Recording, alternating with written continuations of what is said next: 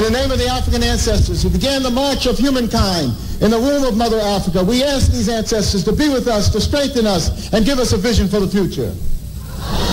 In the name of the African ancestors who began the march of humankind in the womb of Mother Africa and marched down the Nile, laying the foundations for human civilization and culture, we ask these Africans to be with us, to strengthen us, and give us a vision for the future.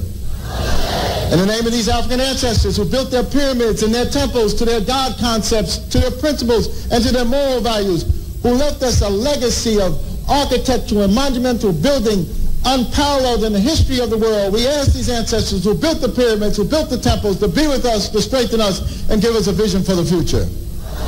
We ask these African ancestors who took this African culture and extended it throughout Africa, building the stone cities of Zimbabwe, building the empires of the Sudan, Ghana, Mali, and Songhai, building the Swahili city-states along the east coast of Africa, and in Christian Africa, asking King Lalibela and giving him the courage to build the 12 churches of Lalibela from the ground down, monuments to the world. We ask these Africans who spread this culture to the Dogo and to the Akan and to the Yoruba and to the Bantongo and to the Zulu. We ask these Africans to be with us, to strengthen us, and give us a vision for the future. In the name of the Africans who opened up Africa, opened up the Nile Valley to other cultures and other peoples, and they came in and nurtured themselves on the African greatness. First coming in early with the ancient Hebrews, and they synthesized this culture and produced Judaism. Later coming in were the Christians, and they synthesized this culture and produced Christianity. Coming in were also the Greeks, who took the African culture, synthesized it, and produced Greek civilization. And then later, the Prophet Muhammad, and with the Arabs coming into the Nile Valley, they synthesized the culture and produced Islam. We ask these African ancestors, who as part of their legacy laid the foundations for Judaism, Christianity, Islam, and Greek civilization, to be with us, to strengthen us, and give us a vision for the future. We ask those African ancestors pulled out of Africa, taken to the hells of North America, South America, the Caribbean, maintaining the spirit of African humanity in their hearts and in their minds, and who left us this enormous legacy of struggle.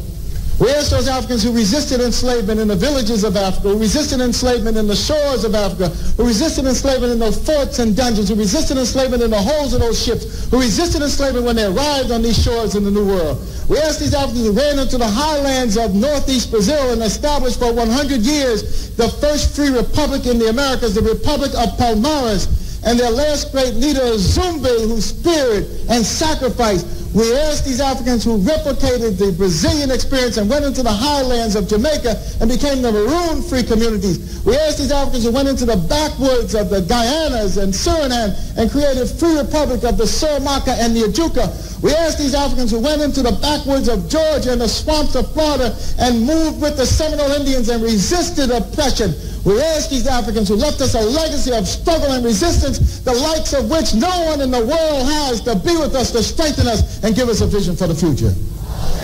We ask these Africans who created and laid for us a foundation of struggle and resistance that was passed on generation after generation, that was passed on to Harriet Tubman, who fought her way out of enslavement and became a symbol of freedom for all of us. Similarly, Frederick Douglass and hundreds of thousands of others fought their way out of enslavement. We asked those Africans who went with Boukman Dessalines to create the greatest revolutionary experience in the history of the world, the Haitian Revolution, leaving us a legacy, the likes of which no one else has had. We ask these Africans to be with us, to strengthen us, and give us a vision for the future.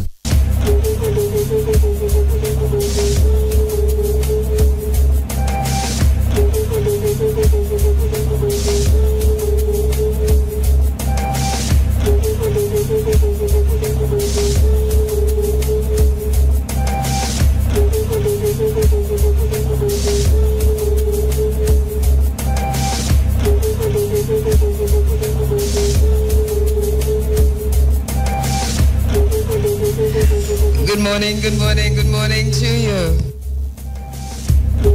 Welcome to the Africa Forum, Running Africa and One Africa, One Nation. We're live this morning in the courtyard of Irie FM. My name is Kabo Maatkeru. My name is Muta from Kingston, Jamaica. Good morning, thanks Muta. again to be here. Our next celebration of Marcus Garvey's Earth Day. Cabo by my side as usual. So we hope to have a wonderful day today. As usual, under the theme, One Africa. Going to kick things off in the African way, though, with the libation. And standing by to do the libation, as usual, is Mama Tendai. Before we do anything, we go to the libation. And Mama Tendai Fudel. As we come live to you from the courtyard of Irie FM.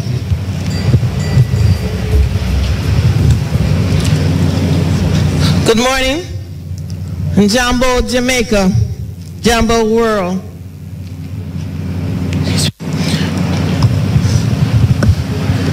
Important libations. We do this to honor our ancestors, those who have come before we were here. We are standing on the backs of giants, and we give thanks and we honor them at all times. Before we honor them, we need to know that we need to make sure that our head is blessed. The spiritual energy of our head is blessed, so that we will know what people are trying to put into our head. We need to know that our eyes are blessed, so we can see truth to what we are seeing. We need to ask that our breath be blessed, so that we can speak truth to spirit. There are some things that I say today that may sound strange to your ear, but listen with your heart, because your heart knows. Before I start, I need to ask an elder, can I begin? Can I continue? Give thanks. I have been given permission. It is wise to make sure we ask an elder. They are wise beyond means. Before you make any decision, always consult an elder. Mojiba fafeiku, Mojiba fafeiku, Mojiba fafeiku, Mojiba fafeiku, ikuo intala sinjoba ingungun, ikuo intala sinjoba ingungun, Mojiba fafeiku, Mojiba fafeiku,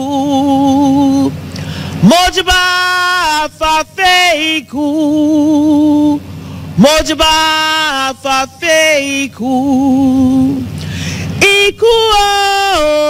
ikuo intala sinjoba igugun, ikuo intala sinjoba igugun, Mojiba fafeiku, Mojiba fafeiku, Mojiba fafeiku, Mojiba fafeiku, ikuo intala sinjoba igugun, ikuo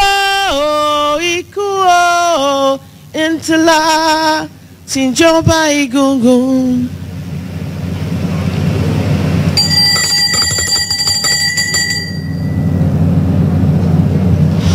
We will now ask the ancestors, first of all, the Most High, to be with us, to join us in this celebration. We say Ashe. We call upon those Africans who stood strong, tall, and now we stand on their backs. We call them, ask them to be with us today in this celebration. We say Ashe. We call together those Africans who were taken from Mother Africa. Some of those who jumped ship to a certain death because they knew they were not slaves. Now they blanket the floor of the oceans. Their names we may not know, but the spirit we will always be part of. We say Ashe. We pour libations to honor those Africans who came to these shores and many other shores. Some of them, we never would know their names. A lot of them are buried in unmarked, unmasked graves. But we say Ashe to them. We give thanks for those ancestors who stood strong and fought for our liberation. And today we are here because of them. We say Ashe. We speak for them. We talk for them. We walk for them. So what you say, what you do is an honor of those who have gone before you. Ashe. We pour libations to your fathers, your grandmothers, your great-grandmothers, all of those, my grandmothers, my grandfathers, my mother. We say Ashe. We pour libations to the Honorable Marcus Messiah Garvey, whose back was broken, but his spirit was never broken. Because today we stand on his back. We stand as true Africans, knowing who we are, what we are, and where we belong. We give thanks. We say Ashe, Ashe, Ashe, Ashe. Thanks. That was a libation. You know, it might sound and look strange to a whole one, but that is how they start and end programs in West Africa, especially Ghana. So we are trying to bring forward the original, traditional way of starting programs and functions like these. Ashe, Ashe, Ashe. Thank you so much, Mama Tendai Fudale. Muta, once again, another annual tribute to Mwalimu Marcus Messiah Garvey under the theme, of course, One Africa, One Nation. This is an important theme in this, it's about the 20th or so year of this particular event, with some breaks, but we've been doing this for a very, very long time. In terms of a celebrations, tributes like these at Irie FM, we're talking about a full 24 years. Yeah, and to know that this month also make it 25 years of the existence of reggae radio, Irie FM, something that people say could never work, and it's still here after 25 years, and it is going strong still. 25 years and still number one. Yeah. Thanks to you. And you. And the entire team at Irie FM. And we've been coming for, it seems like a mighty long time, but here we are, still number one in spite of and despite acquisitions and mergers. We remain number one, and singularly so. With, of course, our sister station, Zip FM. We want to welcome you on the internet at iriefm.net. To our very special broadcast this morning. Want to welcome you on the 107s, 107.1 all the way to 107.9. Welcome you also on the mobile app. Muta, when you're overseas, what do you do? You listen to the mobile app or? No, I'm on the computer. Okay. Welcome you on the mobile apps. Want to welcome you also. We have a special group of persons listening to us and watching the live stream, which should be up shortly this morning on uhurunews.com. Uhuru News, of course, the international broadcast station of headed by Chairman Omali Shitela. And they're tuning in from across the world this morning via uhurunews.com. So welcome to you on the internet, wherever you are, and of course on the 107s. And can we just say a very special morning to those who have gathered in the courtyard? Yeah, already. I was coming a while ago and the people was there. I said, "Oh, this is not easy." Well, you were here last night. Did you see the setup across the street last night? No. Right, all the shine pans and so on. But there's a lot of activity at the gate, and this is really a very colorful scene this morning. Muta, I know you're very good at describing things, but outside it's real. From the minute before you hit Irie FM's courtyard. No, just as you pass the gas station, coming from the St. Mary and as you pass the gas station, the people them is along the way. So you better come here now, you could have to park your car out of St. Anne's Bay. And of course, you will know that the activities are happening right here on the grounds of Irie FM, because of course you will see the Irie FM feather banners, the Irie FM banners flying very high. Make sure, because Irie FM don't look like Irie FM from outside again. It have a big wall there, so you have to recognize the wall. Look across there, Muta. Yeah, the feather. See those feather banners? Yeah. And they're really identifying Irie FM. Yes. And we're seeing yellow, black, and of course with the Irie FM logos. And we want to say thanks to the team who have gathered here in the courtyard of Irie FM, but also the team working on this project. We have a big team with us. Let me just tell you who they are. The broadcast assistants and production assistants and producers and so on. Of course, Karbuma at Keru, and beside me, of course, is Muta Baruka. And on the ground, we have Monique, Samantha Mitu, of course, our producer, Kishima Francis, broadcast assistant, Shamara Preston, and Monique, of course, also Samantha Mitu, Gavin Grant. They have been working hard into this morning, last night into this morning. Simone Brown Keys, Roger Hasford will be coming in later. Nicholas Evans on the ground. Kenyatta Miller, our driver who is doubling up and tripling up and quadrupling up. Thank you so much. Our engineers on the ground, Errington Cuban Roberts, Ricardo Powell, Wilbert Wisdom, Nicholas Francis, and Emric Johnson. Our technical operators for the entire day, because we're broadcasting from 6 a.m. until 9 p.m. or thereabouts. You mean 9? Oh, you're not going to quarter to 12? No, well, we're gonna break for a moment at quarter to 12 while you do the honors in the yard in terms of playing the music, and then we come back and continue our broadcast. We will be broadcasting intermittently after that, so you have to be in the courtyard for that. Our technical operators are Shane Clark today, O'Brien Henry, and DJ Neil. And from our IT department, and if you look across, do you know where the IT people are this morning, Muta? When I see Mark a while ago, when I come in. Look across there on the... What? They are broadcasting from up there, so? That is interesting. Because easy. they are literally on the roof. That is the roof. Shane, is that the roof? Wave if that is the roof. They're on top of the roof. So me not say Mark. Mark is it? Mark? The Cuban there. Mark, are you on the roof? No. We also have an IT center. Right, which you're not able to see right now. So, but them look like they move it good so now. No, man, this is just a camera. The hub, the center, the brain of the IT activities happening inside Studio B.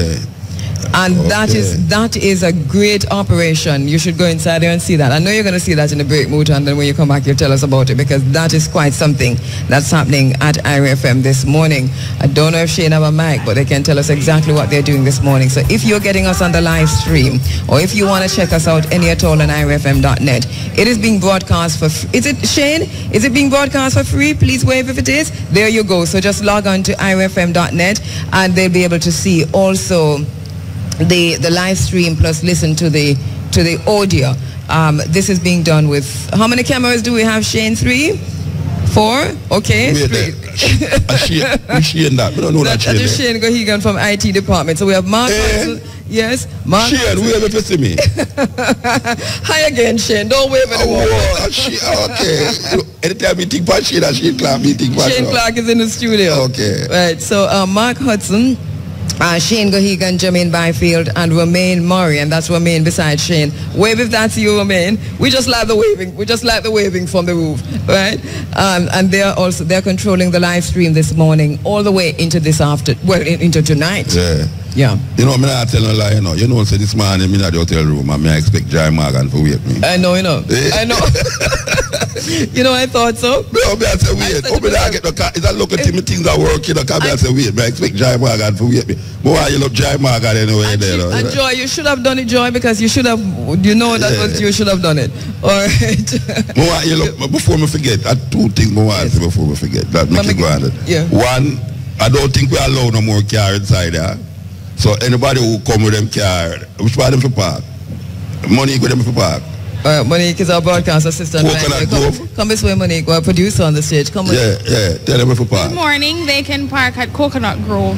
Which part of the Coconut Grove there? Across from Irie FM. Okay. So, well, you know that anybody coming in now, we're not allowing no more car inside as well, because in time I want to come out, I want to come out. Muta, it's not about you. And the next thing now, before I forget, you know, because if I don't remember this, so I'm going to create the world at all. Yes. I want to heal up my listeners in a North Korea. Wow. And Pakistan. Wow. Yeah, the brethren them say, look at Muta. Mine send Taliban over the pay, you know. So I remember. We want to heal up the brethren them in a Pakistan who are listening, supposed to be right now, and I want to heal up the brethren them in a North Korea. Some Jamaican youth we are work over there. All right, brilliant. Yeah. We really want to say, because we do not want what you said that would happen if you don't hear. No, not North Korea, you know, it's South. Not North Korea, you know. I think for that it's South Korea. It's South Korea because South Korea. No, it's South Korea. It's South Korea. Yeah, South Korea. The brethren they listen to from. Yeah. All right, and our volunteers on the ground this morning are Shanna Evans, Casey Gray, Paula Moncrief, Claudine Clark, Tracy and Morris, Karen Francis Edwards, Jody and Dawkins, and Vivian Stewart. Our attendants, Jacqueline Johnson, Carol Campbell, Peter Bend, William Frater, Dwight Baldwin, Carlton Lewis, Doubleday, Roydell Wise, and Mr. Spencer, of course. And also we have our very, very special guests who will be participating in our discussions this morning, and we'll tell you about them in a little while. But Muta, we just want to do a quick look at what is coming up inside of today's program. We welcome to Jamaica a hearty welcome, someone who you met before, and before he came to Jamaica, who you interviewed just earlier this week also. Chairman Omali Ishtela, they call him the last man standing. We should ask him why. Veteran of a black revolution of 1960, a former leader in the student nonviolent movement, leader of the Uhuru movement, chairman of the African Socialist International, political theoretician. He's also founder of the Burning Spear newspaper, and we'll tell you much more about him later on. As we said before, he's an organizer for the Student Nonviolent Coordinating Committee back in the days with Stokely Carmichael and so on. He's actually been he was actually imprisoned, and we're going to tell you about that. He got a 5-year sentence for tearing down a racist mural in St. Petersburg, Florida City Hall, and that you'll hear much more about later on. But he formed the African People's Socialist Party and sat on the first African Liberation Day Committee in the United States. He's also known for his work with reparations and for organizing one of the first and most well-known reparations conference in the United States. Chairman Omali Ishtela will tell you much more about him as the morning goes by, but he's going to be our very special guest speaker this morning. Also this morning, I don't know if you've met her, but she was with us at the meet and greet at Neighbor Village. The novelist, the poet. Yes, Raquel Brown Gaston, doing very, very well in the United States, and also here in well, not just here in Jamaica, but across the world. Written her first novel, fast becoming a bestseller, but also a playwright. She got a movie deal already. Oh, yeah? Yes. What kind of movie? A movie for her book, Deadly Instincts. And she's all Deadly Instinct. It sounds like, yes, you want to be in it. It sounds like, but you know, read Fatal Attraction. Yes. But it's espionage and all of that. But Shango, you can get any role you want, Shango. Yeah. Not from the name Deadly Instinct. Right. It sounds like Fatal Attraction. You're gonna have to have a girlfriend. Yeah. No, me up to that, you know. Okay. Yeah, me up to that. All right, but we saw you in Shango. We saw you in Shango, by the way. Sankofa. We should just call that movie Shango. But Muta, that was some good acting, you know. Thank you very much, ma'am. You know, one of the things that I tell people about this all the time, but I never really tell you. But one of the things that I really one of the highlights of my very short life on earth was to sit down in a venue and watch Sankofa with the actor in the venue. Oh, like at Portland, when it was last year. Right, at Great Huts at the film festival. We look around and guess what did we see? We're watching the movie and Shango is there doing him thing, and then the movie done and you just look and there's Shango sitting beside and then you. Rain Salt Fall. But so Raquel Brown-Gaston will be with us here, and you'll be hearing from her this morning. We're also very, very happy to welcome Brother Sababu N. Plata, editor of some of the books by Amos Wilson. As a matter of fact, Blueprint for Black Power. Amos Wilson transcended before that book could be totally finished, but the draft was there. Most of what was needed to be there was there, and he actually took that up with others and published that, edited that, and we're grateful to him for that. So that is Brother Sababu N. Plata. He's also executive editor of African World Infosystems, which he started together with Dr. Amos Wilson. He himself is an author of Black on Black Violence and Heal Thyself for Help. Welcome back. We're inside of the Irie FM courtyard, coming to you live on this day, this very, very special day, our annual tribute to Mwalimu Marcus Mosiah Garvey. Yeah, you was talking about the panel discussion, the team Black Power, Garveyism in the age of globalization, and you talk about Sababu. You know, I remember the book Black on Black Violence. We used to sell it a couple years ago. But in books about in books about us. And part of the panels that we have here is Tekla McFett, which is, a lot of you know Tekla McFett. He has done Running Africa here and Cutting Edge, yes. Educator, author, journalist, Pan-Africanist. He was also the vice principal at Brownstone Community College. And the principal of the Senance Bay branch of the Brownstone Community College. Oh, yeah? Okay. And then you have Imhotep Rao Kemet, coordinator of the African Liberation Movement and Pan-Africanist. I don't know him. Tell me who is it. That's Dr. Arthur Green with his African name. Yeah, joke. You know, I know you know Muta. Let me just say go ahead. While we say thanks to our sponsors. Arthur. I'm going to take your name Green, you know. I'm going to take that name then. And you know, you already have the other name, Williams. So we have, doctor, but we're going to say Imhotep. Well, from his name, Imhotep, he's supposed to be a doctor. Exactly. Yeah, yes. From his name, Imhotep, he's supposed to be a doctor. And then we have Supreme Venture Draw. At 8:30, it's going to be there. The cashback draw will come your way at 8:30, yes. And you talked about the panel discussion that's coming up in the program, Muta, under the theme, well, Black Power has been the focus, One Africa, One Nation, unity has been the focus. I mean, you play, and you play this quite often in recent times, a short speech from someone purporting to be a white man talking about the failure of the African race, literally African people, to achieve black power, and saying why, Africans have failed to be that powerful, even though the slogan Black Power has been around for such a long time. Now, black or white, whoever he is, and he's making some very, very good points. Yes. And one of the things why it comes across very powerful, that sometimes black people don't want to hear black people tell them about black people business. So when them think that they might hear a white man, them respond to it different. And that's quite a shame, isn't it? Terrible.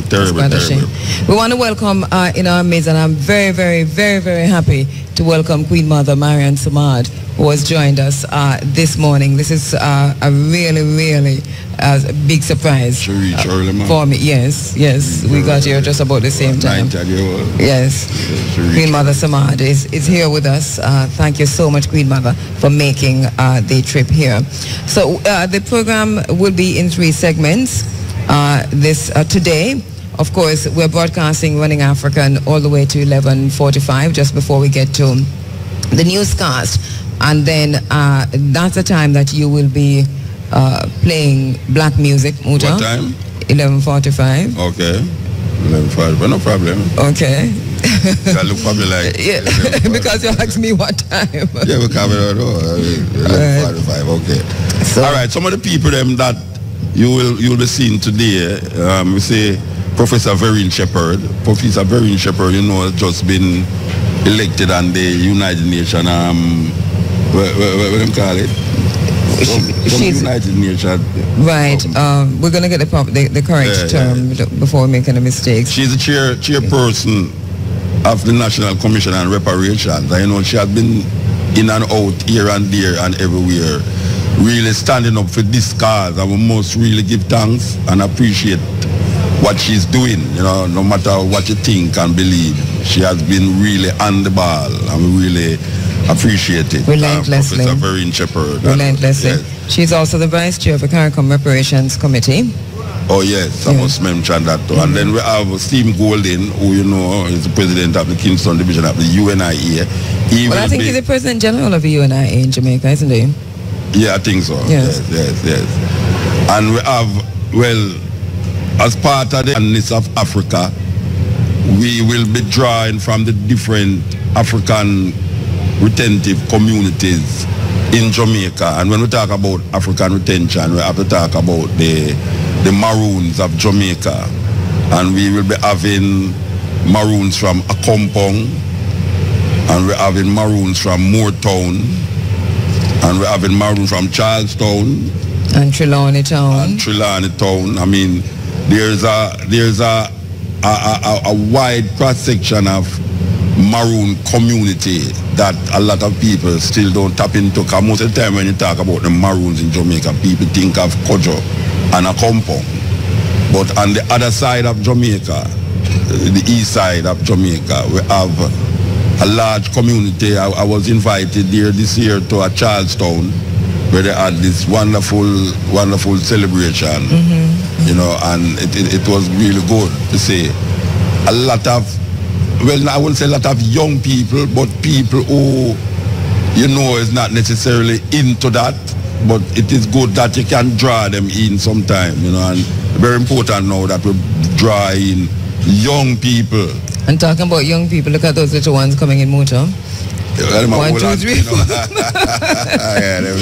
I think they're between the ages of 1.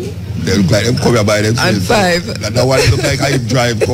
You mean the 5-year-old? Yeah, look like I drive. Come back, I put on the bag and the other one take it up. Yeah, the 3-year-old took it up. Well, we're just guessing at their ages because they're pretty young. I don't know if Shane can see them here. No, the one is about 1.5 years old. The one is, yes.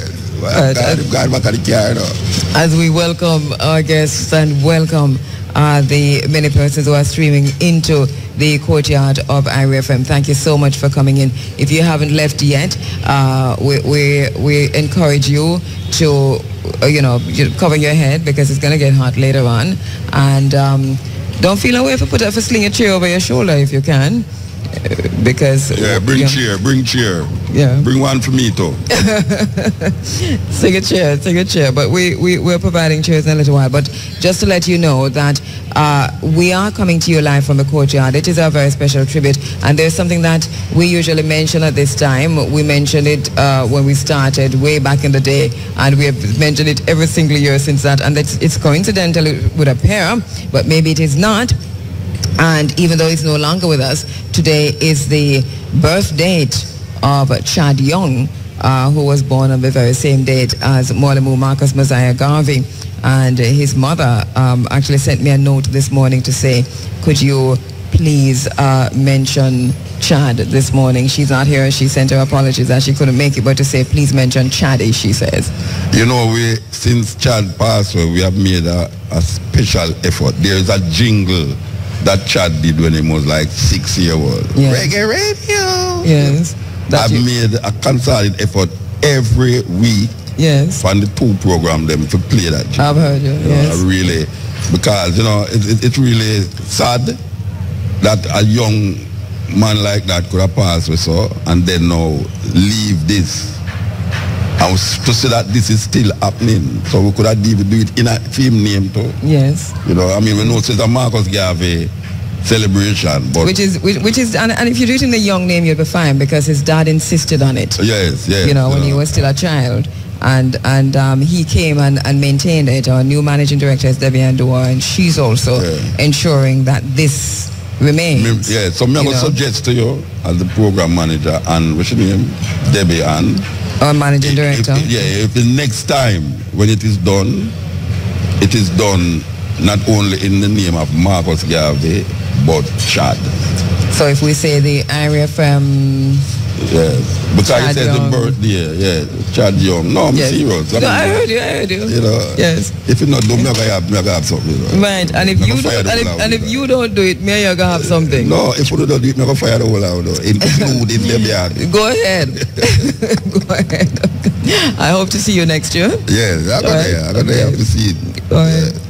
All right, so an interesting program coming up this morning and throughout the rest of the day inside of our very, very special tribute to Mwalimu Marcus Mosiah Garvey. You're inside of the Africa Forum. It is Running African, coming to you live from the courtyard of Irie FM. Just want to describe a scene inside of a courtyard because we've got an African marketplace in all its glory going on inside, and I'm quite sure that many of the marketers overnighted right here. Yeah, when I come here, some of them was here. Yes, and they were here when you left last night. Yeah. Right.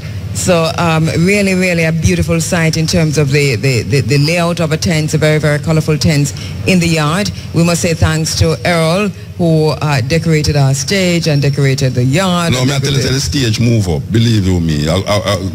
Good backline, with nice rigging and things. Yes. The stage move up, it gone international. Right? It gone international. All right, so thank you so much for doing this, Errol. Really, really good job in terms of the decor this morning. Great work on the grounds, Kishima Francis.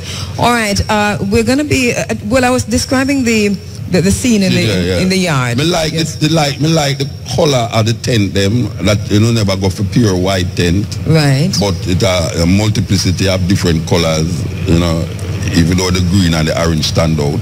Yes. But and the red and the blue. But me like the different colors. Right. Instead of the pure Muta, white. we really have green and orange tent. You notice that. Look here, we have blue, green, blue, orange, red, green, blue. Right? Not funny. We stand out with red, gold and green. I don't know. Exactly. The black and the red and the gold and the green really shine. Rainbow colors. Exactly. As adapted by a certain set of people too. Yes. Wow. Let's not go down that road this morning. All right. So our very specially invited guests are actually coming in, and we're going to be going into a panel discussion shortly.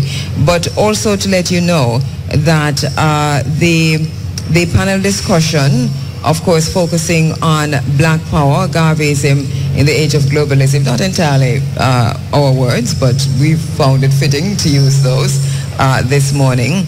And as you heard Muta said before, there are very special guests who will be part of that. Tekla Mekfet, Brother Sababu and Plata, Imhotep Rahu Kimetba.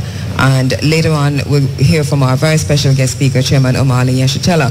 We'll also hear from our specially invited guest, Raquel Brown-Gaston, who is here. Let us also say thanks to the Nation of Islam, because they're also part of the security detail here this morning. And when the Nation of Islam is part of a security detail, it's always good security. That's what I'm telling you, the things step up, Entire years, the Nation of Islam provides security, and so the things step up. when you say IT department, the part of on the roof, yes. There is Mark. Mark is here now. Hey, Mark. Mark. Me like Mark, Yeah, Black Power. Me like Mark. Black Power, Mark. Black Power. All right, so Mark is heading up the team. and we said before, Nation of Islam, providing security in terms of for the chairman and so on. Head of our security detail on the ground, though, before he takes us off the stage is Mr. Matthews. Oh, yeah? Yeah. Who am I going to take off the stage? Me and you for that. No, man, why can't take me? Come on, where you get that from? Mr. Matthews, head of our security detail. Ask me, please, if I could exit. There you go, there you go. But because we didn't say. All right. Okay, we're starting our panel discussion in just about 2 minutes. We just take the communion now. We just yes, yes. Yeah. We want to mention some of the items that will be here, available here in the courtyard, and we also want to pay special tribute and to say thanks to our sponsors this morning. Thank you so much for being part of the program, and I'm sure you have at least Muta of our sponsors who have come on board with us this morning. Delexis at Petcom, Delexis Pharmacy at Petcom, right around 10 o'clock, Muta. Monique College, and we want to say thanks to them as usual. You know, we must say a very special thanks to Mr. Booth of Petcom for always not even asking a question when you say it's time again for the tribute to Mwalimu Marcus Messiah Garvey. He says, okay. Petcom at the Dr. Regine? Under the Dr. Regine? No, right here beside Irie. Yeah, no, but no, me have to give thanks to the Dr. Regine too, you know, we own the farmer, we do the pharmacy over there. Okay, so. It's the same building. Same business. Yeah, the same business. Yeah, Delexis Pharmacy at Regine there is very receptive to Irie FM, you know. Yeah, Nigel. How are you doing, Nigel? I just saw him. Him there? He's here, man. Yeah, man. Because that is the booth. If you come in, you can go straight to the... Hi, Nigel. I am that. Yeah. Oh, you hear me a big up, brethren. Yeah, man, I can't let him out. Pat Clark is on the grounds, and we'll be talking to him later on. The Money College, let me just say thanks to Brother Isaacs, the principal of Money College, Howard Isaacs, who is also and always very receptive to our program. He's probably here, or is he here? Okay, brilliant. Thank you so much. Marvelous Water also, you know, there with Irie FM all along the way. Which part Marvelous Water? Marvelous Water, you've interviewed... okay. What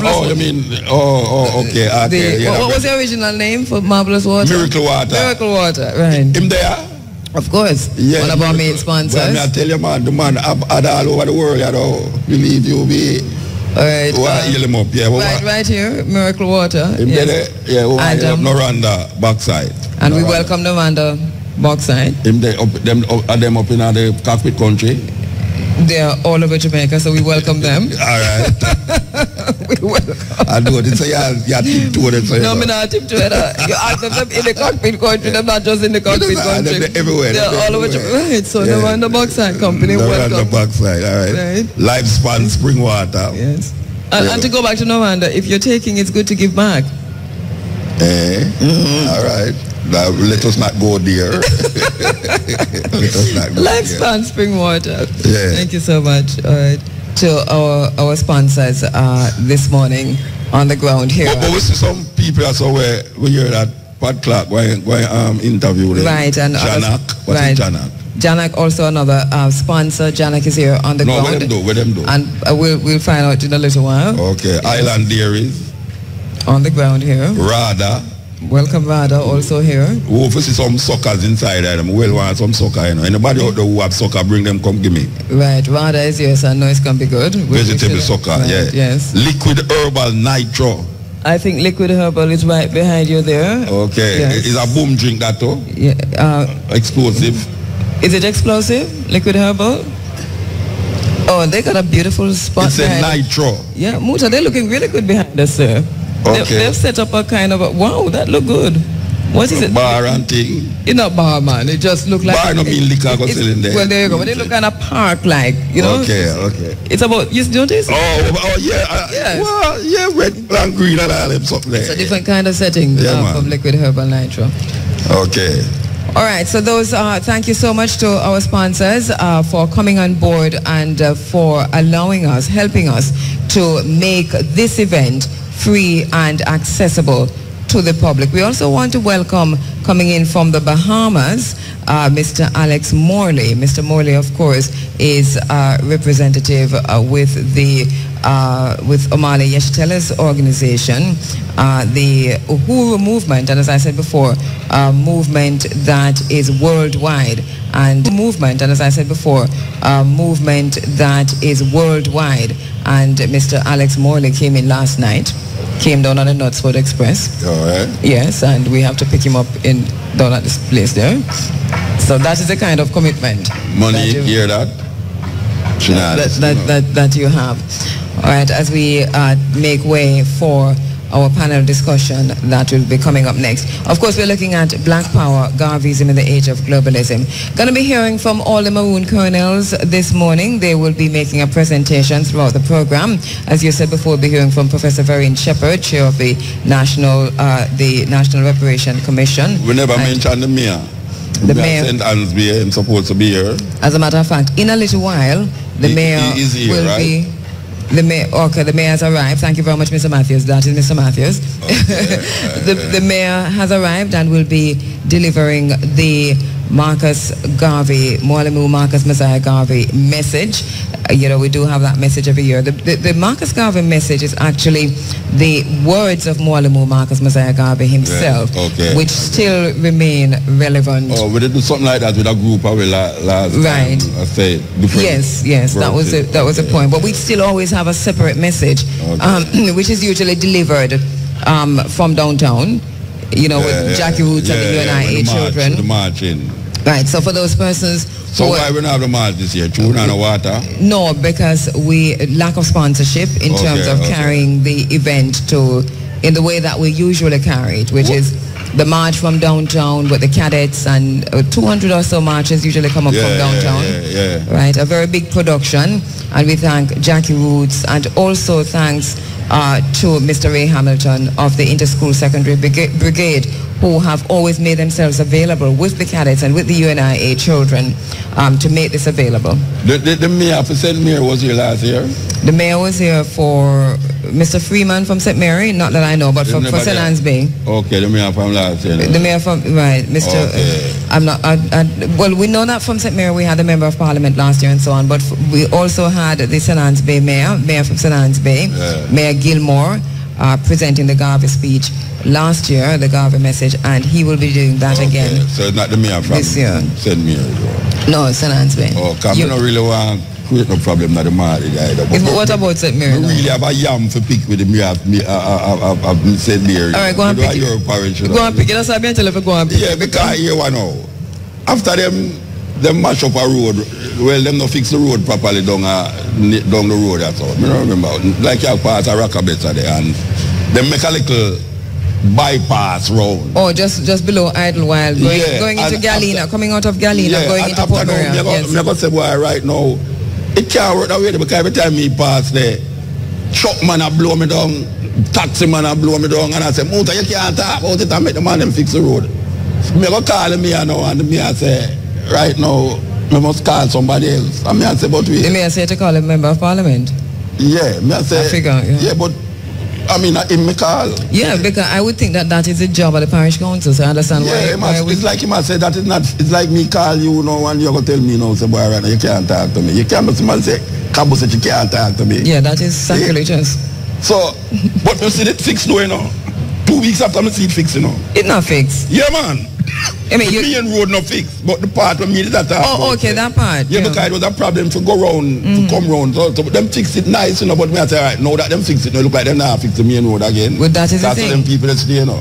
So me will call me, you know, because me call man to go be me and him talk to me. Right. So me I say, me never do nothing wrong to call me. And if you call Angela, she will talk to me too. Yes. But we don't know where come from, Brit. Yes, are you a friend, you know? He said Mary. St. Mary, then another, well, I don't have any enemies in St. Mary, do I? No, I never say I have enemy. You say you're a friend. Right, so my thing is that St. Mary is a special kind of soil.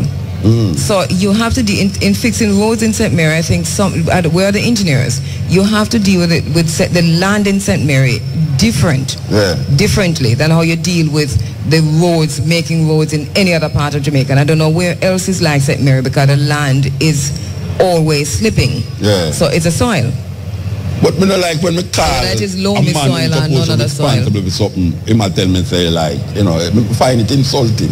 You know. Yeah, because the mayor has the parish council has a responsibility, and the position of a mayor has a responsibility to respond to questions about roads in the community. And if me go on and need the mayor and all of them people, they know, they go say, boy, right now, we never get no money if you do this, I will never get no money if you do that. I mean, I say, all right, so let me talk to the man who's supposed to be responsible, the ultimate person to be responsible. So, I don't know, that's why, you see, anyway. Well, Dr. Maurice, guys, is a member of parliament, and he's been doing a great job in St. Mary. I know people are going to say, lies, but we think he has been doing a pretty good job. But Dr. Guy, you can also fix the roads in Hopewell, sir.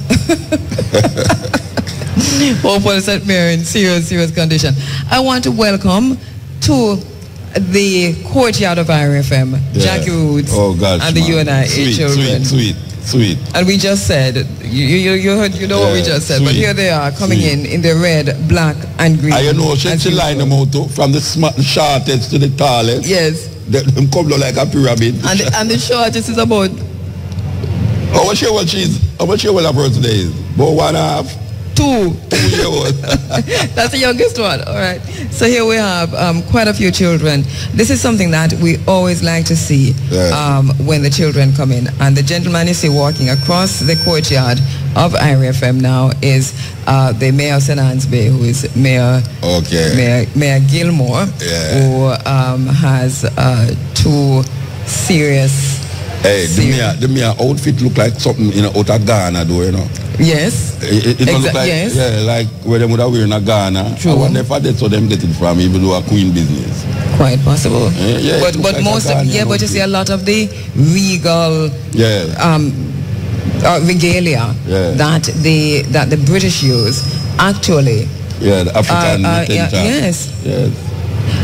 We welcome to the stage Mayor of St. Anne's Bay. It's time for us to present to you the Mwalimu Marcus Mosiah Garvey message being presented by the Mayor of St. Anne's Bay, Mr. Desmond Gilmore, now taking the podium. Greetings to you, Mayor. Greetings, sir. Welcome. We the mayor's regalia is red robe, red and black robe. Me like the gold chain, brethren. Me like the gold chain. I hope it's a real gold chain, you know. Nobody have them ear don't wear no gold, you know. Them teeth a whole heap of gold from Africa there. We turn it over now to the podium with the Marcus Garvey, Mwalimu Marcus Mosiah Garvey Day message. Mayor of St. Anne's Bay, in the words of Mr. Marcus Garvey himself, the mayor reading Mr. Desmond Gilmore. The black man stands at the crossroads of human destiny. He is at the place where he must either step forward or backward. If he goes backward, he dies.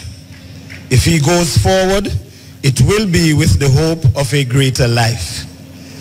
Those of us who have developed our minds scientifically are compelled by duty to step out among the millions of the unthinking masses and convince them of the seriousness of the age in which we live. From Adam and Eve, we are either on the way to a higher racial existence or racial extermination. This much is known and realized by every thoughtful race and nation. Hence, we have the death struggles of the different races of Europe and Asia in the scramble of the survival of the fittest race. As we look at things, we see that the great world in which we live has undergone much change since the time of the creation. The tragedy of race extinction when the colonists of America desired possession of the land, they saw that a weak aboriginal race was in their way. What did they do? They got hold of them, killed them, and buried them underground. This is a fair indication of what will happen to the weaker peoples of the world in another 200 or 300 years, when the stronger races will have developed themselves to the position of complete mastery of all things material.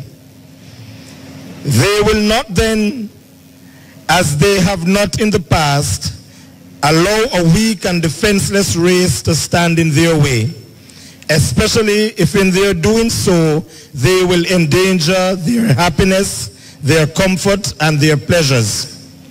These are the things that strike the thoughtful African as being dangerous. And these are the things that cause us who make up the Universal Negro Improvement Association to be fighting tenaciously for the purpose of building up a strong African race so as to make it impossible for us to be exterminated in the future to make room for the stronger races, even as the North American Indian has been exterminated to make room for the great white man on this North American continent. The illiterate and shallow-minded African who can see no farther than his nose is now the greatest stumbling block in the way of this race. He tells us that we must be satisfied with our condition, that we must not think of building up a nation of our own, that we must not seek to organize ourselves racially, but that we must depend upon the good feeling of the other fellow for the solution of the problem that now confronts us.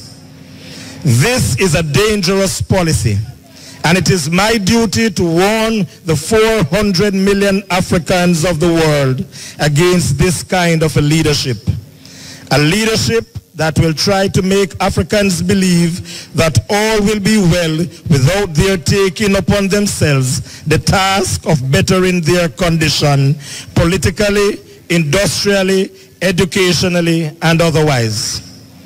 The time has come for those of us who have the vision of the future to inspire our people to a closer kingship, to a closer love of self, because it is only through this appreciation of self-will will we be able to rise to that higher life that will make us not an extinct race in the future, but a race of men fit to survive.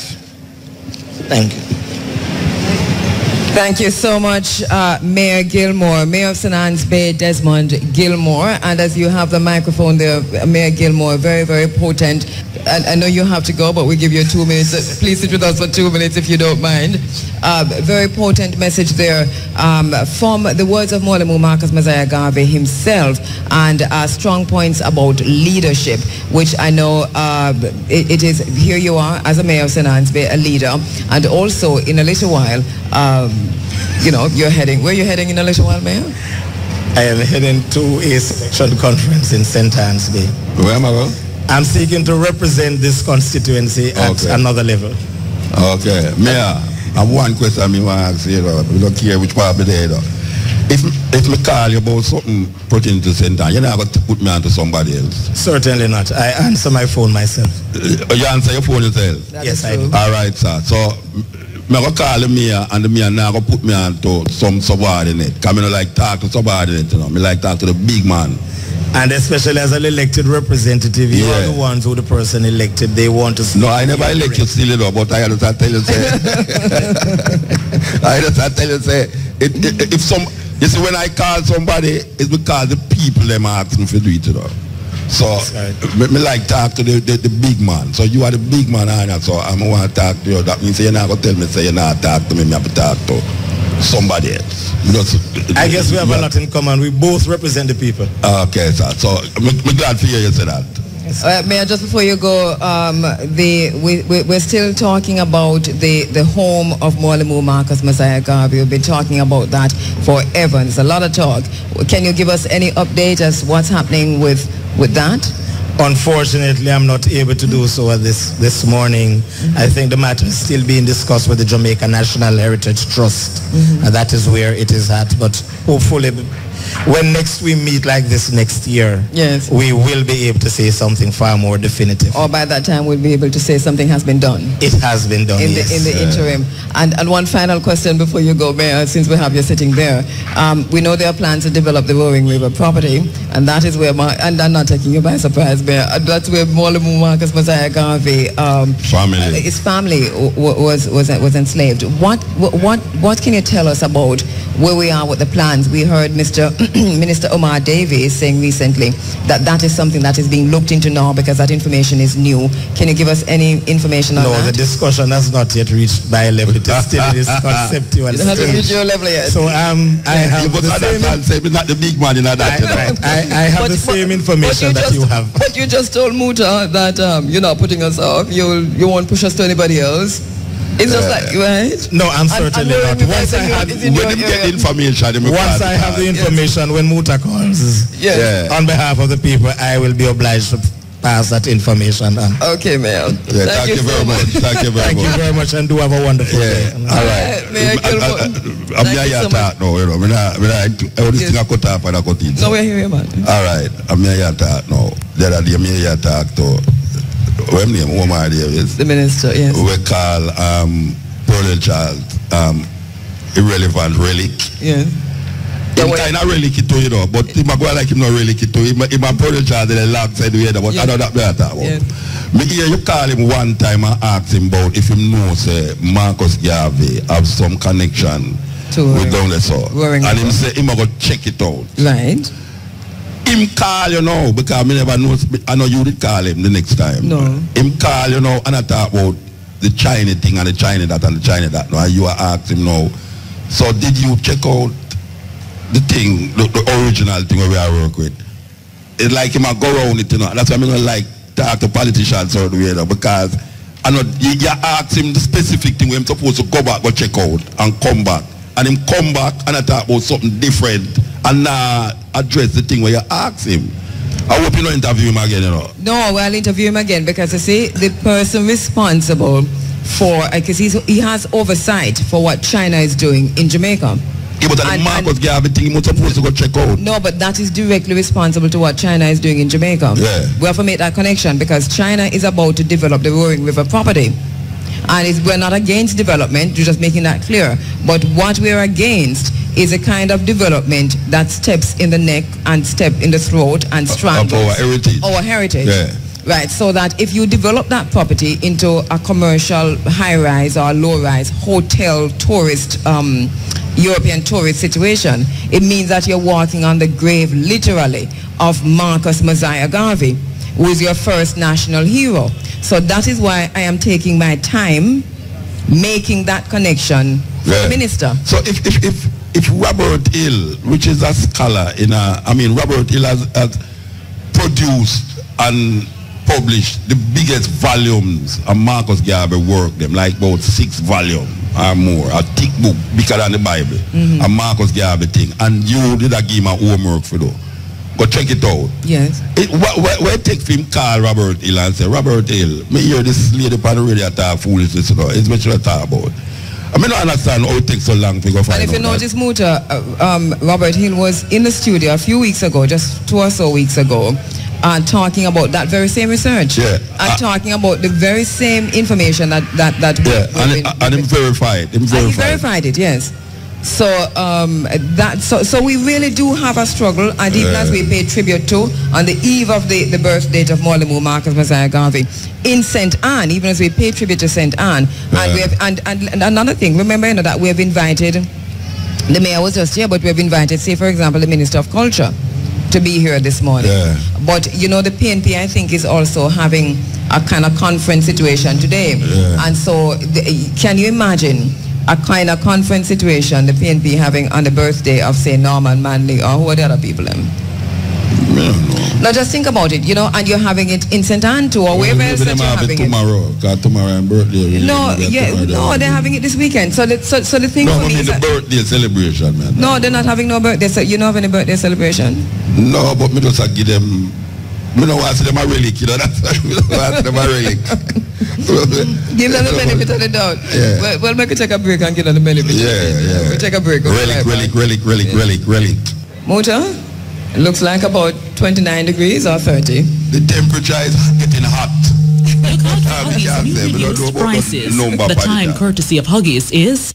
Time definitely now is 7:15. You're inside of the Africa Forum.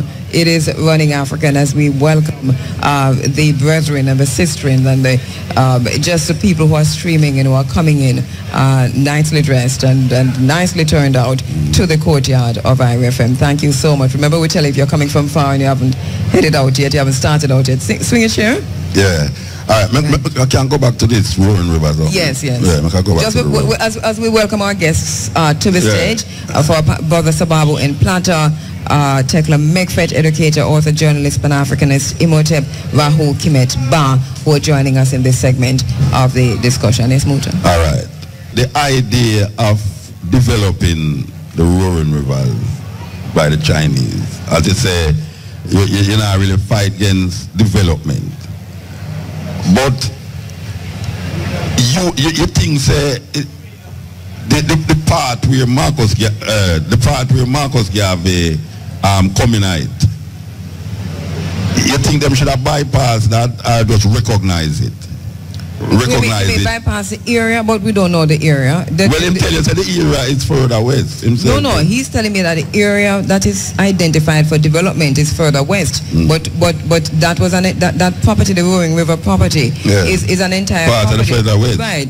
Yeah, the entire property. So further west is where you can't say further west is where Marcus Garvey parents were enslaved. Yeah, further west is like further east. Where we there, so now this is further west. Right. Yeah. So we still have an issue. We still have an issue because even if you environmentally speaking, if you go further west, you might be going from the water sources. Yeah. But it don't matter how further west you go on the Roaring River property, you're still on the property on which Marcus Garvey. So what would be a reasonable if you're going to develop that any at all, make it into Tekla Mekfet as a proposal for a polytechnic.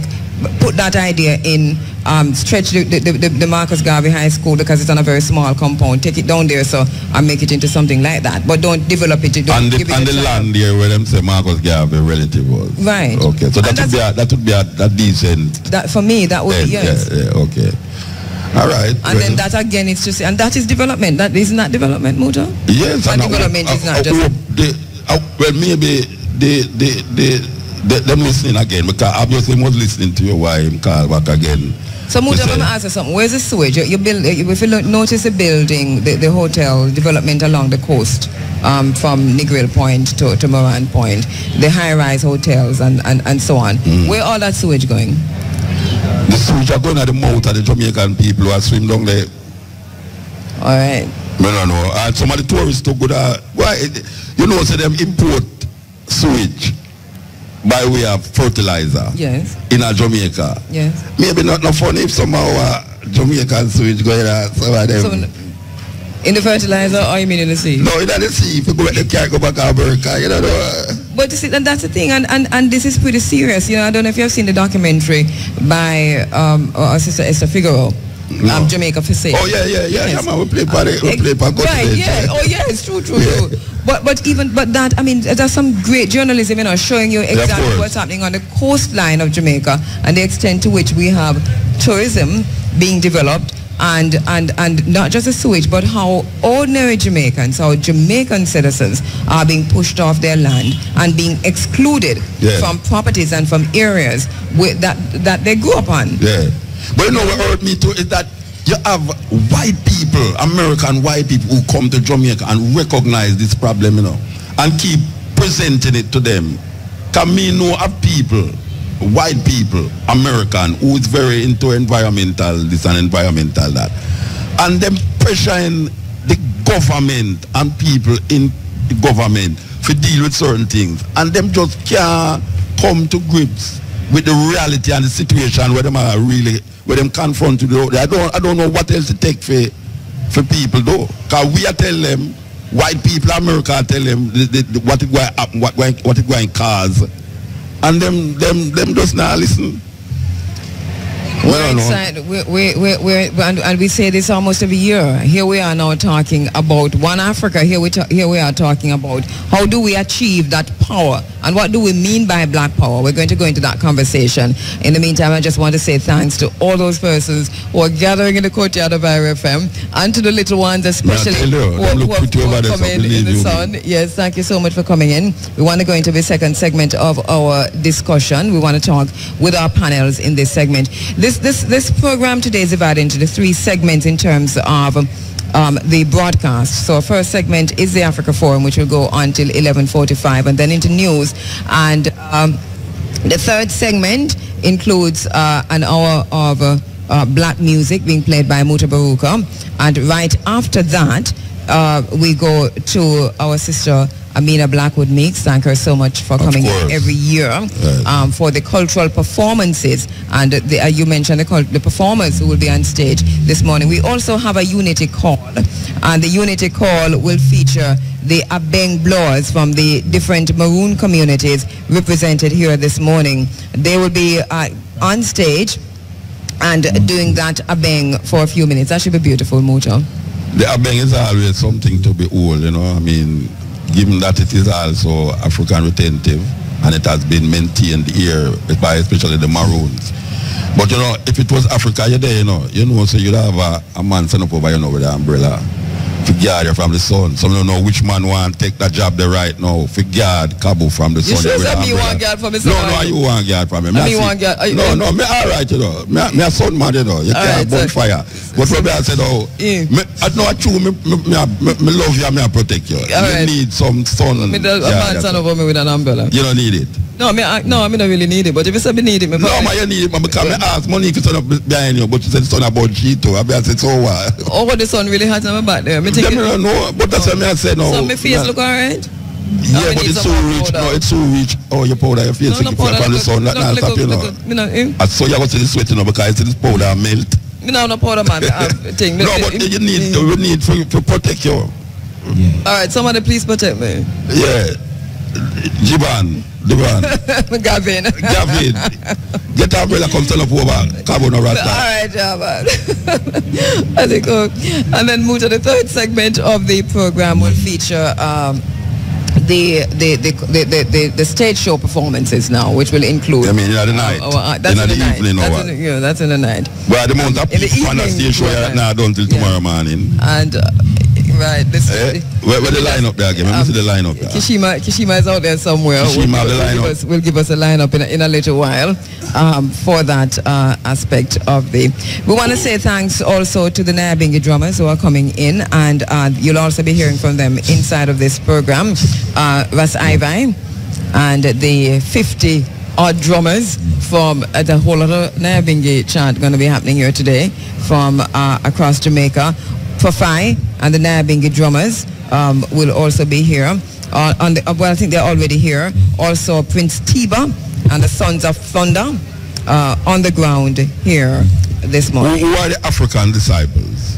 The African disciples, the 12 tribe of Israel group. Okay. But I don't know how many of them will be represented today. What they're going to do? Usually, you don't know the African disciples on 12 tribe. I'm saying they have an album, Place Called Earth. Remember Place Called Earth? Okay. So, but I don't know how many of them will be represented from the African disciples. And Ras is a poet from them time who are the owner for the oil. Who are the owner for the oil? Okay. So how many see concrete asphalt name? Concrete asphalt is there, so is Kishima Francis. Kishima Francis name there. Right beside Cherry Natural and so on. All right, Monique, thanks so much. Look at your paper, man. You have it. No, it's not there. It's not there. Yeah, we are hear you. What happened? No, who is this on air with us? No, web name, man. No. Nicholas? Nicholas, please turn off your microphone. Where are the Nicholas? Nicholas Francis. You can't big people and talk about it for it, Rasta. Nicholas Francis, you're on air. Hey, Nicholas, it's not the mixer, it's you. Nicholas, we are here upon the ear. We are here upon the ear. As we say, thanks to our sponsors, Money College, your opportunity for success.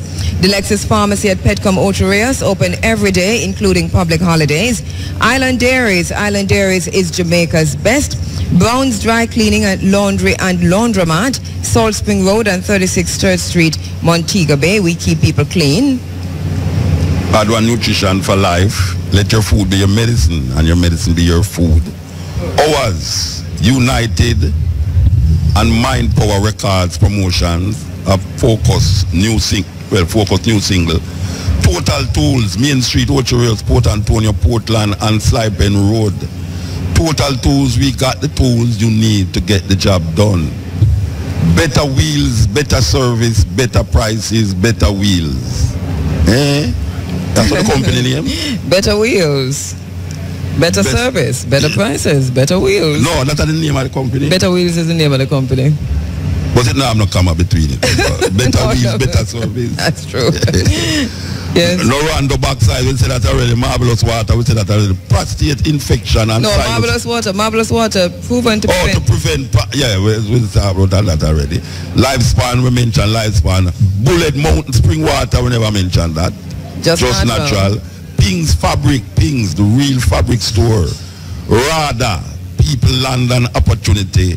Tingles Distributors, TNT Liquidators, home of 8 grand fridge.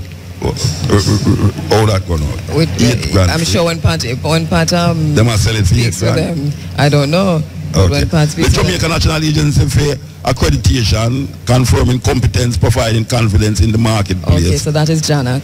Yeah, we need to find out about them place there, All right, so thanks very much to our sponsors. We take a quick break. When we come back, we are now joined on stage for those who are in the courtyard and those who are viewing us on the internet at IrieFM.net by our very, very special guests. Tekla Mekfet, educator, author, journalist, Pan-Africanist, Rastafari. Brother Sababu and Plata, editor of Books by Amos Wilson. We'll talk about that later. Also executive editor of African World Infosystems, editor of Blueprint for Black Power and author of Black on Black Violence and Heal Thyself for Help. Imhotep Rahu Kimetba, coordinator of the African Liberation Movement, Pan-Africanist and author. Marcus Garvey, you and I here, they have a very special anthem, and every time we meet, for Garvey, this anthem must be sounded. And the words are saying, 100 million black man, wake up from your sleep. All right, welcome back. We are live in the courtyard of Irie FM, and as the sun rises in the sky, it's getting pretty hot here, but we welcome you nonetheless and ask that as you come, remember to hydrate yourselves and to cover your heads if you possibly can. Swing a chair too, that would be great. Kabuma at Kiru along with Muta Baruka. In this segment of the program, we'll be going into a short discussion on Black Power. We're looking mainly at the theme that we have been examining, One Africa, since the beginning of the year as we made way and preempted this event that is ongoing here today. Joining us, Brother Sababu in Plata. Brother Sababu, thank you so much for coming in. Welcome. We've had conversations with Brother Sababu on the phones. I don't see your microphone. Do you have your microphone, brother? No? All right. Also with us, Tekla Mekfet. Tekla Mekfet, of course, educator, author, journalist, Pan-Africanist, Rastafari, and Imhotep Rahu Kimetba, coordinator of the African Liberation Movement and Pan-Africanist. Welcome to the program. I want to start with you, Brother Sababu, because you have right in front of you there, Blueprint for Black Power, and I think that is where we're going to start. We mentioned earlier that there is a feature that Muta plays from time to time in which somebody who appears to be a European talks about the fact that black power, the African race has not been able to achieve black power because they're going about it wrong in terms of their dependence on the Europeans. When we say black power from your perspective, what do we mean? What are we talking about? Yes. We have gone through the enslavement process for a period of 500 years. And after the fall of the European empires, we are now in the position to once more place ourselves in the forefront of history. But it is going to take time, and it takes a tremendous amount of reshaping of thinking, decolonization of the African mind, and re-establishing our purpose, our goals, and our industrial and economic power to really push the full agenda of Black Power. All right, okay, let's just go around the table and get the initial responses to that question in terms of what does Black Power mean, and then we come back. Tekla? All right, if we grab that microphone, sorry, we'll get it sorted out in a while. Rastafari, greetings. May Jah in His mercy allow me to serve His purpose. What your question is, what do I understand by Black Power? Well, this relates, link with Marcus Garvey a bit. Garvey is a peculiar person. He's not just a peculiar black man, but a peculiar human being of human beings of centuries. And this relates very much to the fact that here it is, we are the people called black people, are the father, mother of humankind, of all humankind. Garvey is very much about education. Remember, we're talking about the Marcus Garvey Polytechnic and Research Center. Garvey, educate, A-E-D-U-C-E means to draw out, to pull out. What Marcus Garvey has been doing like no other human being is to pull out from the first people of all creation the sense that they are to be, they are to stand, and that they have a mission for the whole world. And Garvey certainly represents that. And if we relate Garvey to St. Anne's Bay, I would love to make a couple links, linking the school and the physical location. I hope I'm answering your question when we are talking about Black Power, because that power is to be against the idea which is in the world that the European, the white people can interpret all of humanity. At any time they may change what they want to say, that all of humanity should be following in the global village. Marcus Garvey has taken us to our roots, to our roots. When we look in St. Anne, we see all the nations gather there. The Indians first, the Spanish people, the Africans, the British. It's a thing of the world. And Pan-Africa means Africa, the whole world. It also means black people coming together. But here is Garvey, like no other human being before, bringing the first people together again, making them know that this is their root and they have a responsibility for the whole of creation. It's about the first people helping to solve problems of the world, our destiny. All right, Tekla, we're going to pick up on those points once we come around again. Imote Brahu Kimetba, when we say Black Power, how does that ring with you, and what does that mean in the 21st century? All right, we do seem to be having a problem. Greetings. Good, yes. Greetings, yes. Give thanks. Black Power really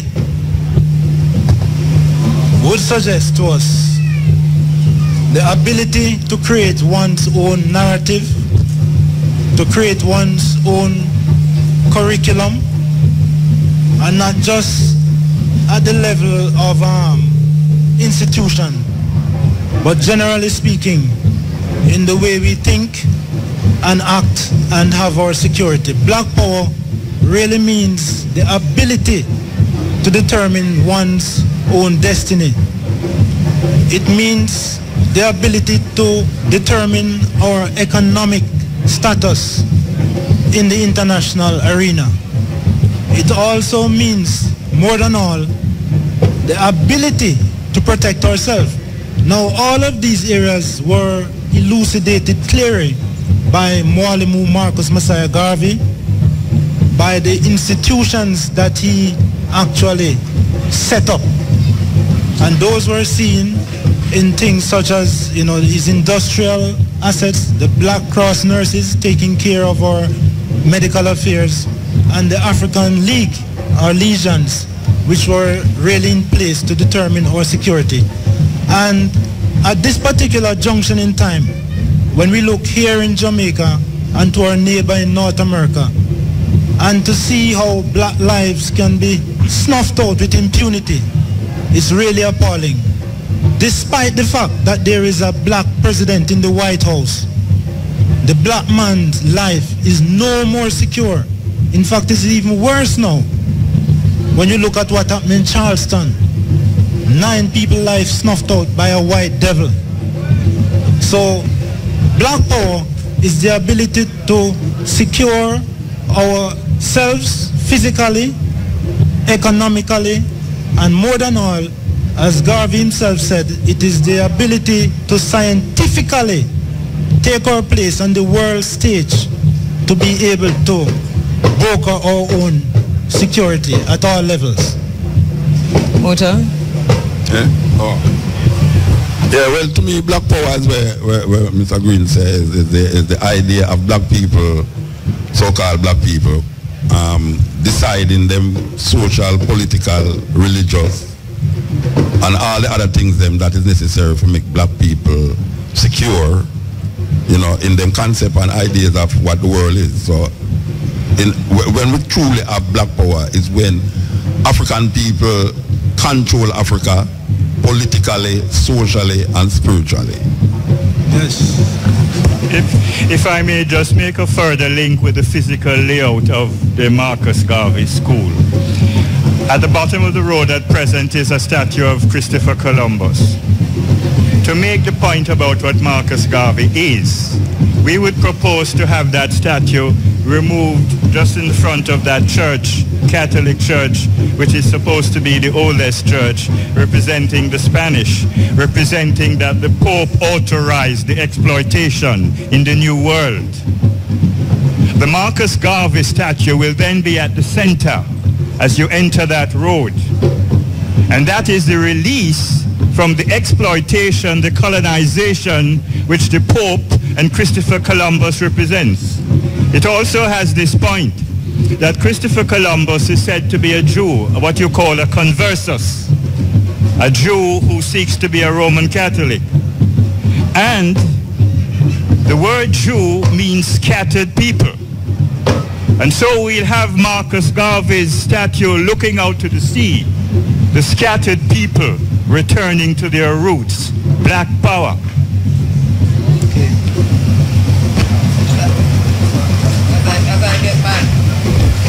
Well, as I get my own microphone working, sorry about that. Thank you so much, Tekla. These are some of the points in the program, and we hope we really do get to that we want to build upon. And I want to come back to a school in particular, because Muta and myself just talking now about the Roaring River property, for example, and the idea to develop the property and how we connect back to the idea of the polytechnic that you talk about in the name of Marcus Mosiah Garvey. But Brother Sababu, you have in front of you the blueprint for Black Power from Amos Wilson. We talk about the Marcus Garvey, the philosophies and opinions of Marcus Garvey, understanding that the blueprint is also there. Do we have the blueprint only in the books, in philosophies, but not removing that into action? And how do we move that blueprint from between the covers of the book, from just quoting and citing Mwalimu Marcus Mosiah Garvey, into action? In other words, how do we operationalize that blueprint for Black Power?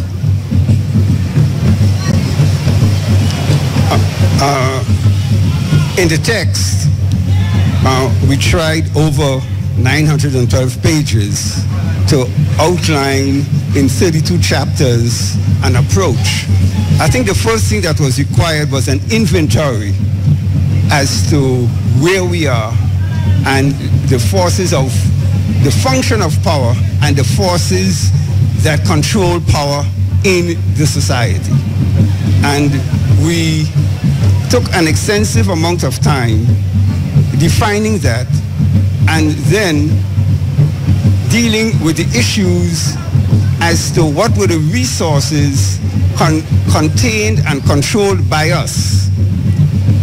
Our earnings at that time when we did Blueprint, the black take-home pay was in the region of $500 billion. That's 1995. It has since gone up to $1.2 trillion. Wow, yes. Yet, we only take home maybe 5% after all costs are paid. So what we were outlining in Blueprint is that any shift in that deficit spending where 95% of our money is going out and we only maintaining 5%, if we could even start changing 5 or 10% in our favor, it would be a major shift in the black community. And the question then is, how do we get to that point? How do we get there? What is it that we're not doing? What is it that we haven't been doing as a people? Or what is it that we're doing but need to do more of? Well, many things have been proposed. One, we had suggested a SUSU system, a credit system, and an accumulation of payroll deduction from our people towards these specific efforts. But I think that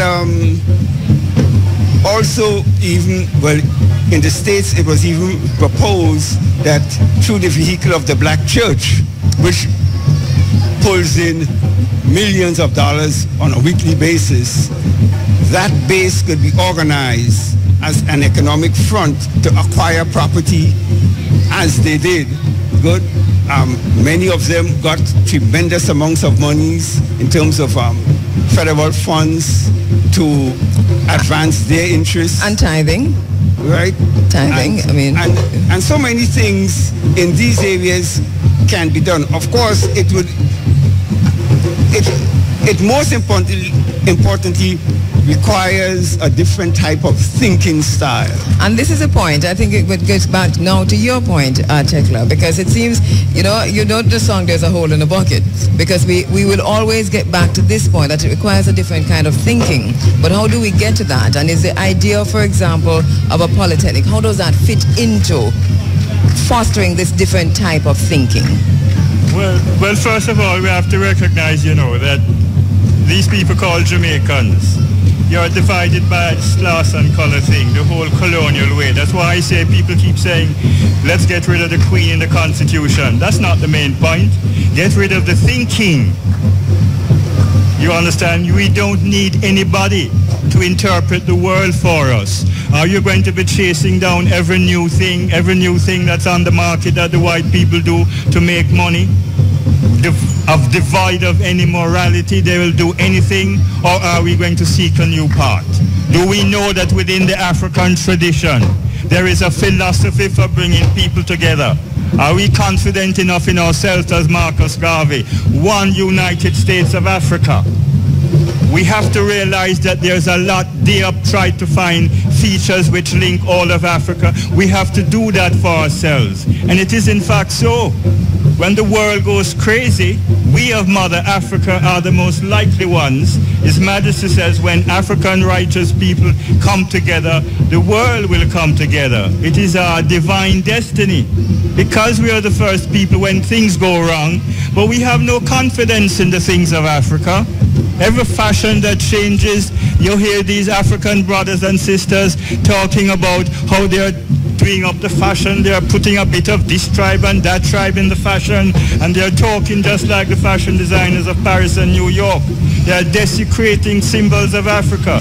We have something from the beginning. Let us own it and stand, as Marcus Garvey says, Africa for the Africans, meaning the ways of Africa. Let us claim it, not just to have a black skin and to come out on a day like this. It is real. We have values that can succeed in this technological world. Let us unearth it.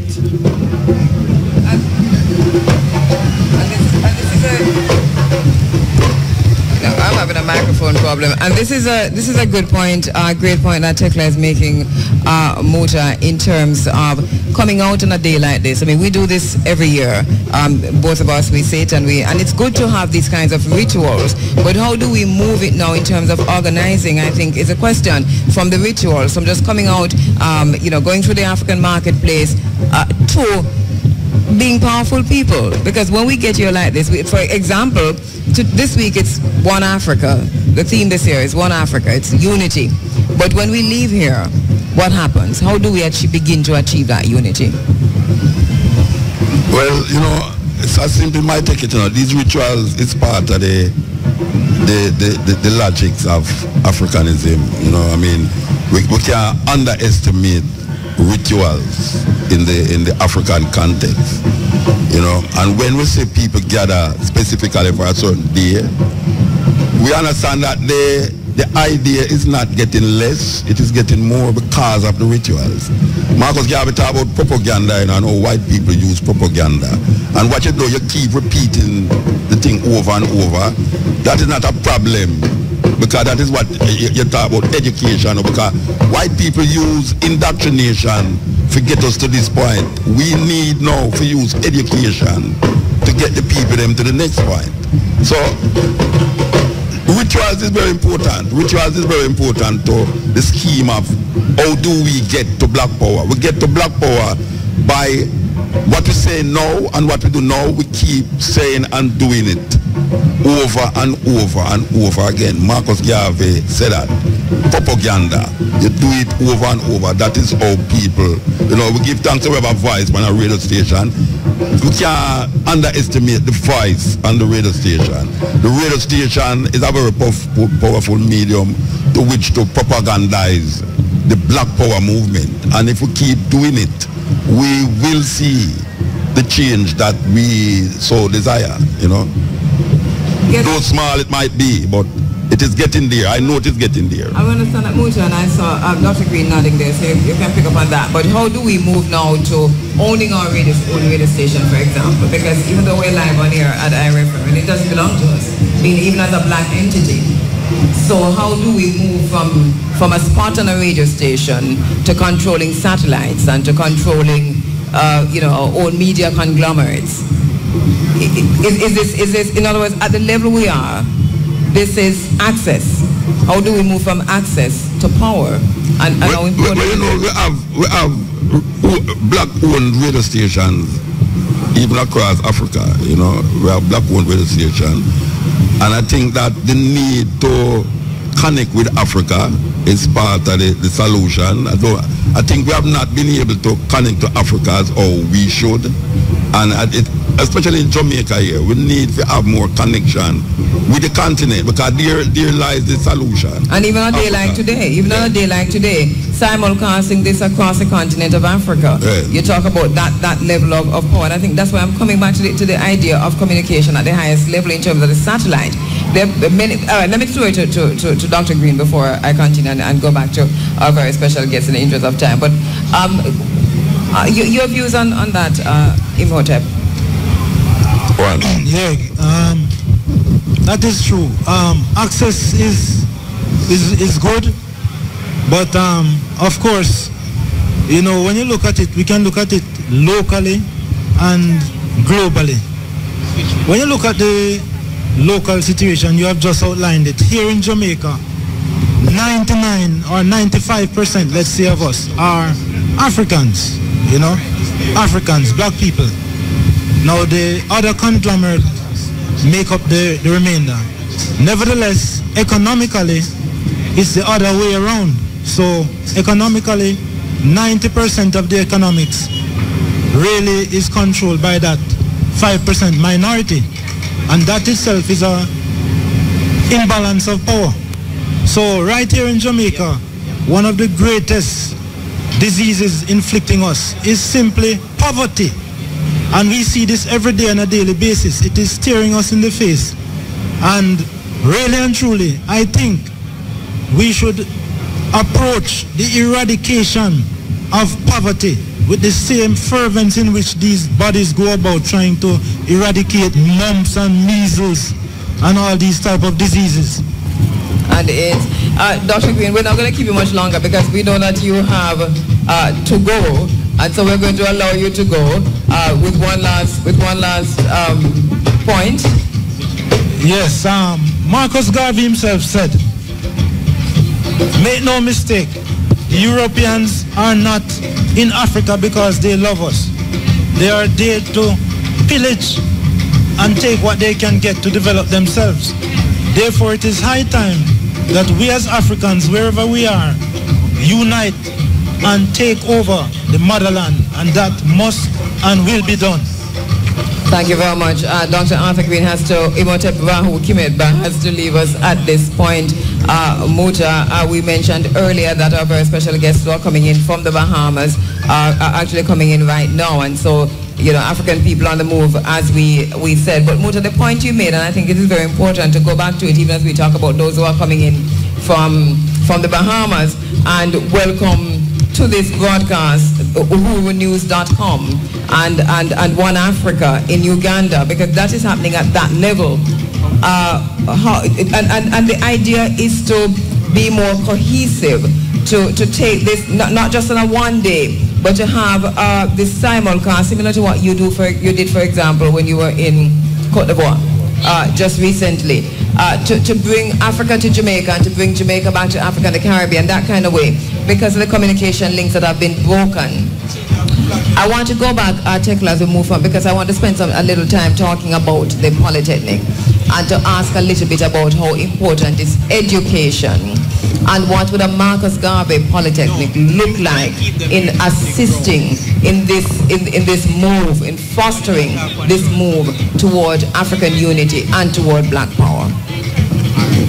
Let me just pose a general question before I get into some details about the school. Do you think that the use of the word black rather than African,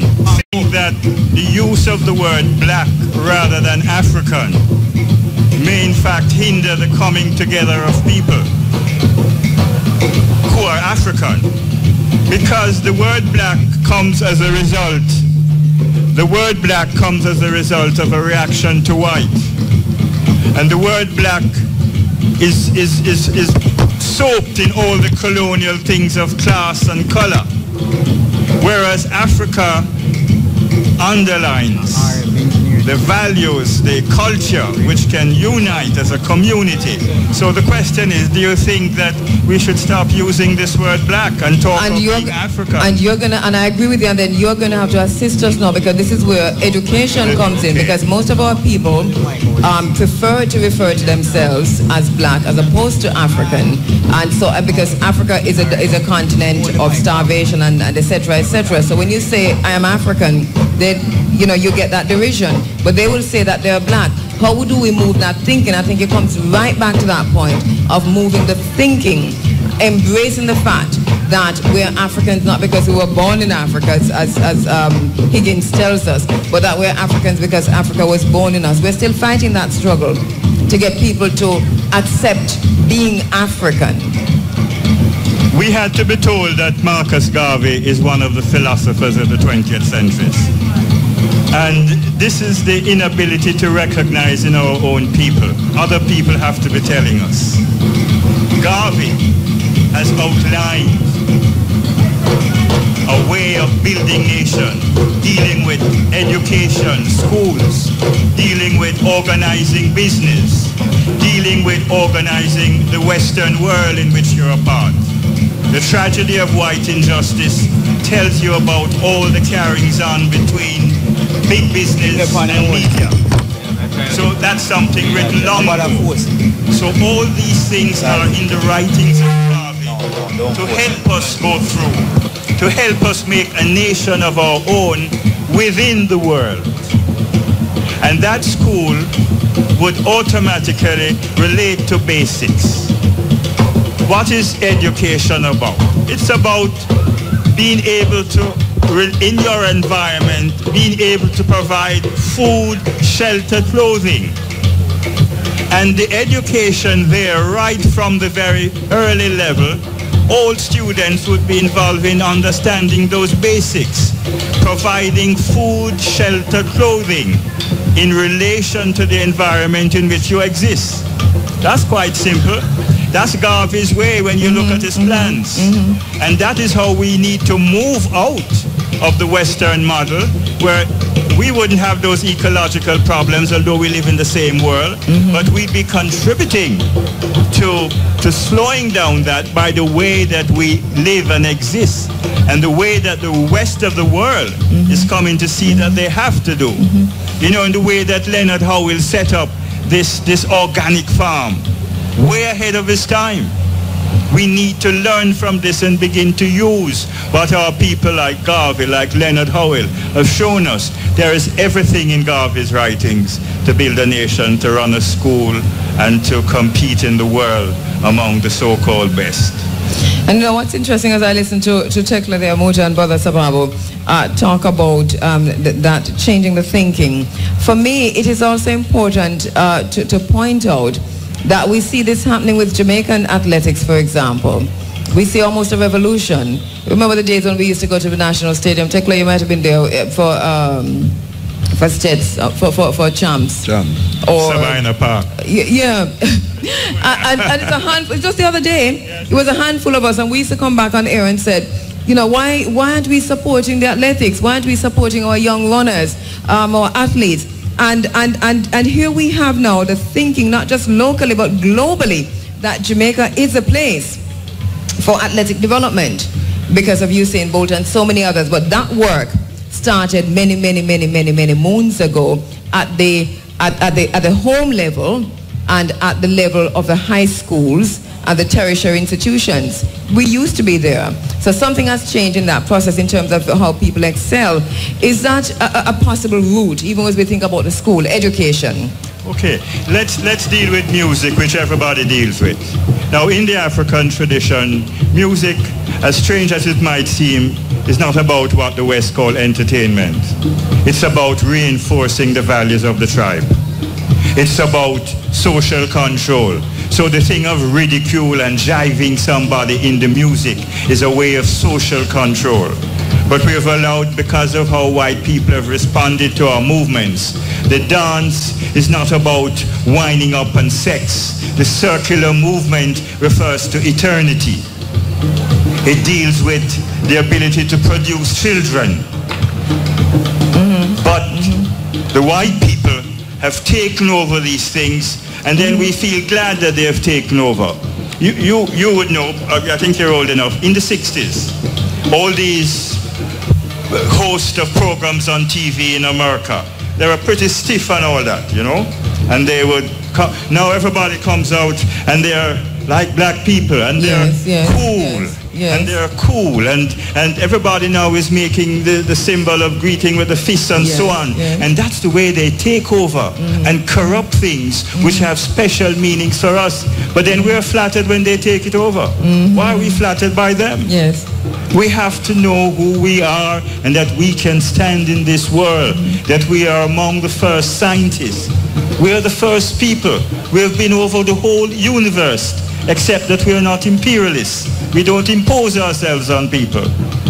In the final moments of a conversation, we know what the problem is, Brother Sababu. And Blueprint, Mwalimu, Marcus, Messiah, Garvey, and so many others have pointed those out, and also solutions. Where do we go from here? This generation, now, we who are here. I would like to propose that at some point we do a blueprint for Black Power in Jamaica itself. I think that would be taking a tremendous burden off the young people, this alienation, the fact that the educated in our society really do a serious investigation as to what we do control. In many cases, we had thought that the attainment of black governments or black people into these, into office coming out of these colonial independence situations, we thought that they were there to represent us.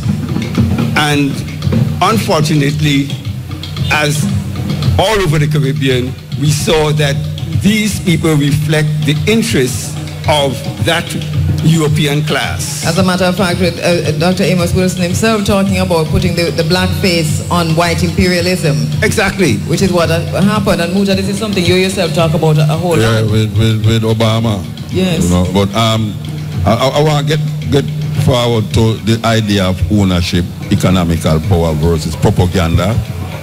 And sometimes, as you say, you don't own the radio station, but then the radio station is not stopping you from pushing the black power agenda. And we're in that we need an economical power base to do certain things, but there's certain things that is available to us that is not stopping us from pushing the propaganda, the black power propaganda. I think it is very important that way, that in where we don't own it, but we can push the agenda, we just continue doing it. And I agree with you. I agree with you on that, Scott Muta, and I wasn't even disagreeing in the first place. Basically what I was saying, so here we have a space. What if we own? How many more of us could we employ? How much more could we do in terms of global knowledge and African unity? Yeah, all right. When we look at the Jamaican dynamic show, you say most of the company them is owned by black people. In Jamaica, the propaganda company them is owned by black people.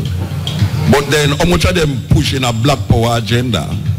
You have a group of us here right now pushing a propaganda that is not, we are not the owners, but the majority of spaces like these is owned by black people in Jamaica. Just like all the corporate businesses is owned by, a whole heap of them is marketed by black people, is operated by black people, but them not using the facility to push an African agenda.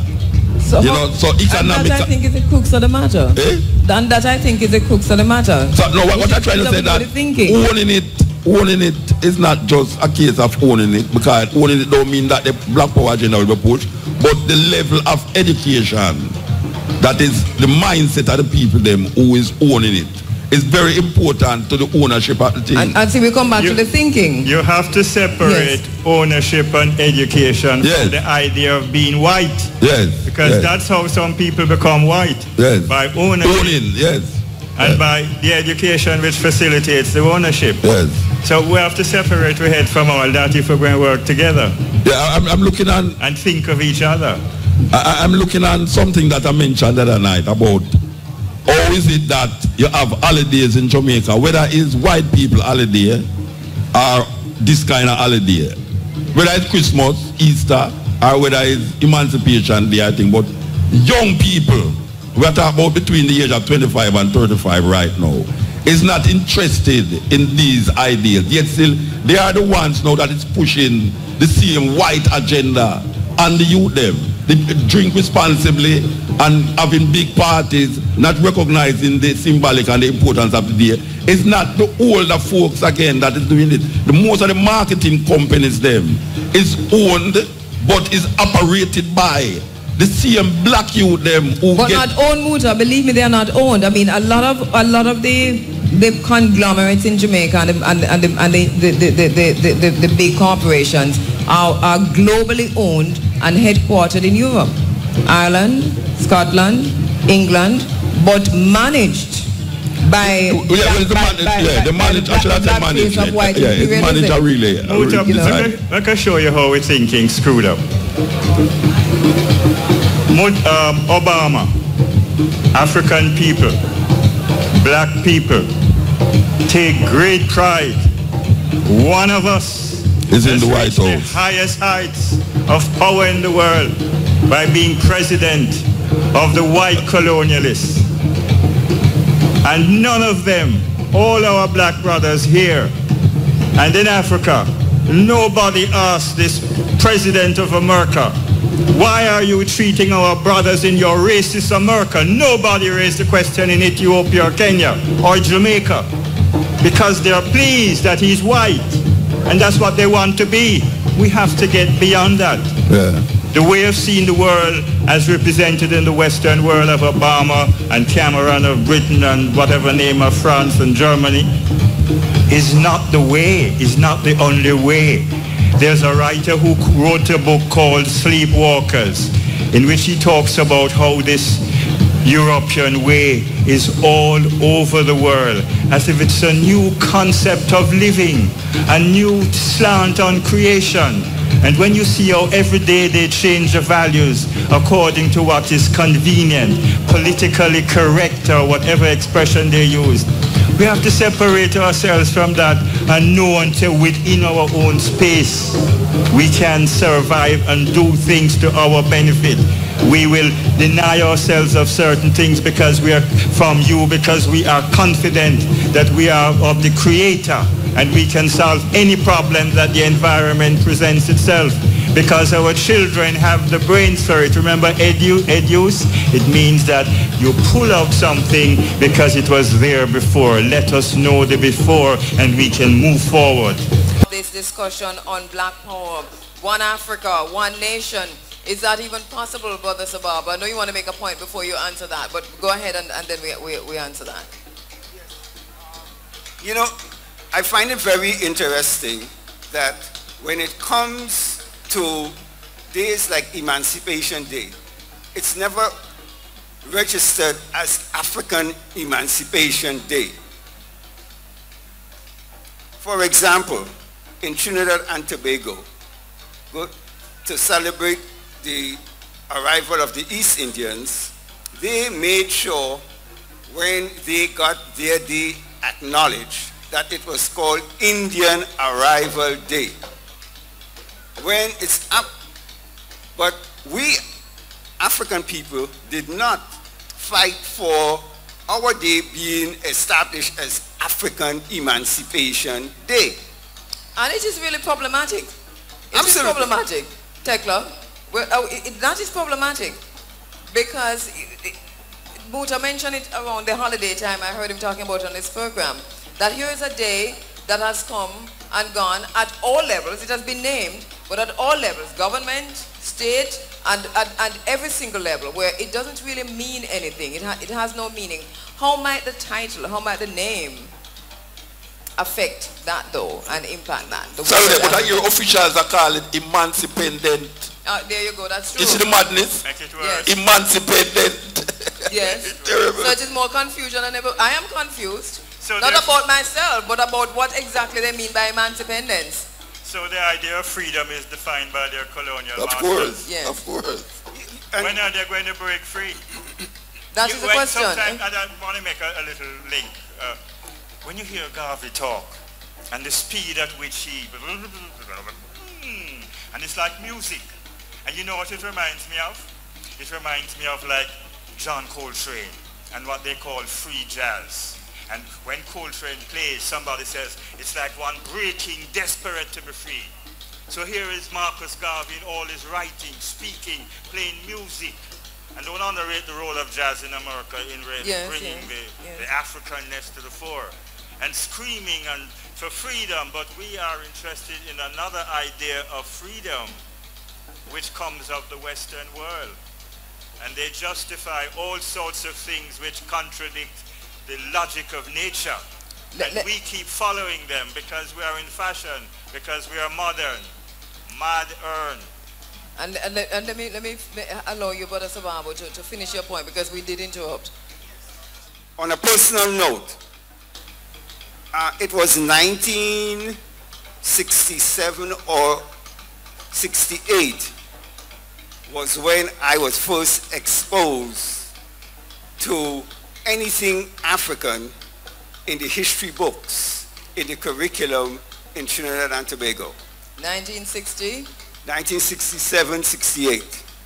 Now we were in third form and we got introduced to Caribbean history. All the way from, let's say, primary up till closing of second form, we were doing British history.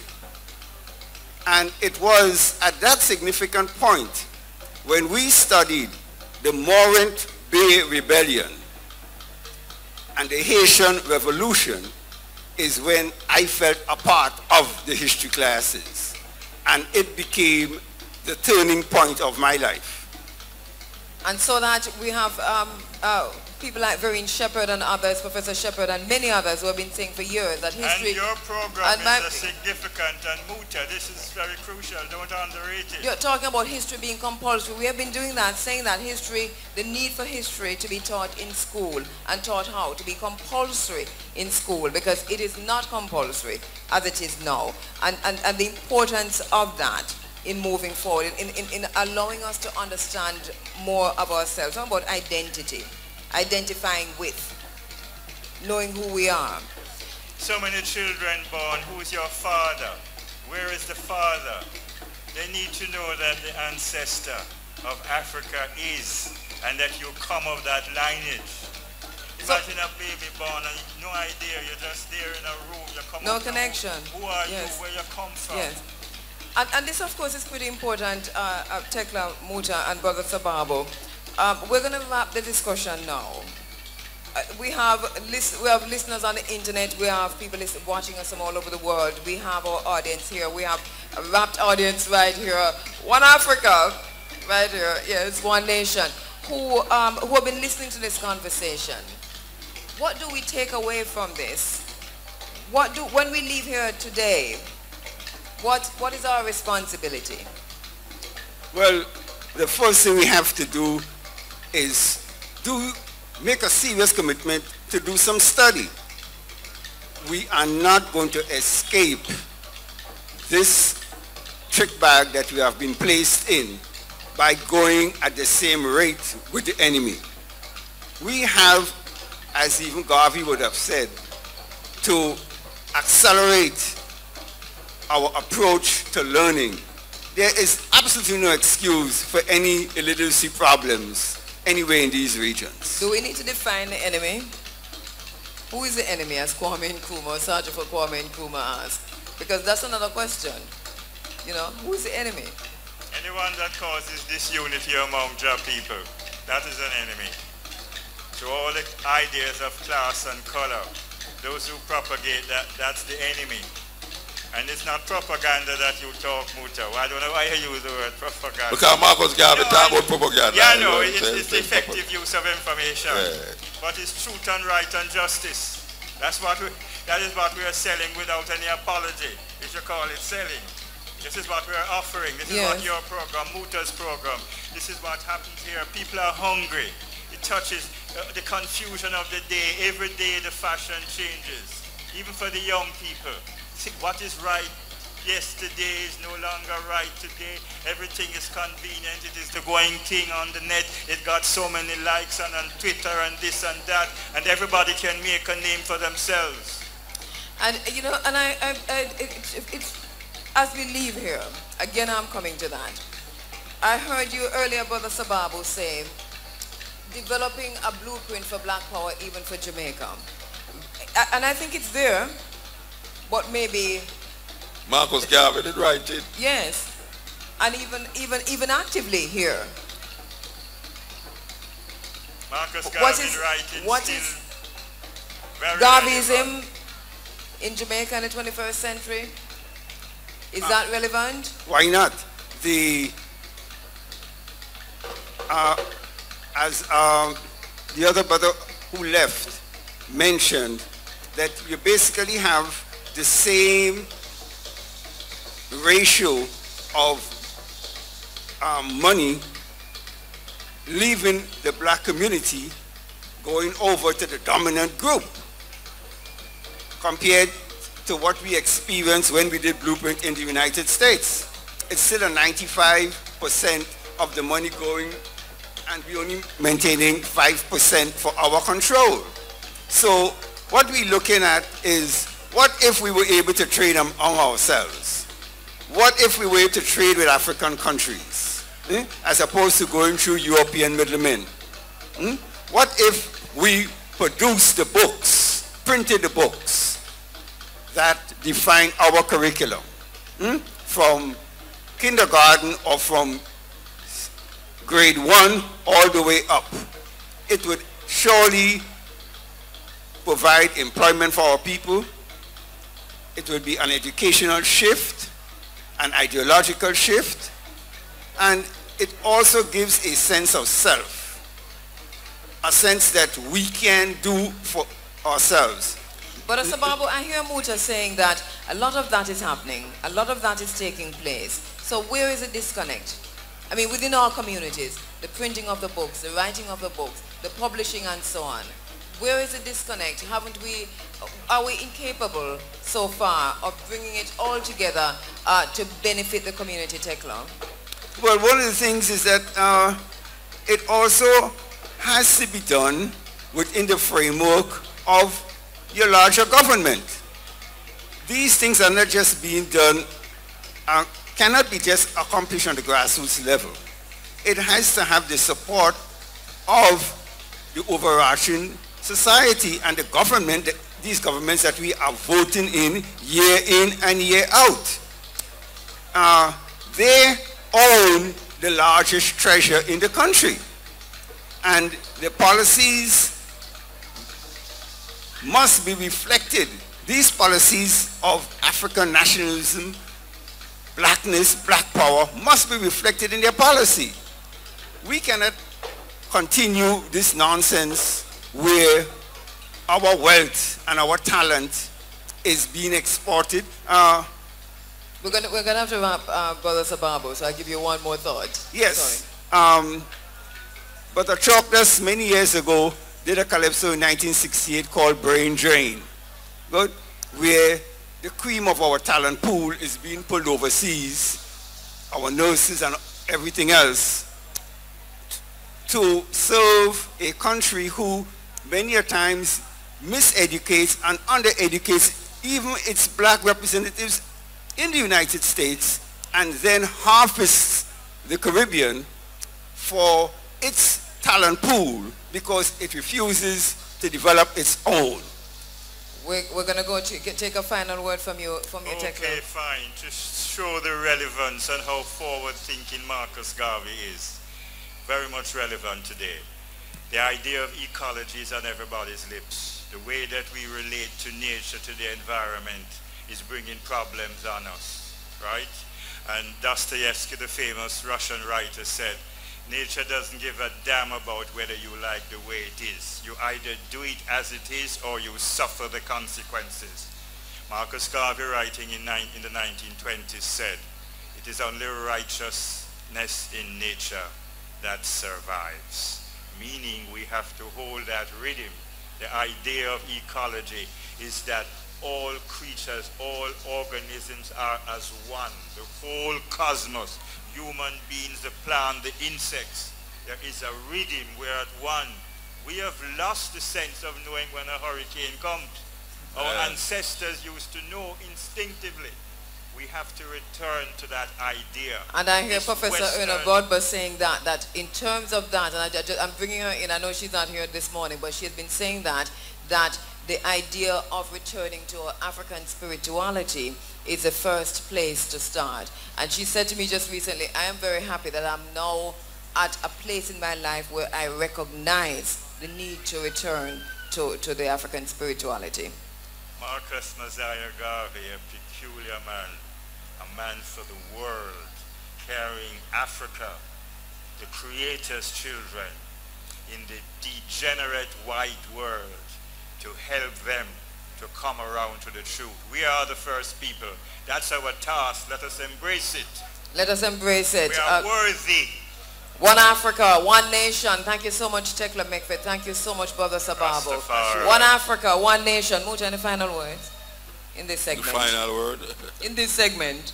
All right. Well, you know, I'll go back to this independence thing where them Selway. I tell everyone who are listening to me right now, look in at the dictionary for the word independence. By the way, I went and looked in the dictionary when I heard you saying it. Yes, it makes sense. And yes. when you look in the dictionary what it means, Tell me in your own heart of heart if Jamaica can claim independence. Don't listen to what Muta say. Listen to where the white man put in a dictionary, English dictionary. Him have a word named independence and independent. From 53 years ago, we have been sold that the Jamaican people is independent. Now, if you find that when you connect what they say about Jamaica and what the English language dictionary define independence is, then trust me, I'm going to start where it shows. We're going to leave it at that, but it's a very good point, Muta, because, you know, when I heard you saying, I mean, I thought I knew the meaning all by myself in terms of what it meant, but then when I heard Muta saying, we're going to the cash pot, but go ahead. We'll break for the cash pot in the middle. We're wrapping this up while Tekla Sure, a quick one. You know, everybody talking about being cool. It teased everybody, white, black, all nations. And some white people who you call the Beat generation in the 1930s in America, white people claim ownership of that. Now in 1920 thereabouts, Garvey wrote a poem, Be Cool, yes. and just a dissertation on being cool.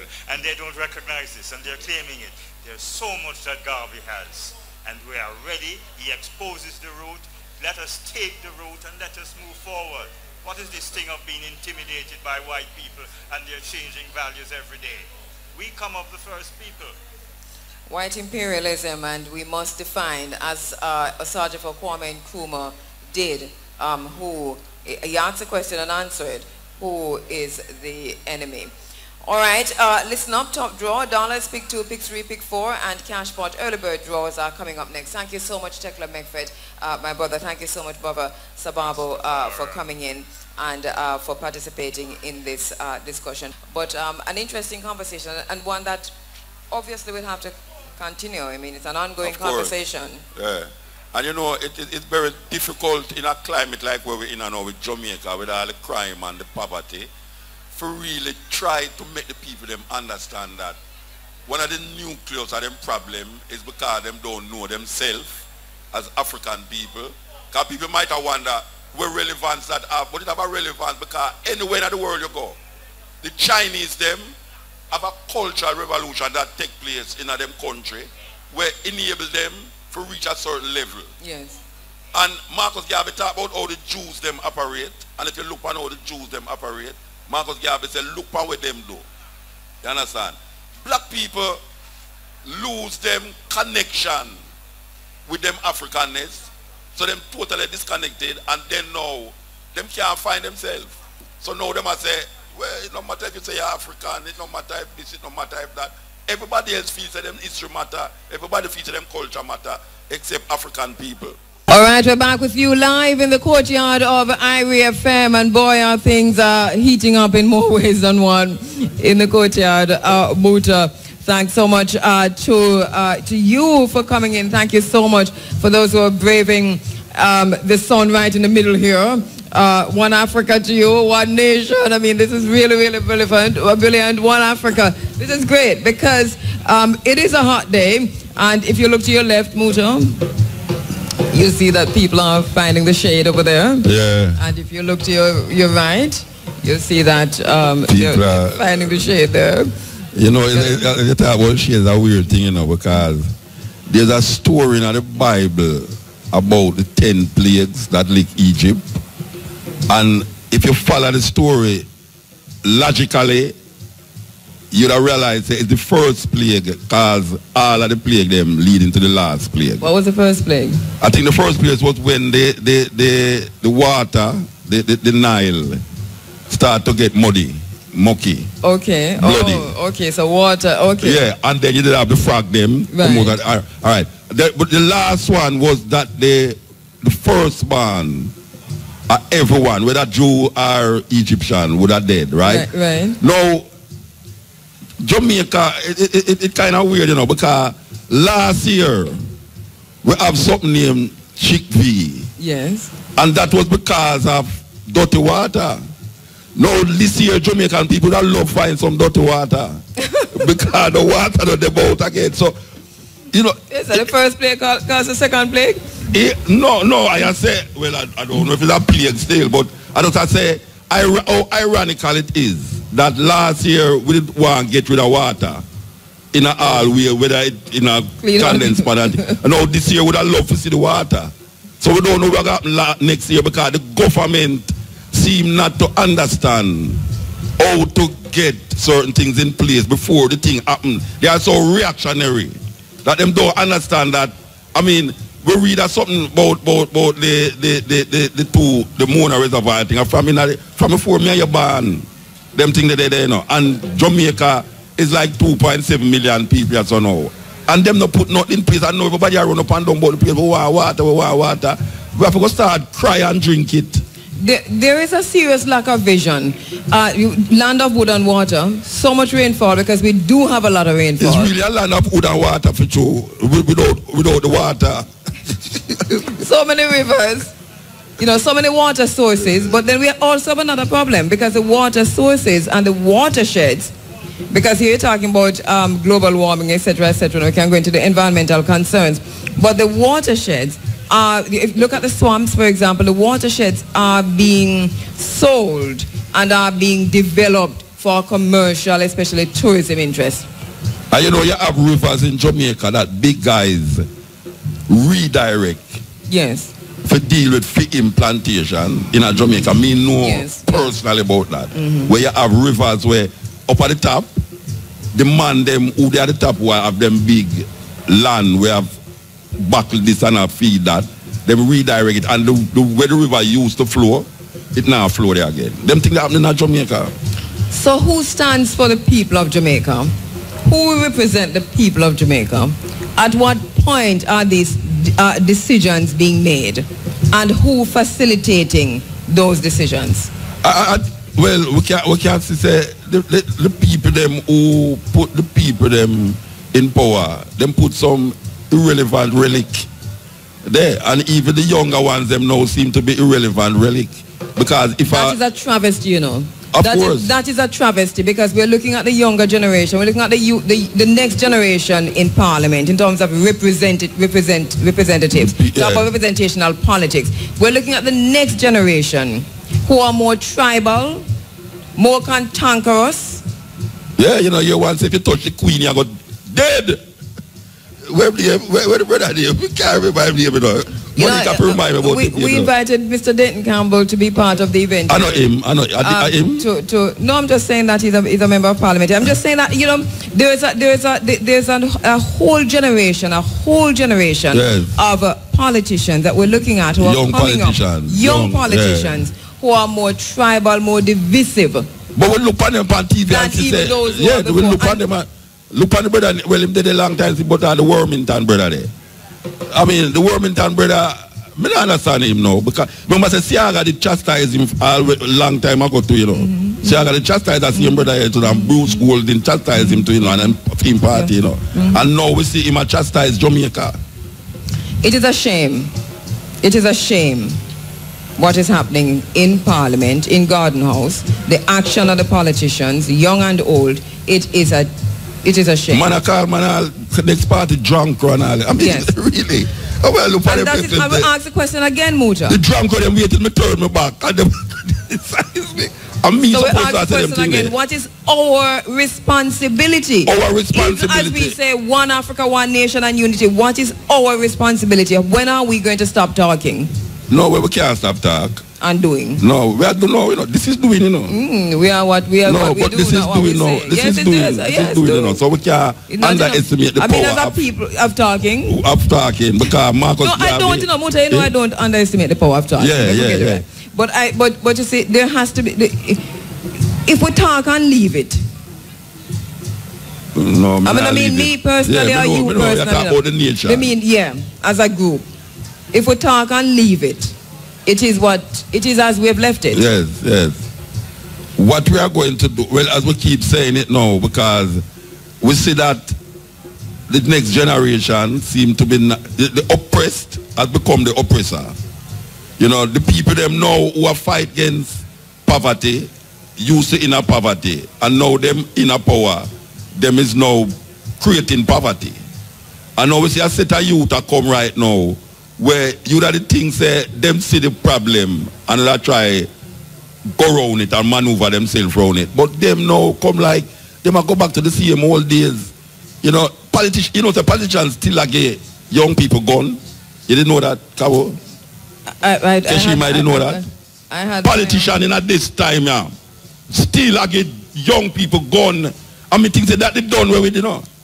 I had my suspicions. No, watch out. The other day, I think in my mind, say, why we get so much visa now, we can't go get our own gun. Carry through television and through video game and all them something. We don't put the gun them in there and send them through airport. I just set up a custom officer for work some barrel with we. We'll put some soap powder and all them thing there. Now, them thing there still happening, you know, but to my surprise, to find out, say, politician. You want me call one of them names? No, Muta. No, don't call a name. No, right, let us go to the sponsors. Politician in a Jamaica, don't be bombarded and be blindsided by this thing, you know. Politician in a Jamaica, right as we know in this area last year, still like young people gone. The program is brought to you courtesy of Money College. While we think about that, Money College, your opportunity for success. The Lexus Pharmacy at Petco Motorias open every day, including public holidays. Island Dairies is Jamaica's best. Brown's Dry Cleaning and Laundromat, Salt Spring Road and 36 Church Street, Montego Bay. We keep people clean. Adwa Nutrition for Life. Let your food be your medicine and your medicine be your food. Ours, United and Mind Power record promoters of Fozox music. Focus. It's like it's with PH and not if it's focus. Them were the two big things. But they have to spell mosquito. Alright. Total Tools, Main Street, Ocho Rios, Port Antonio. Yes. Portland and Slipe Road, Kingston. Total Tools, we got the tools you need to get the job done. Better wheels, better service, better prices, better wheels. Norando, Backside. Marvelous water provide proven to prevent prostate infection and sinus. Contact them at 536-1423. Lifespan Spring Water, share the life. Bullet Mountain Spring Water, just natural. Pings Fabric, Pings, the real fabric store. And RADA, R-A-D-A, people, land and opportunity. Tingles Distribution. TNT liquidators, home of 8 grand fridge. You have to figure that out now. You have to explain that to me. Kishima is on there and so two part. They soon tell us what it is. Yeah, you have to explain that to me. Because we want a fridge.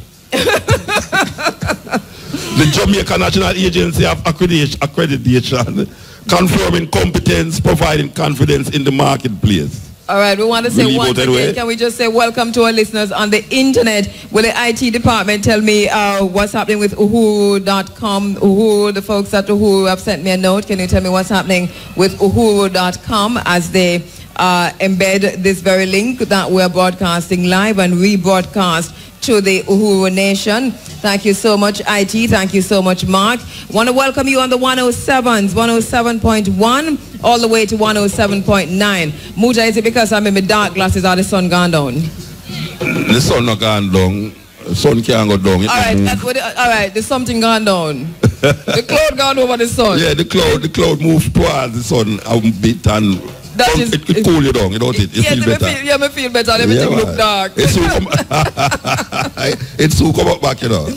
Well, the cloud will come up back, not the sun. No, the cloud will come up and then the sun will shine for you back again. Right. It looked nice though. It looked nice. I mean, colorful, very, very colorful, and really at this time of the morning, a really, really great turnout at this time of the morning. Muta, this looks as if our people, we say African people, are coming together, and really it looks that way this morning. And when the man they have the chair them sit down at the van so long, when them not take out the chair them out of the van. Kishima. Hey, our kind of the man them look part the van and the middle of the place and have the whole patch. When they take out the chair them out of the van, make the people them get to sit down. Tell Kishima to release the chair. Kishima, release them chair to the people there, man. We ask the chair them to come out of the van, whether by honor or by mystic intervention. And allow the ladies them to sit down. Kishima, where are you? We don't want to the man I run for the chair, you know. Believe you me. Unless you stay like me. Kishima has to release them. She has the power. She don't release them yet. I don't think. Wow. Kishima. Wow, Andrea. Wow, Kabu, Muta. Wow. I know you're there. Kishima release. Kishima release the chair. I will off air. Yes, it's Kishima's responsibility. No, Kabu, you release the chairs. Sign the paper, kid. All right, me I release the chair them. What the paper there for sign? Kishima have it. Are you have the paper? Where are the paper up here? Make the people them get the chair for sit down. Oh yeah, the one I deal with. Sign the paper. Give me the paper. Let me sign the paper. You know you're the boss, so give me the paper. Give me the. All right, sign this. Look at we suspend, you know. Any paper will do. See that? Sign that. See that? Anything. Just sign. See that? All right. What a wonder. Oh, full signature. Release the chairs. Release the chairs to the man that we can't read, you know. Release to the the people. To the people. Okay. Muta Baruka. See the Muta sign off on it. Give it to who for give it to. All right. See that? Chairs in the middle. All right. What you want? It's like going around the chair. Hey, Boston Tone man there. Where the matter around it? So where they arguing a Boston Tone man no chair now? Me understand. See, I may hold up the chair there. Hey, are you? All right. Thank you so much, Pat Clark. Thank you so much, Kishima Francis. On the grounds, Muta, really such a beautiful day today. And we're really, really thankful for the, not just the weather, but you were talking earlier about the fact that there's so many areas in Jamaica without water.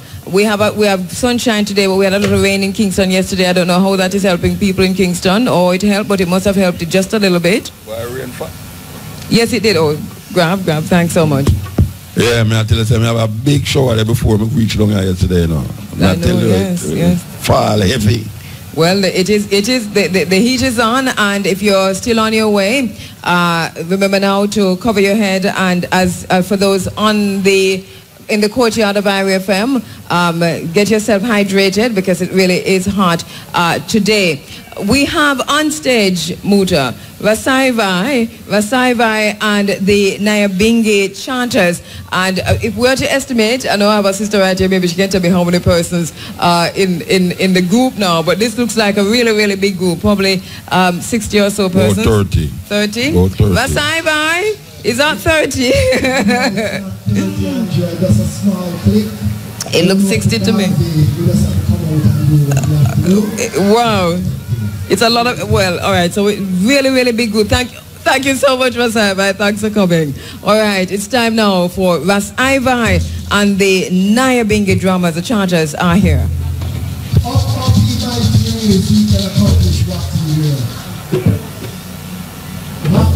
You and I here, they have a very special anthem, and every time we meet, for Garvey, this anthem must be sounded. And the words are saying, 100 million black man, wake up from your step. 100 million black men stand up to your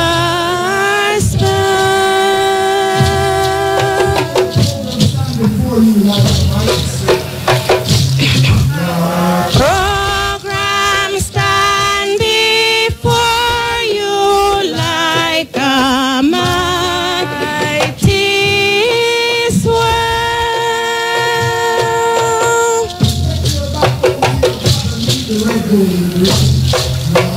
Take your backbone to your brother, leave the red, gold, and green.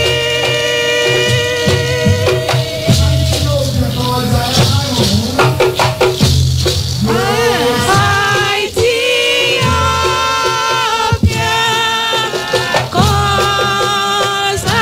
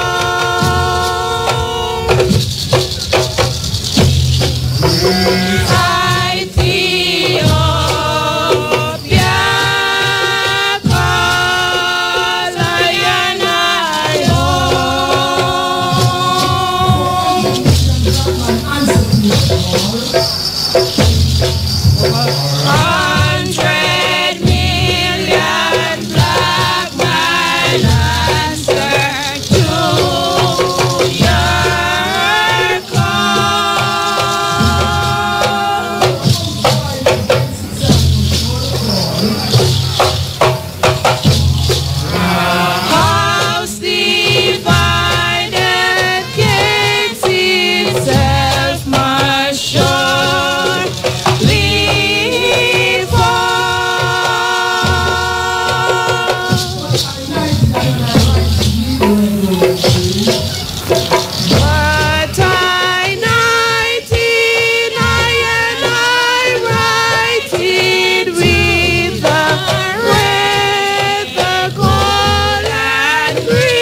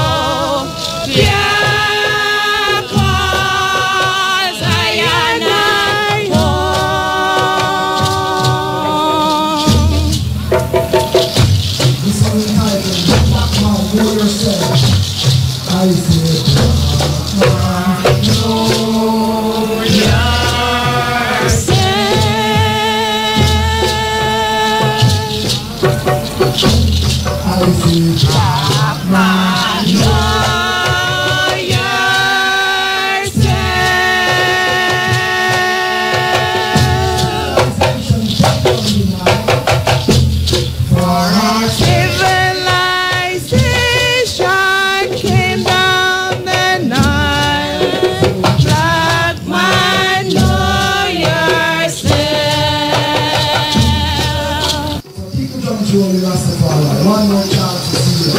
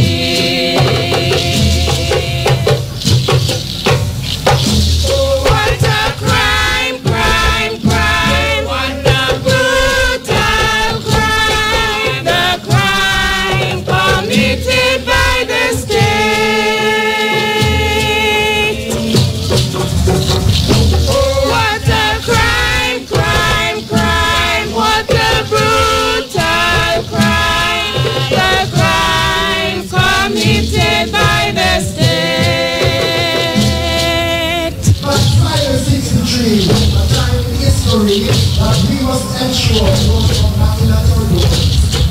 But 63, try you will read. You must ensure who come knocking at your door.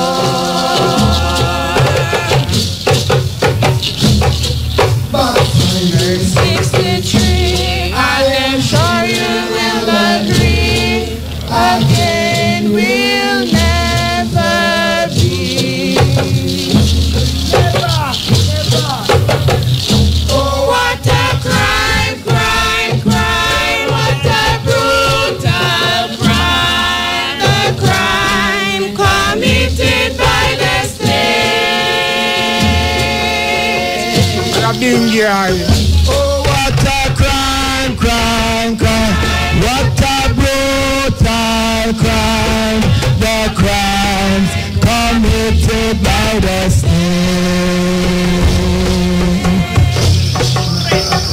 Oh, what a crime, crime. Oh, what a brutal. The crimes committed by the state.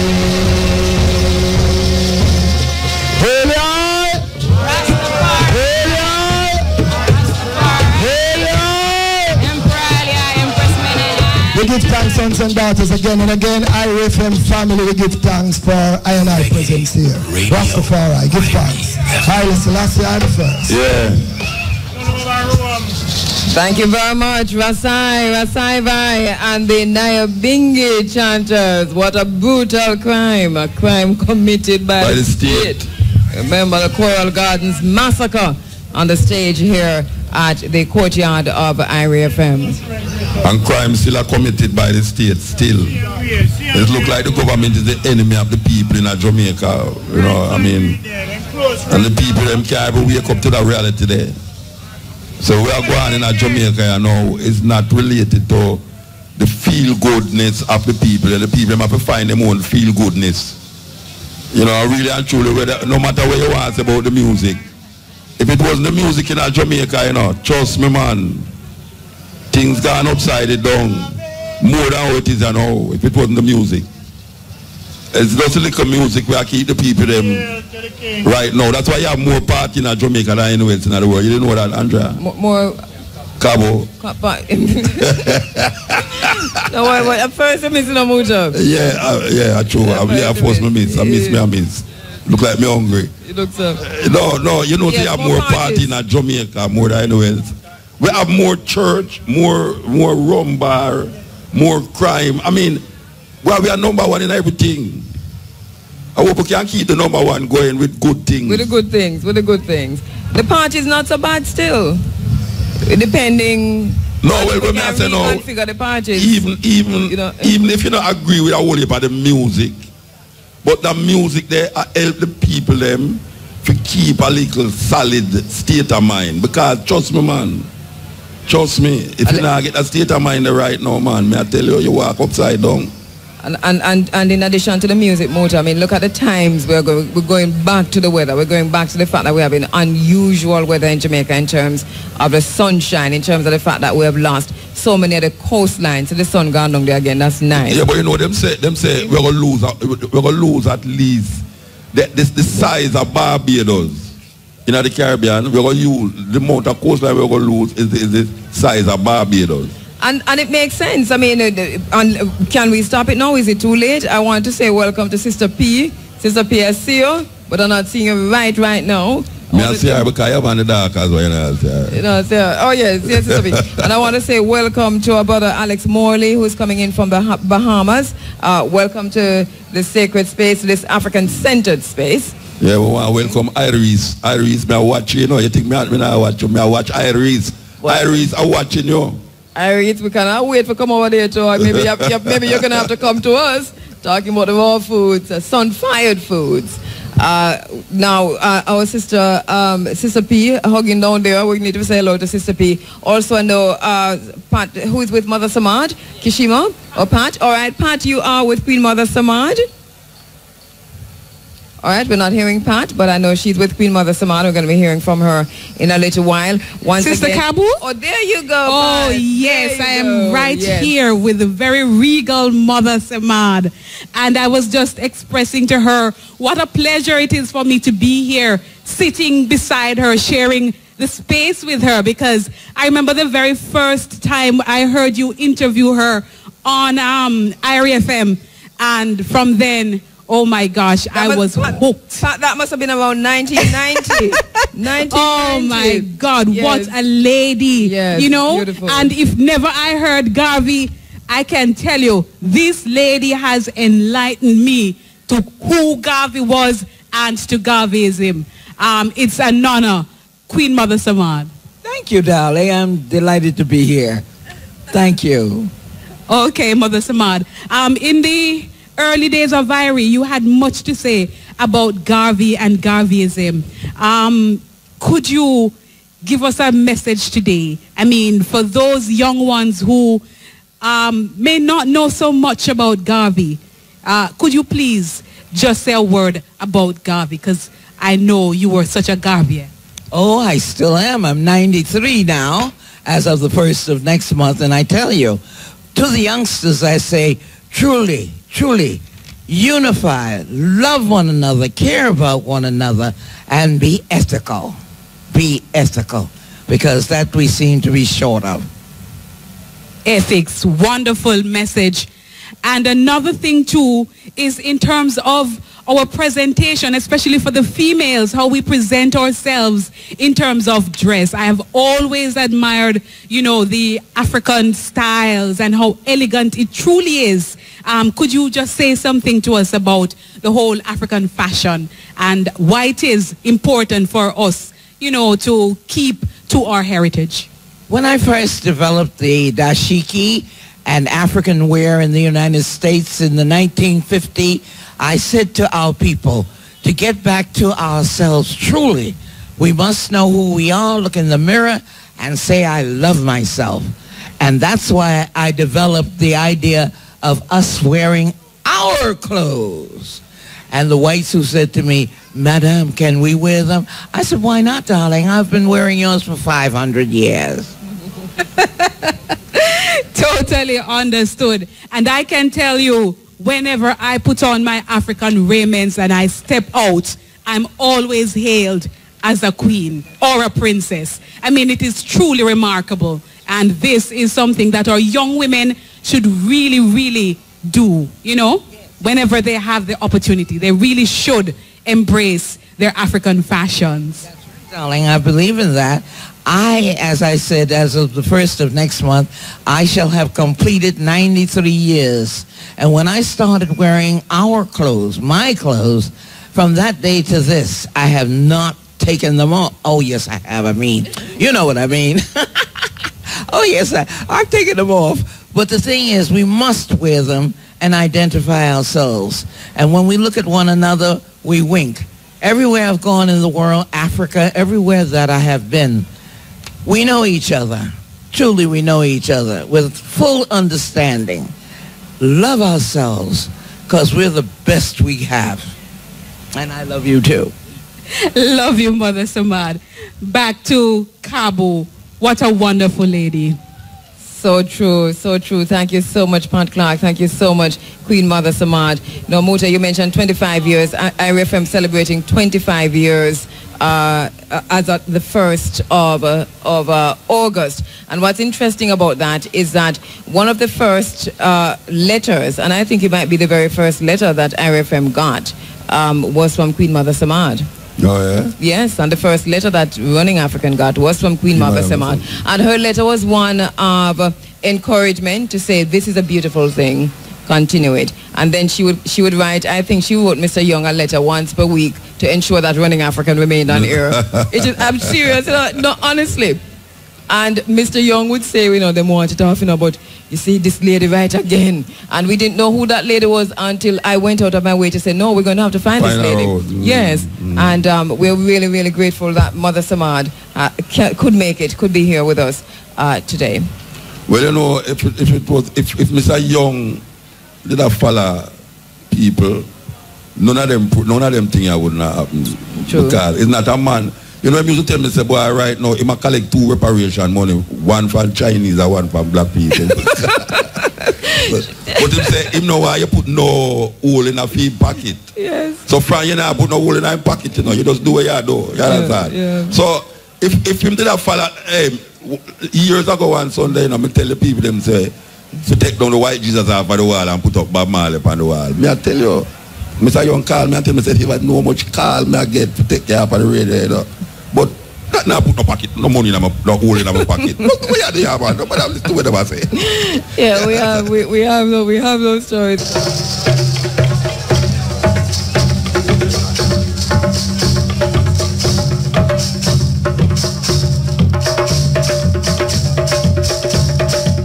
We're joined now by another very good friend of Mr. Young, by the way. We met her in the corridors here at Irie FM going to and from Mr. Young's office long before she was Shahini Robinson. And she has joined us now. What she was before? She was just Shahini. We never know she was Shahini Robinson, like MP or something like that. Say a Shahini, she look at me and start getting a Shahini that was before you even entered politics, not it? Representational politics, when you came in the early days of Irie. I had no thoughts about representational politics. I was always on the periphery helping people, but for myself, no. There you go. She's been here. I know she did it for a long time, but I just try to figure out Shahini versus Shahini Robinson. Because we didn't say Robinson those days. No, you say Robinson because you're MP, not because you're mine. Yeah, but what we didn't have a last name. Yeah, what we used to meet in the corridors of Irie was a Shahini. A lot of people still refer to me by my maiden name, which is Fakuri, which is a much more difficult name than this. So if me see a party, I say Shahini. What you say? You don't answer me, don't you? Of course. Okay, all right. Sometimes I forget Robinson, I don't remember none of them last name. They will say Shahini. Me too. Yeah, Shahini, here we are again. Another tribute to Mwalimu Marcus Messiah Garvey in the courtyard of Irie FM. I don't think you've ever missed one. No, you've been to every single one of them, and we must say thank you for doing that. In season and out of season, you're here. And you have had one concern, among many, but one major concern regarding Mr. Garvey, and that has to do with the property, with his house, with the recognition with the boyhood home. Yes. I can't believe that we have come back here this year again and celebrating his birthday and still can't say anything positive as to when works will begin down at Market Street, Marcus Garvey Way now. You know, the funds were identified, the plans were drawn. Yes. And there are persons who live there who claim some sort of right to the property. And if they have to be relocated, that's not an insurmountable problem, because the government, I think, in this constituency for sure, they're the biggest landowners, and they have a lot of buildings that are unoccupied that I have pointed out to the Heritage Trust that it should just be a matter of some paperwork that could be done in a month if we have the will. Relocate the person so you can begin work on that property. It is a disgrace, it is an embarrassment, and I believe that it is unjust and it is not right to the people of St. Anne's Bay. It's a news to me. That's what? That them not start no work on the Marcus Garvey. Because you know that the funds were identified. Yeah, but me hear them think about 2-3 years ago. Ground was broken by Bruce Golding. I remember that. Yeah. So we're in the ground with them broke. We don't know what the ground that remains unbroken, Shiny. No, but no. We just ask. I mean, it's so yes, it was the last official activity carried out by the former Prime Minister Bruce Golding at the time, and we were reassured that work would begin. We know what happened. There was an election, and since then we have been unable to move forward. I've had meetings at the Jamaican National Heritage Trust, and you get some reassurance that maybe something might happen, and absolutely nothing has happened. And I believe that it is a blot on Jamaica, it is a blot on St. Anne's Bay, and a blot on St. Anne Northeast for us to have the boyhood home there in the condition that it is in. Even with his birthday coming up, they didn't even see fit, Heritage Trust didn't even see fit to even give the people who live there a couple gallons of paint and say, even give the place a facelift for his birthday. Not even that was done. This is news to me. I am totally shocked. It is a fact. No, serious. I am totally shocked. You want some time, Muta? Yeah. You want some time? Yeah. To get over the shock? No, wait, you have to say after all of them whole heap of argument and reasoning about that place there. Yes. Them still not do nothing. Not start nothing. Nothing. I moved up a private member's resolution asking, and I put some questions on the question paper in Parliament asking when will works begin? Where are the funds? Because I know that the funds are identified. We were told by the minister that the funds are still there. And when Shiny, because the funds were identified through the Chase Fund. Right. But Yes, we have since done our own investigations and have been told that the funds are no longer available. I suspect that that is so. That has been withdrawn. So how do you make funds available and then withdraw it for something and then withdraw maybe, it? I'm not sure, but maybe in a contract that was signed or the arrangement that was made, it would say that if works don't begin within a 2-year period, then the funds would be allocated. Yeah. Maybe that is the case. I'm not sure. I'm not privy to that. But what I'm saying is that for the first national hero of Jamaica, for a man like Marcus Garvey, before Bob Marley, before Usain Bolt, he was the best known, well-known Jamaican globally. And I still challenge whether or not that is not so. And we can't find the will. It is not the money, no, it is the will to see what we can do down at St. Anne's Bay. But Miss B, why we have to go to Chase to set up Marcus Garvey house? Why we have to do that? Because Chase is the organization that is really set up to allocate funds for those. No, I know. For culture, health, arts. Remember, Chase money comes from what? From different taxes or taxes. Well, here in Jamaica. Yes. All right, and you say now that the government do have no power in themselves to say, Chase, since you do this, we could deal with this immediately. But I think that is what happened when ground was broken for the whole thing. Yeah, Chase was on board, but because Chase released the funds. Chase released the funds. Yeah, and then them know, say what, it take too long, so them now but get the funds. They're not the same government people. Yes, but to acquire the place, if you have people living there and they can't establish their tenure, you can't produce a will or something like, or a title.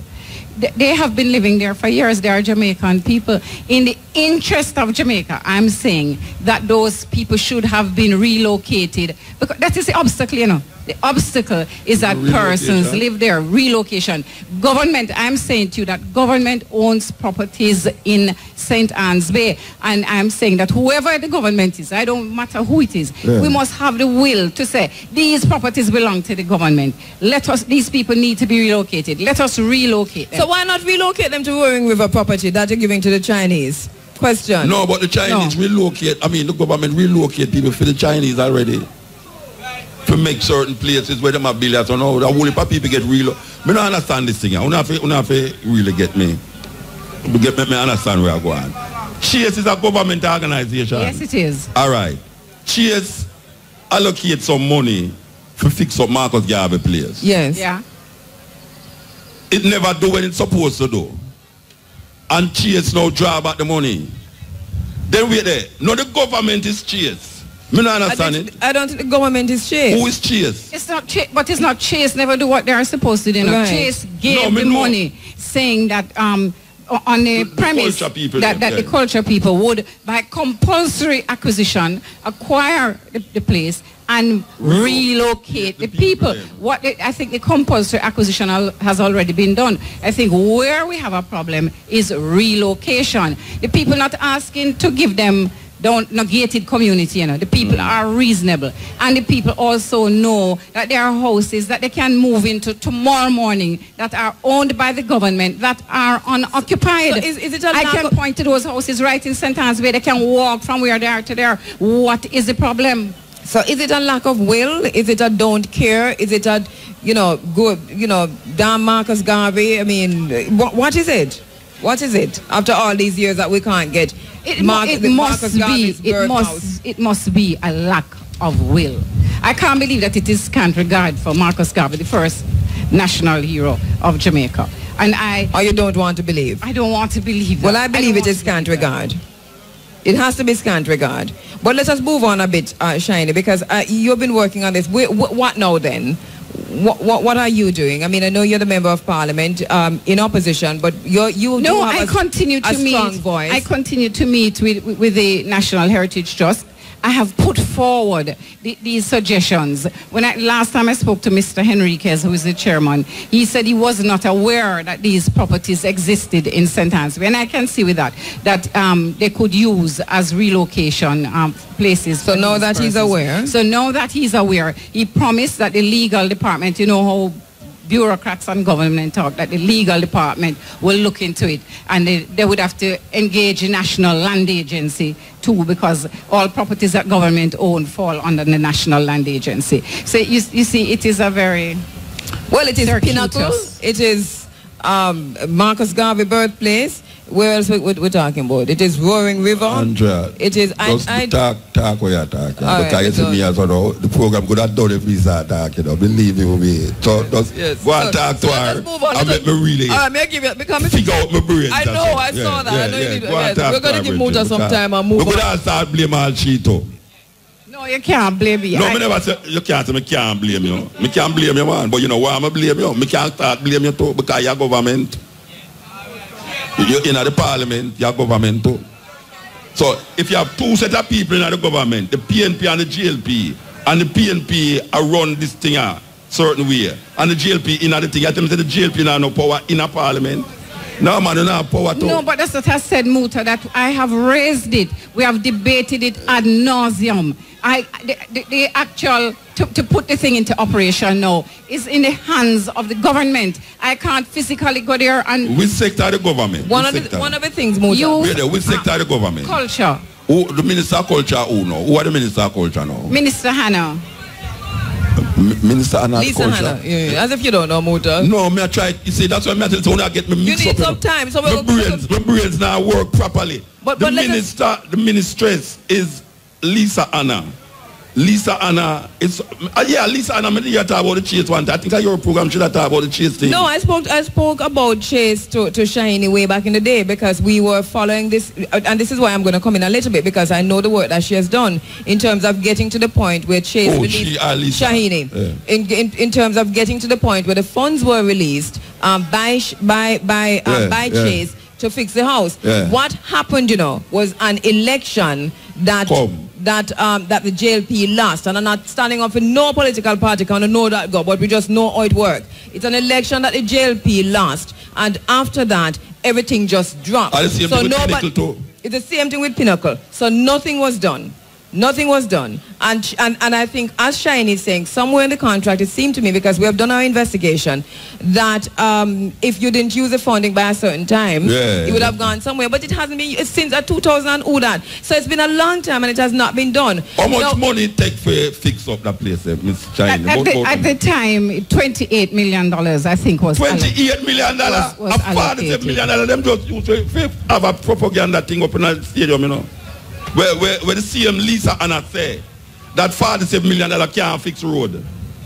But they can't fix Marcus Garvey house. But $27 million, how much MPF the outer many place down there, so? How much MPF? Oh Lord. How much MPF outer many place? I don't remember that figure. Nobody go like you don't know, ma'am. Tell me how much did it cost? I don't own outer many was. I don't own buy it, so you can't talk. How much will you pay? Eh? You don't remember? No, $200 million. It is in excess of 200. How much them people fix the road when Obama come here? And the other day them dig up some height and Tom Red come. And them never ever drive on it, helicopter and take. How much them pay fee? $200 million too. And millions of dollars that And you tell me said I'm going to take what? $27 million. At the time, $28 million was allocated. We had said that we are sure that it would have taken more money. Stephen, but you had to say the people that wicked. But it would have been a start. So, you know to say the people that were wicked, Stephen. $27 million to fix up Marcus Garvey place, and them have $47 million I keep something about, what them call it, where Jamaica still dependent in a stadium, $47 million a year up on the TV. The Ministries of Culture say on the TV. When asked, how much it going to cost you this year? She said, $47 million. And she said, that can't fix road because $60 million for fix certain road. So them pay how much $200 million for buy one thing where it's a relic.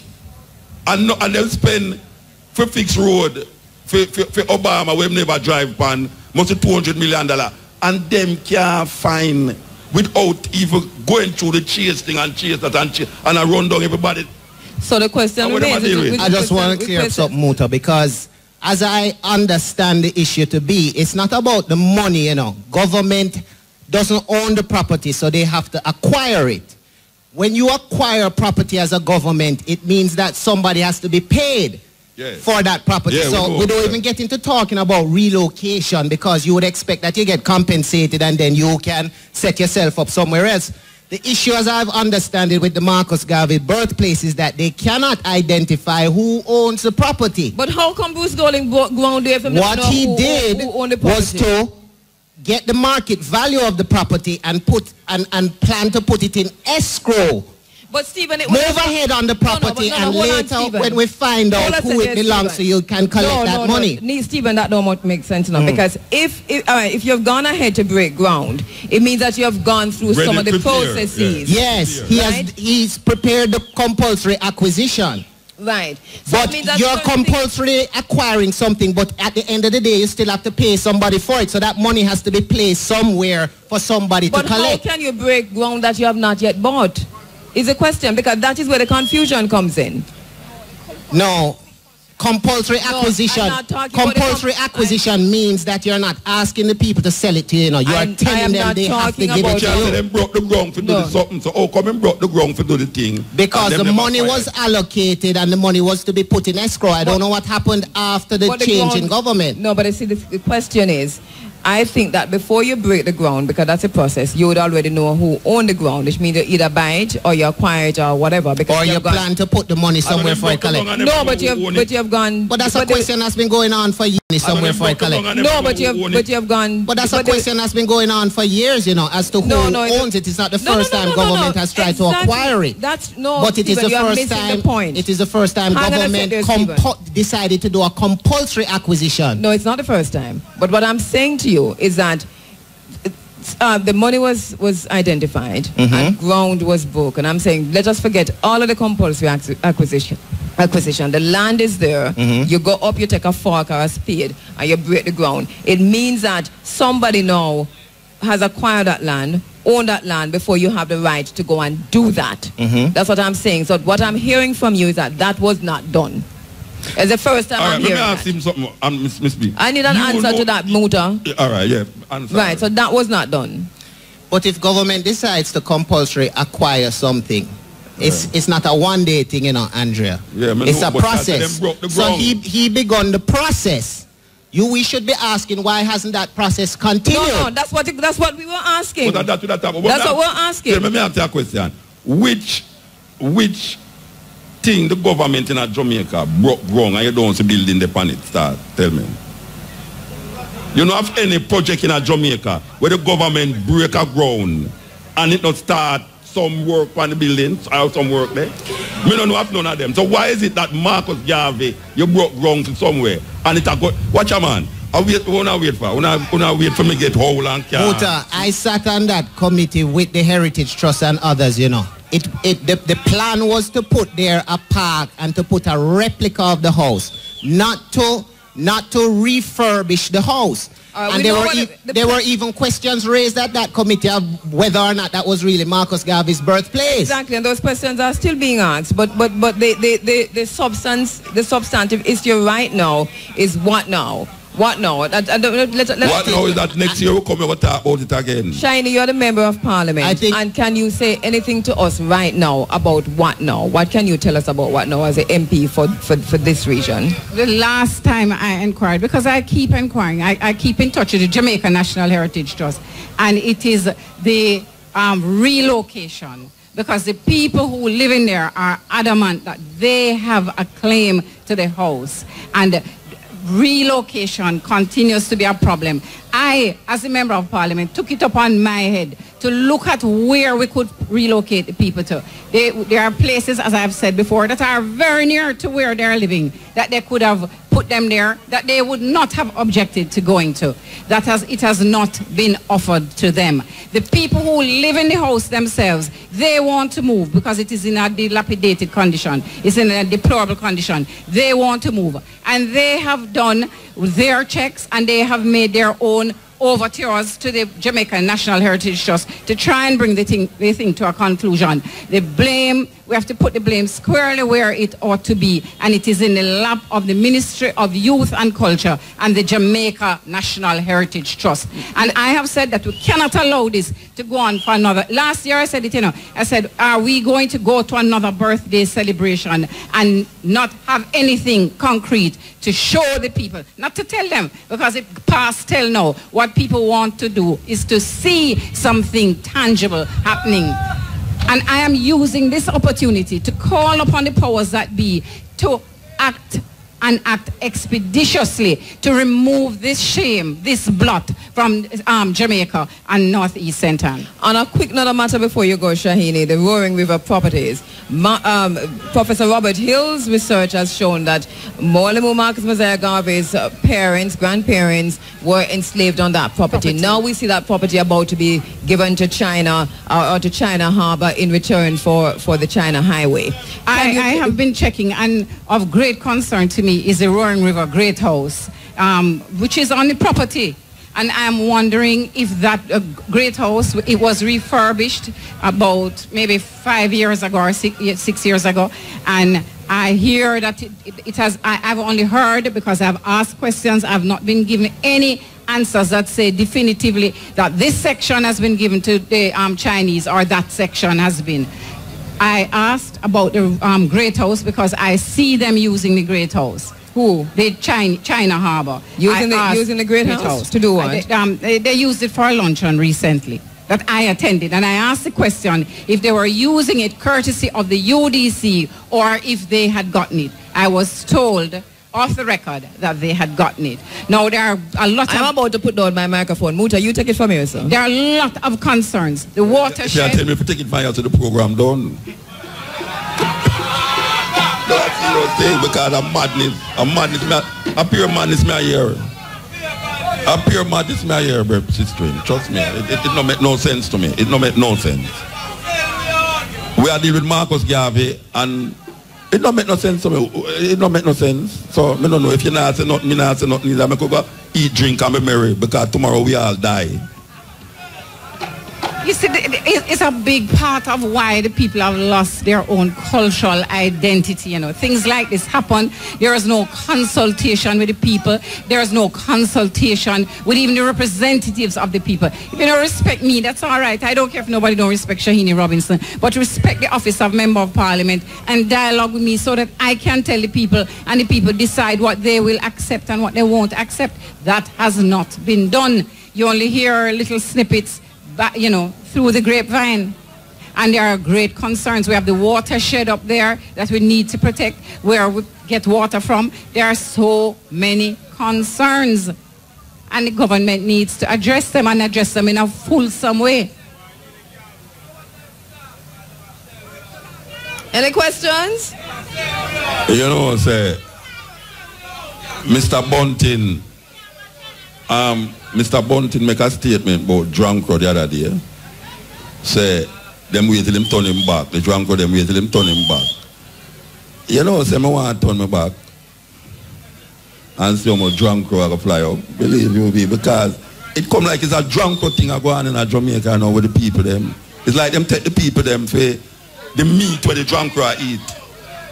See, because when name Adley Shah come on the television and say, when dog dead and puss dead, we clean it up.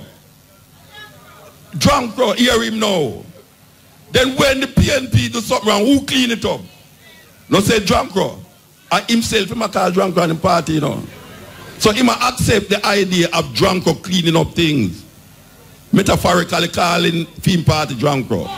No, me I say, where were they? Where were the other people now? Where were the other people? Because Muta, we have to play Nina. We have to go in the mindset of Nina Simone and ask, are we ready? No, how much talk? All right. them not do this thing, you know. I will keep coming back. What we must do now, the people who is interested in Marcus Garvey, if them not do what them supposed to do, and them keep go back and forth, this lady say she talking and she's a representative of parliament, so them now listen to she. What Muta Baruka and the people and other, what we must do? What is the action where you think we should have done? Just before you answer, as a politician. Just before you answer, Shiny, because this is urgent and there's a vehicle blocking the entrance. License number 4554 GF. Yeah, we have to tell some strong man to lift up the car. 4554 GF, you're blocking the entrance. It's urgent. You really do have to move immediately. That's you? All right, move. Okay. All right, Miss Shahini. You try. The cheers try. What you think we as the people now must do? Tell me. Maybe all of us should come together with one voice. I don't know if we need to go down to the site and make our voices be heard or go to the Jamaican National Heritage Trust. But we need to, I'm not saying to block road, let me be clear about that. But we need us, I need more people behind me. I need some more voices to help me. I'm one voice in Parliament. I talk for everybody in Northeast Centre. And I believe that something like Marcus Garvey, I'm talking Marcus Garvey's boyhood home, I'm talking for the entire Jamaica. And I believe that whoever can come on board and help to push the program forward should come on board and help it. Andrea has been doing her part. From time to time, she calls to find out what is happening. Shahini, we're sorry that we're gonna have to leave it here. But when we say leave it here, we mean this on-air conversation. But this conversation has to continue, and then we have to ask ourselves: are we ready, African people? Are we ready, African people? Is a question we have to ask ourselves. I think we are at that point, and we all have to look ourselves in the mirror and ask that question and answer it, what it is that we're ready for. Shiny Robinson, thank you very much. We will follow this up. We didn't know that the sale had begun and or the giving away, the gift granting had begun on the Roaring River property. We're learning that right here, right now. So it means that we have a job, yes, and that they have acquired it. Thank you. No, luncheon. A luncheon. Another luncheon. No, man. Them never have no music? No, man. Luncheon. Thank you very much. Thank you very much, Shahini. Thank you very much. We have, well, this is where we probably can just quickly tie this in with reparations, because the whole struggle and fight for liberation is tied closely and tightly woven with the struggle for reparations. Professor Vereen Shepherd, very good friend to the program, and sister in the struggle, vice chair of the National Reparations Commission, the National Commission on Reparations, and vice chair of the CARICOM Reparations Committee, will now be making a presentation in her capacity as chair of the National Commission of Reparations and vice chair of the CARICOM Reparations Commission. Professor Shepherd doesn't want to take the podium at all because this is not podium morning. All right, but Prof, I'm gonna look, morning, and thanks so much. Well, good. Well, morning, yes, morning. Welcome, everyone. Thanks for having me. Thank you, Running African, Kabu, Ma'at Keru, my brother Muta. Cutting Edge and Stepping Razor. Thank you. Yes, and thank you, and thank you, Talking History. That too. All right, Vereen, I know you have a presentation to make, and I don't know how you want to do that first, and then we have a conversation. Well, I really like the conversational style that you have been embarking on all morning. Where look for Mr. Famuta? You don't have no microphone. You see when my heart come out of my face. It looks so. No, hush.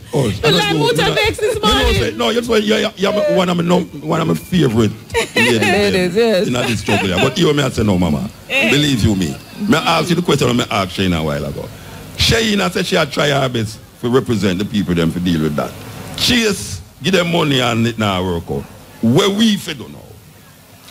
Let me tell you something. My view is that unless this becomes an issue that is so important to the people of Jamaica that they make it a political issue that will affect the campaign for election, nothing going to happen. So we have to take it. We have to. But in Jamaica, them not vote on issues. Well, we are because we don't hold them to that. For example, I would like to, between now and elections, talk to every, it's 63 now? 63 seats, right? I intend to speak to each person who is going to contest the election, ask them what is their view on reparation and repatriation as part of reparation. I want them to tell the people of Jamaica, not say it quietly or only at the United Nations. I want to ask them, what is your view, so that the people of Jamaica, and I think the media have a responsibility to hold politicians accountable, ask them, what is your manifesto? So that is the strategy that I would suggest, and the people of St. Anne's will have to also take a stand on this and ensure that what we want is what is going to be done. I think it's a disgrace that so many years after we bring back Marcus Garvey, bring back his body, reinter him in Jamaica, and we're going to have a big ceremony tomorrow in Heroes Park, right? We don't have a heritage site. The Minister of Culture will be there. Eh? The Minister of Culture will be there. I don't know, will be there today, Sunday, tomorrow, Monday. And it's not so much. We will see. Every year they go to Heroes Park and they are read. So you know, can't go to Muta tomorrow and they okay.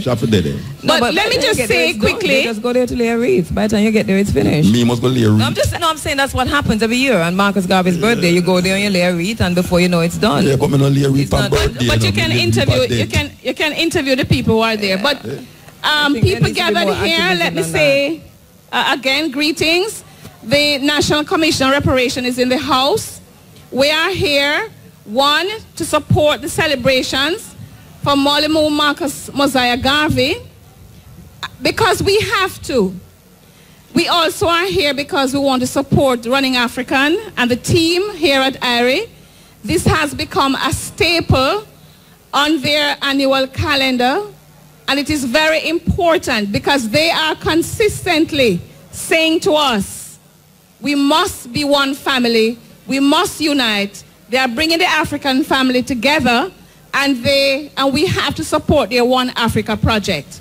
But One Africa is not going to become a reality until we stop the fragmentation, work together, and ensure that we know what we're working together for. What is our project? What do we want Jamaica to be?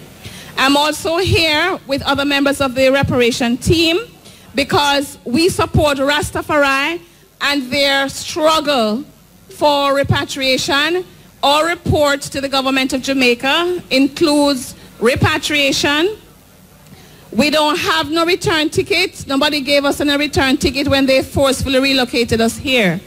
The Repatriate Justice Program calls for a financial package, not just for taking people who want to go back to Africa, because that will be deportation. We can't take people back and leave them at the airport, but for resettlement. And the Reparation Commission, in their call for justice, talks about a respectable package that will facilitate that. Other people who came to Jamaica, who were taken to Jamaica, got repatriation as a part of their program and their contract. African ancestors got nothing like that. And so we're here asking for our return ticket and resettlement package. And the Reparation Commission supports that. The Reparation Commission also supports reparation, internal reparation for wrongs committed against our own people. We cannot only ask and negotiate for external reparation. We have to have it right here. And that's why we have also included in our report reparation for the Coral Garden atrocity and other atrocities committed against our people. We are not people who only work on one project. We can work on many projects at the same time. And I want to say that we will never get any reparation settlement, which includes repatriation, apology, and all those other things that we're asking for, if we remain a fragmented people. Weak people will never get reparation, and that is why we have to unite. Nobody has respect for weak people who believe that repatriation, reparation are acts of begging. That's why our Cuban brother Jose Marti said, it is not an act of begging, it is a right, and that is what you should take away. So all I want to say as I leave you is up Up, you mighty race. Accomplish what you will. And as the young people will say, up, up. I also want to remind you that Marcus Messiah Garvey talks about history education, how important it is. One of the reasons we are so fragmented in Jamaica today is that we don't know, we have no bridge, no indigenous knowledge, no bridge of connection to the African continent. And I don't know why they don't want to teach that, about the great civilizations on the continent and where we're from. I don't know. I think maybe history education breeds revolutionary people and revolutionary minds. But you don't need formal history education to make sure that you are in touch and that you do what you have to do. So as I leave, I will just say, we see, like Marcus Garvey, a new Ethiopia, a new Africa, stretching her hands of influence throughout the world. One Africa. One nation. Thank you very much. Thank you very much, Professor Vereen Shepherd, Chair of the National Commission on Reparations and also Vice Chair of the CARICOM Commission on Reparations. Thank you so much, Professor Shepherd. Just before we go to Stephen Golding, who is coming to present on behalf of the UNIA, President General of the UNIA, Stephen Golding, just to say thanks once again to our sponsors as we broadcast live from the courtyard of Irie FM. Total Tools, Main Street, Oterea, Port Antonio, Portland, and Slipe Road, Kingston. Total Tools, we got the tools you need to get the job done. Better wheels, better service, better prices, better wheels. And Noranda Bauxite Company, marvelous water proven to prevent prostate infection and sinus, or is it prostatitis? Contact them at 536-1423. Also, Lifespan Water, Share the Life, Bullhead Mountain Spring Water, just natural. Pink's Fabric, Pink's a real fabric store. Radar, People, Land and Opportunity. Tingles Distributors, TNT Liquidators, home of 8 grand fridge. You didn't get that information, did you, Muta? On the fridge? No. Okay. The Jamaica National Agency for Accreditation, confirming competence, providing confidence in the marketplace. Monique College, your opportunity for success. The Lexus Pharmacy at Petcom Otereas, open every day, including public holidays. Island Dairies is Jamaica's best. Brown's Dry Cleaning, Laundry and Laundromat, Salt Spring Road and 36 Third Street, Montego Bay. We keep people clean.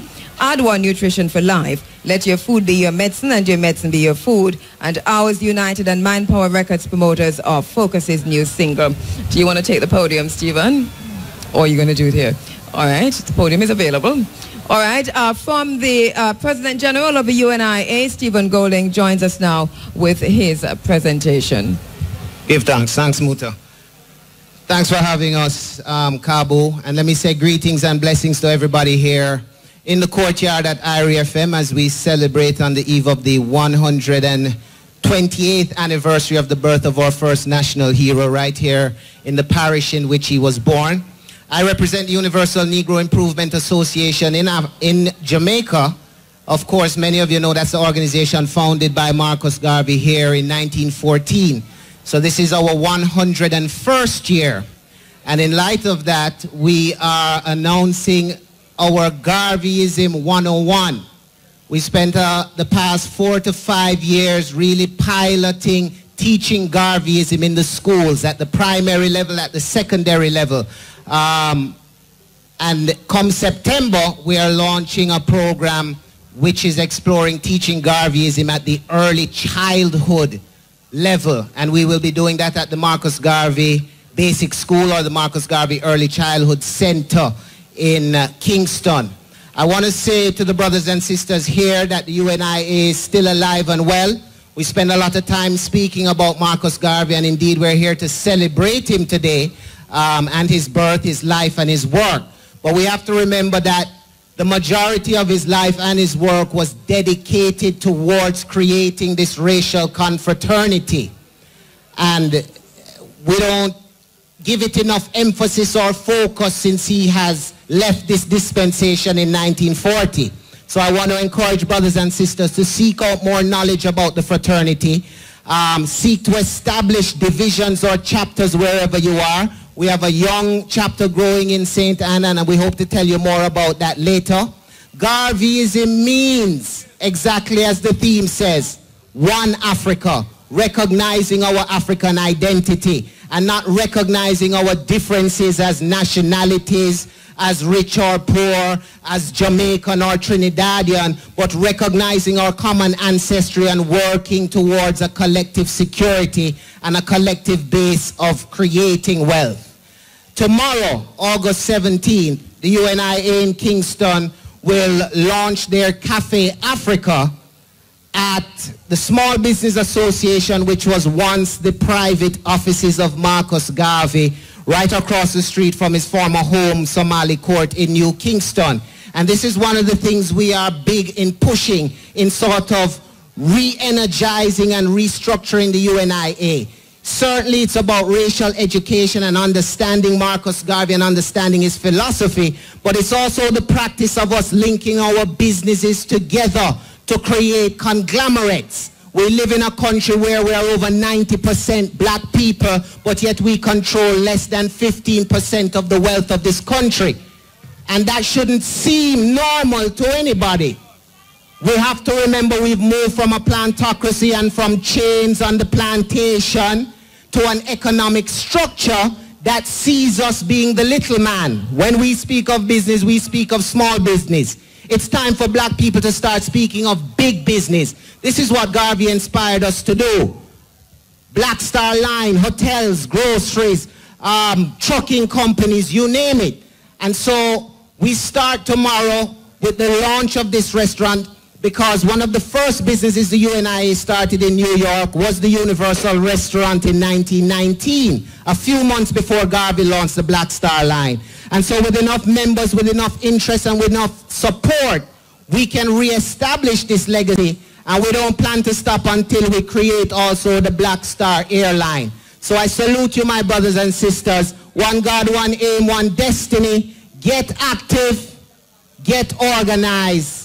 This is the true legacy of Marcus Garvey. Give thanks. One Africa, one nation. Thank you so much. Thank you so much, Stephen Goling, President General of the UNIA.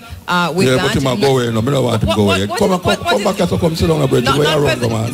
Oh, sorry. Yes. Yeah, man. You forgot. You're head of the UNIA. No, sorry, Muta. I thought that was my cue to exit. No, I was saying to Cabo. So you must don't talk now because ask some question. That's it. Go ahead. All right. No, just correct me, because you were saying that I'm giving you the Not President General. President. Who's the President General? The President General is Cleophas Miller, who is headquartered in Cleveland, Ohio. Okay. Let me ask you something now, because I didn't involve in the reasoning that's a while ago. As the head of the UNIA in Jamaica, tell me the move. What must we do now? Consider and say, the other places have exhausted their time when it comes on to the refurbishing or whatsoever you call it of Marcus Garvey place. What should we do now? To refurbish? No, what? All right. About his birthplace, yeah, about the birth site. Yeah, what should we do now? I don't know. That's really our purview, you know, Muta, because in doing those things, like I said before, it's not owned by the government, so it has to be acquired. Anybody who's going to do anything there has to purchase that property. We don't want to go through where we go through already. We know all of these things about legalities and this and this and that, but we're not seeing it getting anywhere. So me ask. No, you're asking me if we should block the road and attack the government for moving too slow? No, you know understand what me ask you what we should do. Me ask you, me not suggest what we should do. Me ask you, as the head of the UNIA, what should we do now? Man laugh. Let us find out what the status is with it right now, because I haven't heard. But we don't talk about the status a while ago with you, right? And so, and question them the gear thing. We don't hear all of them things already about, yes, the thing for sign it, so man took hole in the ground and it no work and this and that. We hear all of them things there. May I ask you, I'm the head of the UNIA in Jamaica. You is the head of the UNIA, Marcus Garvey movement, and it's Marcus Garvey place we are talking about. What should we do now to get the project going? Oh gosh, my way I ask me about something. They don't know what I ask about, man. Muta, I don't really get your question. Let me be honest with you. As the UNIA is not our priority and our focus is not necessarily the birthplace or places of Marcus Garvey. Even the Liberty Hall in Kingston is owned and operated by the government. Heritage sites are controlled and operated by government. Government is supposed to be representative of the people. Yes. The people want to see something happening at Marcus Garvey's birthplace. And successive governments have announced that things are going to happen. And it's not happening. So what should we do now? First, we need to really understand why it is not happening. Yeah, but we understand why it happened already. We don't explain that a while ago, man. The persons who are living at the birthplace, right? Yeah. What are they willing to do? What who willing right? to do? And in terms of identifying, government move people off of them land every day. No, and these people might very well be in the audience. We have had many government move people off of them land every day. Always people don't want to move. Muta, we are talking about Africans who are living in that place. And hang on. And we are talking about our brothers and sisters who are living there, who have claimed it, whether it is by blood or otherwise. Now, we have had many interviews with them over the years, and they have said what they are willing to do. They have also had interviews with the government, and they have told the government what they are willing to do.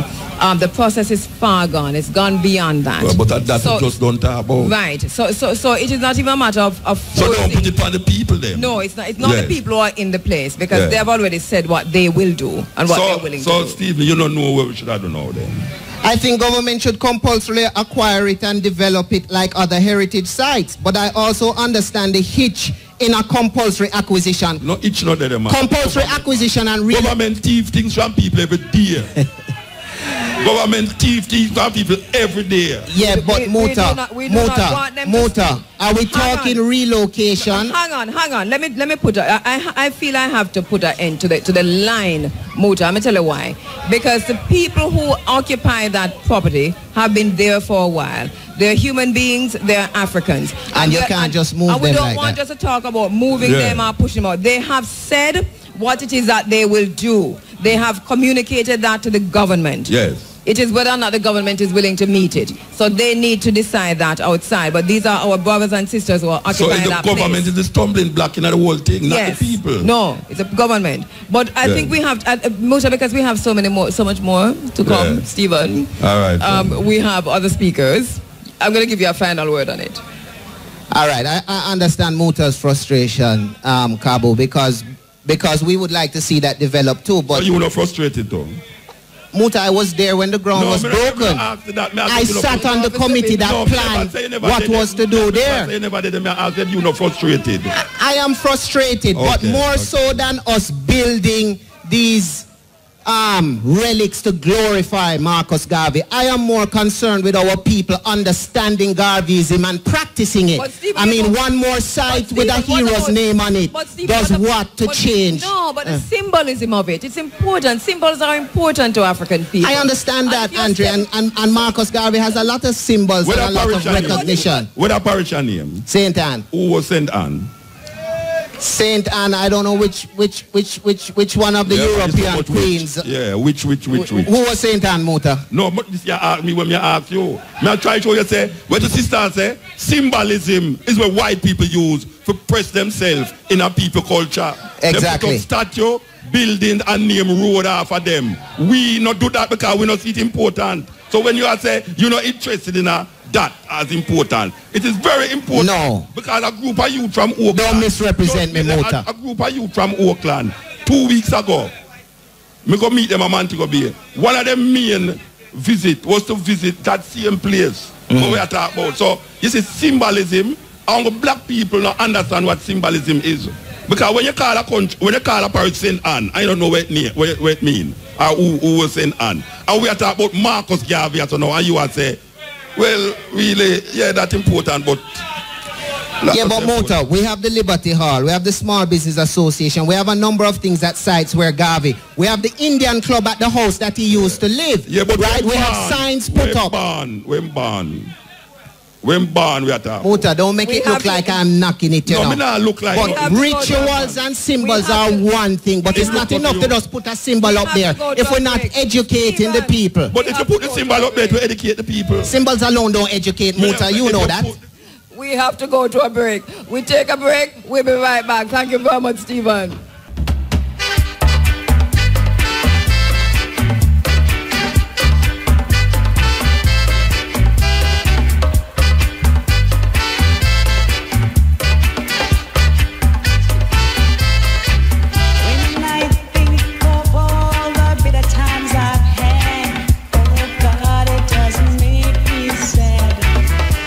All right, you're inside of the our very special tribute to Mwalimu Marcus Messiah Garvey. Very heated conversation, but I think that we need a bit of that passion, because here we are, Muta, at a place where we sometimes it is not that we didn't know we were there, but when it is articulated by those in the know, then it becomes even. I'm sorry to be so naive with this conversation we are going on a while ago, but maybe it's because it's being naive why I react so. And I think it's a good reaction. Yes. And I apologize for the reaction. No, I wouldn't. No, you have no need to. Sometimes you have to react certain way. Because really and truly, when I hear is the same thing we are talking about continuously. And we are asked what the people are going to do. And we've come back to the very same place. What we are going to do? What we really are going to do? That is why, you see, that's the thing. That's the theme for this, and you're saying it to me off air. We're talking about black power, and what does black power mean? And I go right back to the feature that you play, and we go right back to Amos Wilson, and we go right back to Marcus Garvey, and we come right forward to Omali Yeshitela, and we could go around and around. But it is what it is. What do we mean when we talk about, whether we say African power, as Tekla reminds us to say, or black power? What does that mean? Is that just a slogan? We're talking about economic power, political power, social power, and military power. John Henry Clark said, powerful people will never educate powerless people in what it means to take the power away from them. Because the aim of powerful people is to stay powerful by any means necessary. And we, understanding that, know that we have to become powerful also by any means necessary. Any means necessary, yes. And that is why military power is important. We're joined on an economic power. We're joined on the stage. Thank you so much. The colonels have come in from far. Moortown. Okay, which one is the Moortown? Moortown, man. Colonel Sterling is here from Moortown. Colonel Farron Williams from Akompong. Thank you so much for coming in. And this is our brother Colonel from Flagstaff Maroons in Trelawney, Trelawney Town Maroons. You're not a colonel, but you're representing the Trelawney Town Maroons. Chief, right? Michael Grizzle from the Trelawney Town Maroons. And they're really here. They're going to be also making a presentation. And we'll start with you, Mike. Oh, you wanted to say something to them before? No. All right, we'll start with you, Michael Grizzle, because I know we have your seated like that, but since it's going this way all morning, we'll just continue with it. But you have a few minutes, a minute or so. A blessed love. We still bring you greetings still, and it's a great day today for us from Trelawney Town to be here. Up. Yeah, because I know my. It's not his microphone. I don't think so. It's my fault that. Can we get the engineers to I don't think it's my fault the audience to hear the speakers? Radio, but you're not accompanying the sound out there. Yeah, we're on the radio, but not on the speaker boxes. Is that better? Is that any better for us? It's kind of a little bit low, but yeah. Because sometimes we have to hear it from a different perspective of what Maroon is and how we take it away. You know what I mean? With how we're creating the unity and everything. And from we, the Trelawney Town Maroons, who the last in the islands of history. Yeah, and no one never did see us. You know what I mean? All right, can we get the engineers? Blessed love. Mr. Yes. Wisdom or somebody, can you help Rastafari. Yeah, because this today mean a lot to us to be here to celebrate with the RFM crew and the family, the running African family. Because we say that the legacy that Marcus Garvey has left with us and how we from the Town Maroons see the whole aspect of how we have been separated and the propaganda that has been spread as to how the treaty that did go with the Maroons. And they try to split the people by looking at the Maroons as if the Maroons were just capturing the enslaved Africans. Within we Maroons are actually the ones who actually formed the government, and yet still them take away the Town Maroons back in 1795 and send us to Canada and then to Sierra Leone in Africa. But our ancestors returned, the same contingency of those Town Maroons returned to Jamaica and resettled this town that we now rekindling, the town that we call Flagstaff, yes? And this town is actually at the edge of Trelawney in St. James, which is a brother to a compound town, yes? And we within that town realize the legacy that Marcus Garvey still left with us of being self-reliant, of how we are farming entrepreneurship within our community and doing certain things on our own without any form of governmental agency involved in what we're doing. Yeah? We actually see that right now we have to be in a most way of moving forward with this legacy that Marcus Garvey left with us of this self-reliance and this connection to Africa. Because we have to understand that Maroon communities were not formed because some slaves come on a ship and run off in the mountain and hide from the British. No! We come out of the Nile Valley, come through the Saharan Desert. We built ancient Egypt, and the same people who created the astrolabe and the compass and knows of the earth round. In 1492, when Christopher Columbus left Spain, them said Europeans said the earth flat. And the same Moors, them who rule Spain, sail the ship come down as Seville. That's why Seville named Seville, because the last place in Spain that the British Ferdinand and Isabel reduced to rubbles and set back the earth 500 years. They named Seville the Nueva. We within Trelawney town, I see the real history and I connect it and I understand, say yes, we are one people and we are Africans, we are not just Maroon. We want to get rid of the name Maroon and start talking, so we are Ashanti, Koromanti. We have to bring back the legacy and know, so we have to identify with Africa and not just come to Jamaica for say, we did assist the British. Yeah? We give ISIS to Paul Bogle, we give ISIS to Chief Taki, we give ISIS to all of the ancestors that move forefront from we till now, for understand that we as a people can uplift ourselves if we unite as a force. We have to be one. We can't have a discrepancy between whether Maroon or Rasta. The Trelawney Town Maroons are here today to establish a link between the Rastafari community and Maroons. For understand, sir, we are the indigenous people. And 1991, when the indigenous people convention gone, them said the land must go back to the indigenous people, so they can't call we squatters. They have to know that the land of Jamaica is for the people. And we have to unite to move forward. Rastafari and blessed love. Wow, very powerful, very powerful. Thank you very much, representing the Flagstaff Maroons here on Unity. Thank you so much, Brother Michael Grizzle. And now Colonel Ferron of the Akompong Maroons, who have come with the 30 drums of Akompong from Ghana. But first of all, making his presentation. Go ahead, Colonel. Let me say, well, good morning to Raiderland, and how happy I am to be in this celebration for our first national hero of Jamaica. As the saying say, Africa for one and all.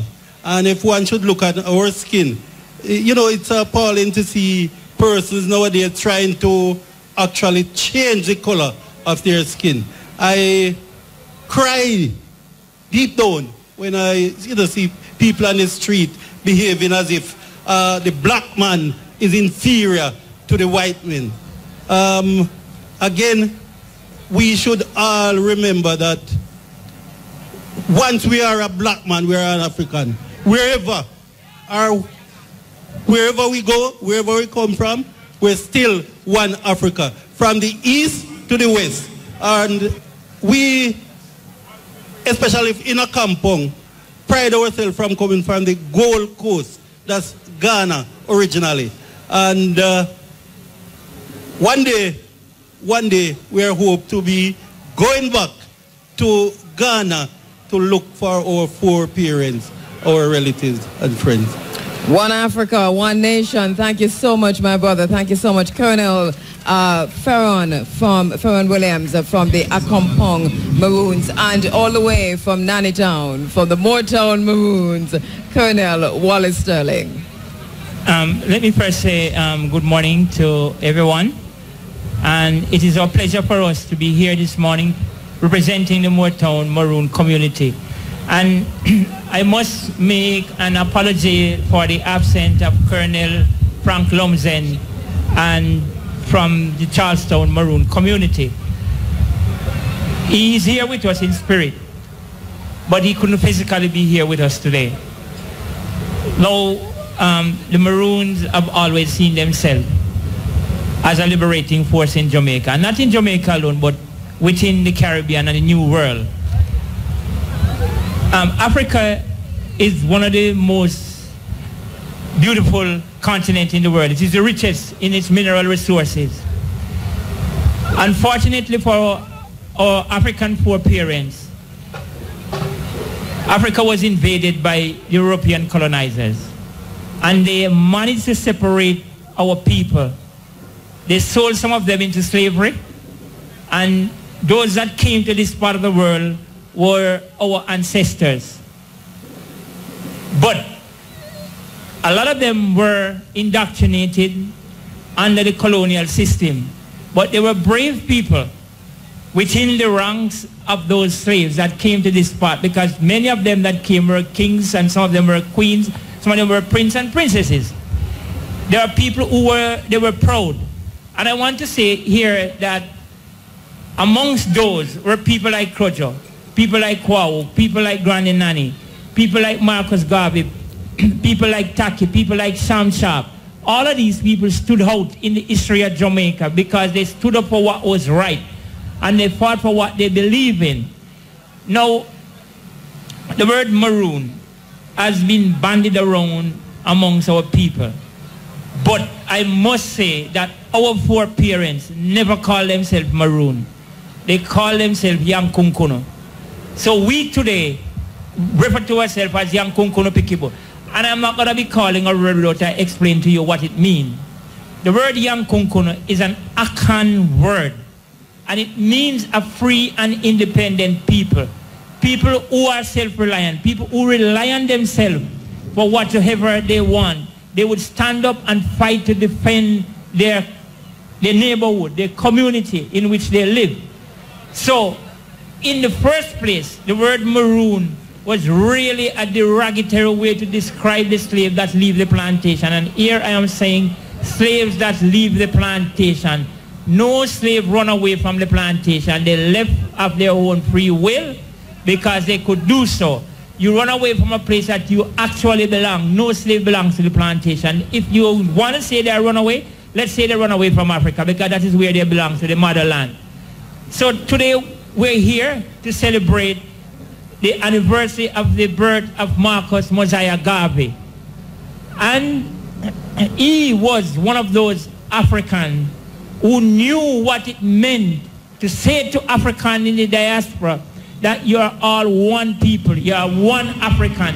And when we unite as a people, as African, then we will be able to regain that which is rightly ours.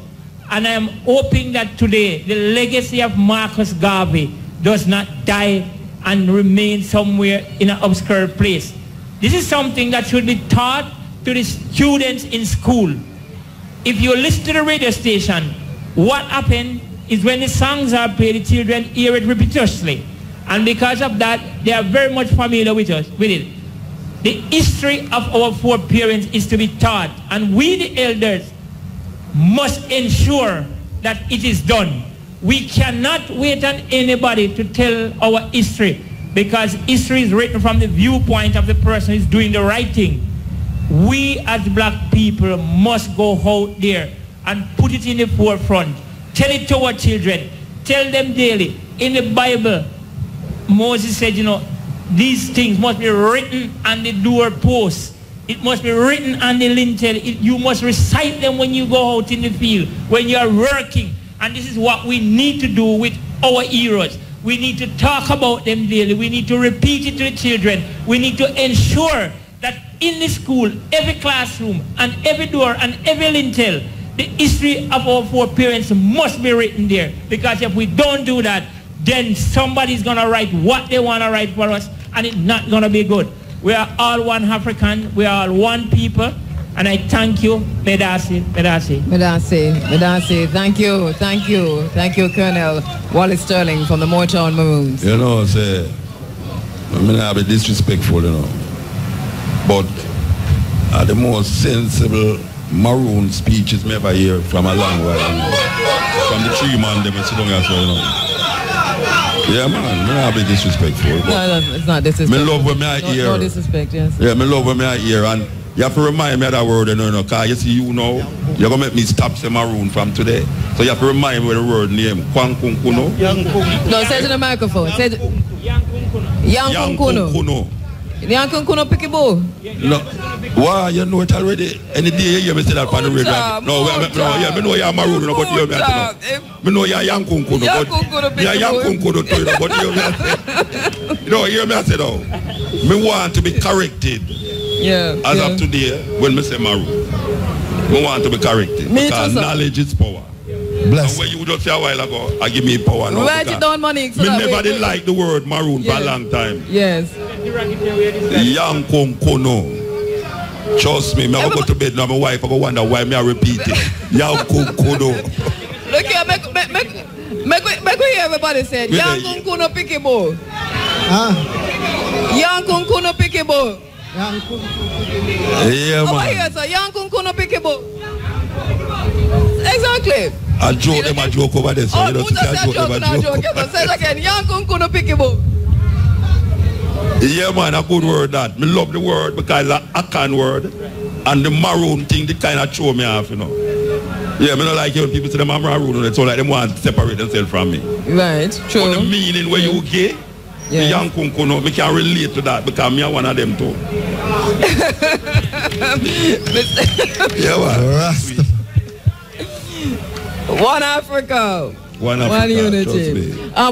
We're gonna hear more from the Yankee Kinapukabo later on because we have groups. 30 drums from Ghana will be here with their compound group, and Colonel Wallace, your group will be doing. Yeah, man. We will be singing at. As we say in Maroon parlance, we'll be Tinya printing, and we're going Platfoot too. No, say that again. Tinya printing. We're going to play the drums and we're going to dance as well. Tinya printing on Platfoot. Well, that's going to happen a little while. You look like Gully Bop, you know. You look like Gully Bop, I believe you. Or whatever you Gully Bop, I deliberately bite out the bone teeth then. No, it's a serious thing. The young Kunkuno Pikibo, I want serious word. Yes. Stuck it. But my Virginia, you look like a Ghanaian chief when I meet down so already. Colonel Williams. Believe you me, Colonel Williams. Talking the microphone, Colonel. The man look like, like him just come on the boat a while ago. Hope to go there. Yes. Hope never go there yet? No. One colonel from a compound went there. Meridi Road. We were there together. Yes. Right now, that's where the drums are from. Yes. One of our young warriors, a Rastafarian too, from a compound. Yeah. He went to Ghana. Yeah. He's an international artist. Yeah. And worldwide, travel worldwide. And in fact, he spent over 2 million to acquire these drums from Ghana. Wow. And he brought people from Ghana to play them, to come and train our people here. That sounds sweet. That sounds sweet. And those drums are here today. And those who are trained will be here. Will be here to play today. All right, let me ask you a question now. Anyone out there them can answer me. Why is it that Arabic words is in the Coromante language or the language of the Yankunkunu them? Why is it that you have Arabic word in it? Like salam alaikum and all them thing there? Or that reach there? Well, one should remember that we have different tribes in Africa. Yeah. Different we have nations. The Ashanti, the Karamanti, the Congolese, and the etc. Tribes. Now, former years they usually hide something from each other, and even now we in Jamaica are still practicing to hide things from people, because one should remember, Muta, if you want to hide something from us, put it in writing. Yeah, but that may still, you know. Salam alaikum is a Arabic word, it's an Arabic greeting. Okay. And it looks strange for hear the young Kunkunu people say Salam alaikum. So there must be somewhere coming across the Atlantic Ocean where Islam and Akan, Karamanti did clash. So how it reaching the language itself? Is it because of the influence of Arab on the West Coast? With my opinion, to Brother Muta, I think with the influence of Islam and the taking over the north and from the north and West Africa, from Morocco come down, of Arabs, I think that influence. The language. The Arabic language. And we must also remember that the Arabs were deeply involved in the enslavement of Africans. I think even on the Moorish, part of it, that with Spain and Moors and so forth, that I think Moors were not just Arabic, you had Christian Moors. No, but the Moors were not Arabs. No. They were Islam, Muslims. They were Muslims. You know what I mean? So out of that Muslim experience come that kind of a salam alaikum and that kind of a vibe. Dr. Afros has done some serious research on that, and I think I know Dr. Afros, Sultana Afros has written widely on it, and I think that's where you're going to go. Go ahead, Colonel. Yes. No, I wanted to say that we must remember that our foreparents, by and large, came from Africa. And during the time that they came over, the Islamic influence, right, was very much in part of Africa. Widespread, right? It was widespread. So what you find happening is that our foreparents coming here, living together, they came from different African tribal background with different religious beliefs and customs and practices. But one of the Arabic greeting, like you say, that remain with us even today is the way you greet somebody, right? That is one of the way of greeting. There are other ways of greeting that is non-Arabic, right? Right. So you got to look at it that some of them would have had some sort of Christian influence as well. But by and large, a lot of them had some Islamic influence. Yeah. And that is part of what, you know, that is a retention of it. Yes, and in the greeting. I think Dr. Afros has also pointed to in her writings that there's a language and there are also practices. There are some practices that we see the retention in some of the community. I don't know if we have time, but one of the things where you can realize in Aito, when them say Africans sell out Africans in Africa, is that you have some black people in Africa who never see themselves as African, but them see themselves as Muslims. So when a man say he's a Muslim, you know, him say everybody is infidel.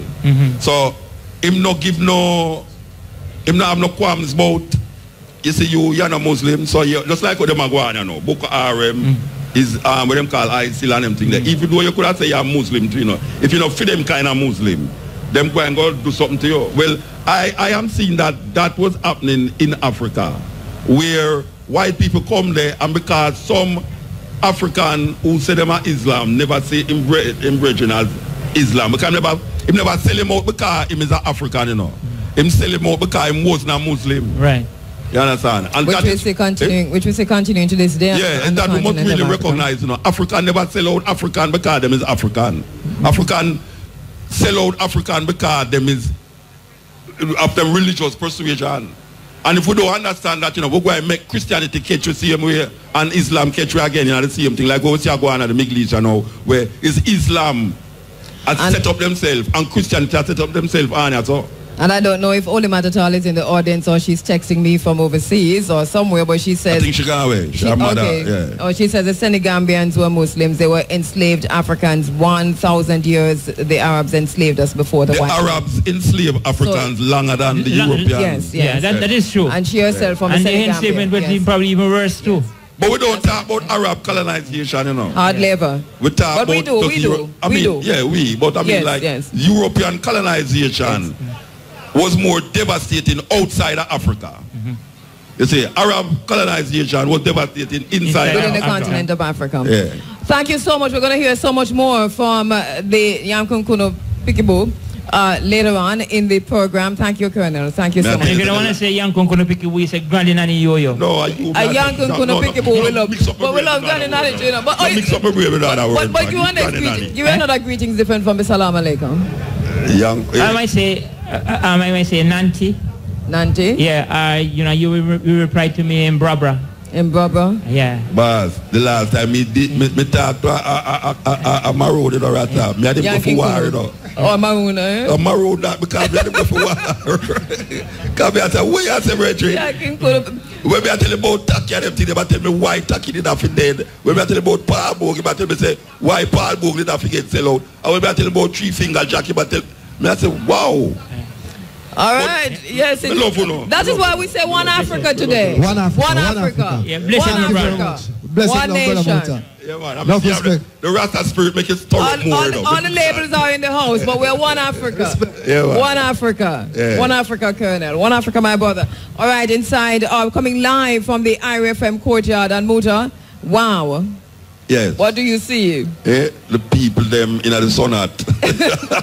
We apologize, it's burning us. You can't apologize for the sun. No, me apologize for it burning. If no me said burning us too. Well, if them can't take the sun, you can't just imagine them can't take the father. Well, there you go. Because the son and the father are supposed to be one, you know. There you go. All right, just to quickly thank the sponsors once again who have made this event possible. Muta, I'm giving you this paper because I want you to help me to read it. I have the paper. All right. Money College. Why the paper going on my bag, you know. Okay, Money College, your opportunity for success. The Lexus Pharmacy at Petcom Outreas open every day, including public holidays, and both Money College and the Lexus Pharmacy here on the ground. As a matter of fact, most of the sponsors that we're calling today are actually here with their tents. Island Dairies is Jamaica's best. Brown's Dry Cleaning, Laundry and Laundromat, Salt Spring Road and 36 Church Street in Montego Bay. We keep people clean. Add One Nutrition for Life. Let your food be your medicine and your medicine be your food. Ours United and Mind Power Records promotion of, what you call the word? Focus. Focus is. Cross on the page. It's a new word. Put page for F. Focus new single. Total Tools, Main Street, Ocho Road, Port Antonio, Portland, and Slive Road, Kingston. Total Tools. We got the tools you need to get the job done. Better wheels, better service, better prices, better wheels.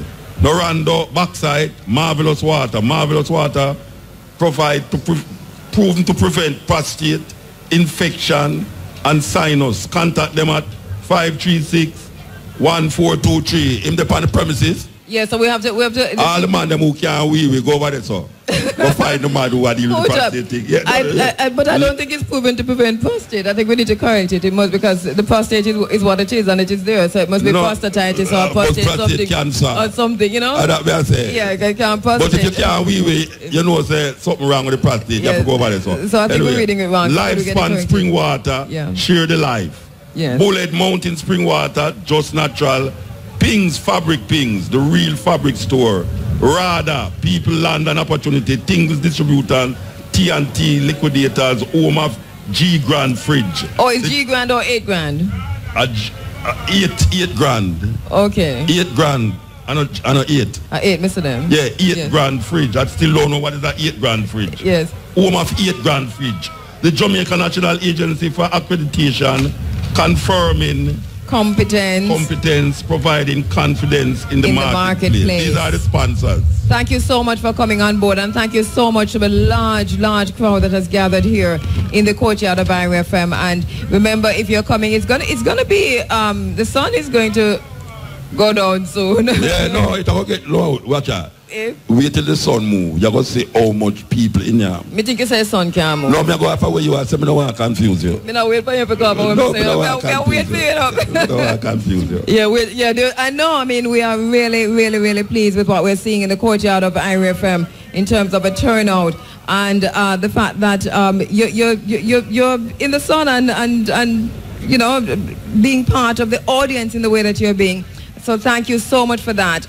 We ask for those persons who are coming still, you know, put a hat on your head, put on some lotion, sun lotion if you have it, because the time is hot. And rehydrate yourself. We have water, we have bullet water, we have lifespan water, we have marvelous water. Government supposed to vex because we have more water down here than what them have in the dam. And you know, Muta has said that if we lose the Roaring River, if more we water lose the Roaring River watershed, what will happen to the Garden Parish and what will happen to Jamaica? We have to stand up for something or fall for anything. And the drunk of them will eat way. Yes. Yeah. Prince Steve and the Sons of Thunder. Yeah, On the Prince stage. Steve is a man from Montego Bay way. Anytime the man you play a job, you must move, you know. If you don't move, you need to go to the marg. All right, just about 6 minutes after 11 o'clock, Prince Steve taking the stage now. Muta, you know, Aris Lacham is here. Oh? Yeah, no, I mean, don't forget that. You think me forget that? I'm still going to be a thick man. No, because you're a fruitarian. No, let him eat up there. Let him eat up there. I know. And we wanted to mention... Yeah, go ahead, Muta. No, me just say that talk about Prince Steve. Say, when time the man played for a long time, you know the man played drum a man to go be. People don't know, say, y'all eat fire too, you know, Prince Steve. People don't know that, you know. A long time Prince Steve eat fire, you know. And the first man, me see fire, you know. Believe you me, you know. Because I never know about North Coast until I see the man. The audience says them feel the heat. Prince Steve saw them eat fire, the audience says them feel the heat. No, the man eat fire different from other people. Wow. I think we're losing everything right now. It is so the breeze they have to cool down. Well, it's a contradiction. I mean, yeah, man, it's windy. Thank you so much. Thank you so much. Once again, welcome to our listeners, our viewers. Prince Steve, we're going to beat that story. At irfm.net. And to those of our special listeners on whonews.com on the 107s, 107.1 all the way to 107.9. Also on your mobile apps, your IRFM mobile apps. Check it out. Check out the IRFM website and you'll see how you can get to the mobile apps. Thank you so much for joining us. You should have tell the people about some of the listeners them were down there. So what them I said to you on your, what you call it, what's up, on the social media. You know why I'm not reading? Because of the sun, I'm not able to see. I'm not seeing the screen, but I'll read later when the sun goes down. When the sun goes down. Yes, exactly. All right. Amina Blackwood Meeks, our sister Amina Blackwood Meeks, will be taking the second segment of the program shortly when we go into other cultural performances. And the third segment, our sister Dennis Isis Miller, along with DJ Bones, will be taking the third segment. We are going through until 9 o'clock. Yeah, we're going to be here. 9 o'clock, you say. I know I should say 9. Yeah. Well, you're leaving at 9? I don't know. You know, you're planning. You want me to leave at 9? No, but why you leave at 12? We are going after that. Well, we don't see. I push in a bag, you told government. We see. You told government, I tell people push in a bag. We see, man. You trust me, man. Trust me. All right. Prince Tiba and the Sons of Thunder live on stage right now in the courtyard of Irie FM. Prince Tiba and the Sons of Thunder.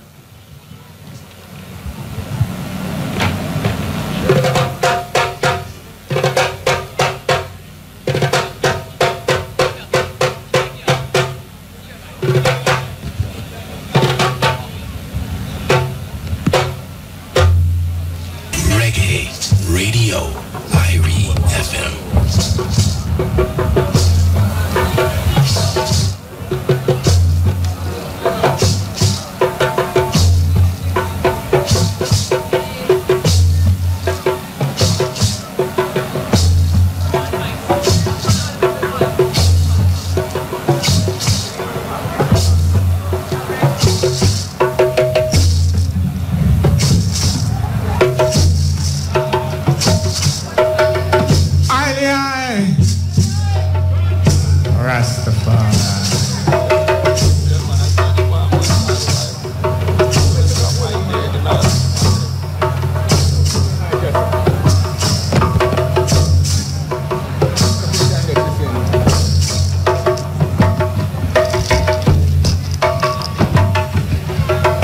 ancient Rastaman, the ancient chant of the Ayabingi.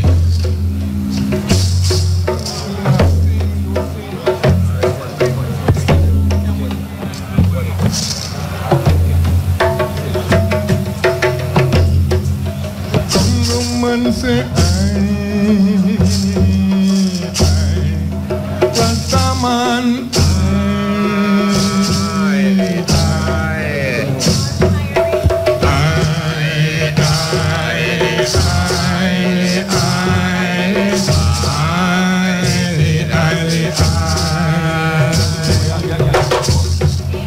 Ancient man say I am being the man.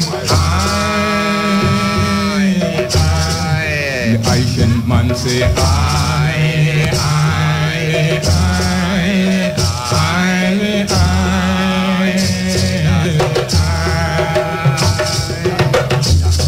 Congo man say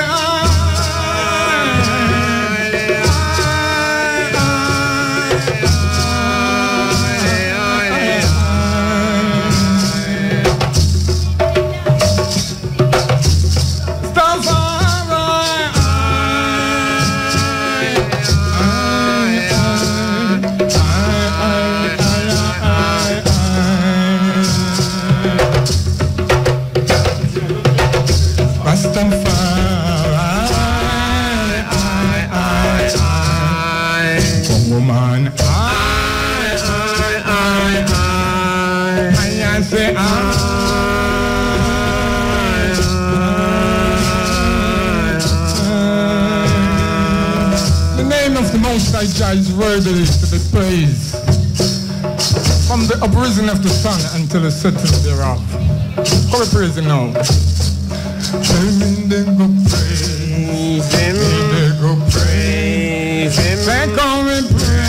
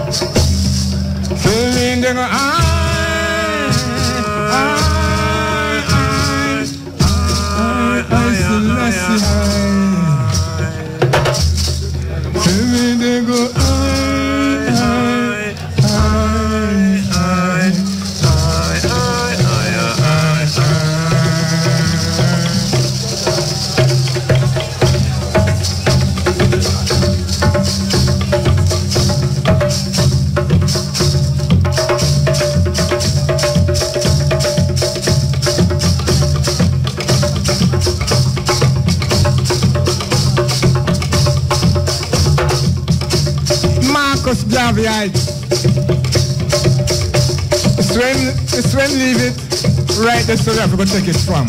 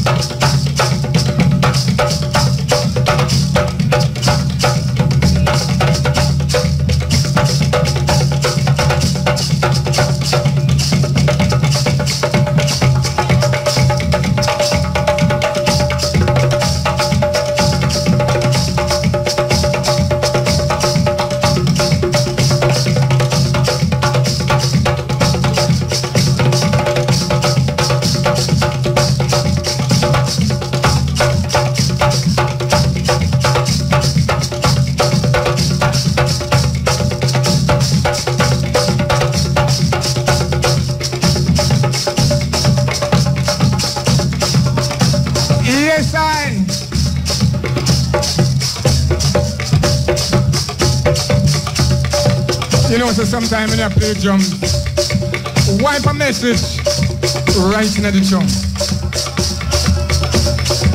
Alright. This is the man from the left, yeah? Golden Nights. Right now I want all his fans and everyone know that we will not be able to see you today, but you have something special.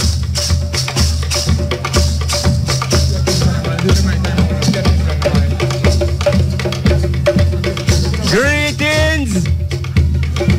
Give thanks to all who there, because all who there when happy there, but hear what I say, all when they are, say them still there. Hey, you see I and Irie FM, now in them. You see I and Irie FM, now have nothing to do with them. Look on them good if you see I in them. I is in him. So don't take I and him like them and those. Them and those just like to pose. But I and him treading hard and tough. In our name, Brandy Crocus. Nah, look no fight. Nah, look no fuss. I no care who come last, from who come first.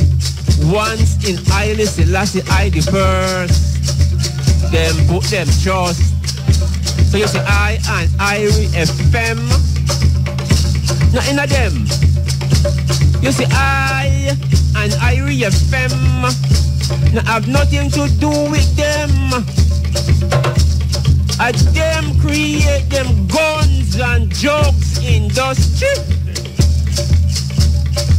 Because it's used up by them super stars and them who working for them fame to turn them brothers and sisters in a dub.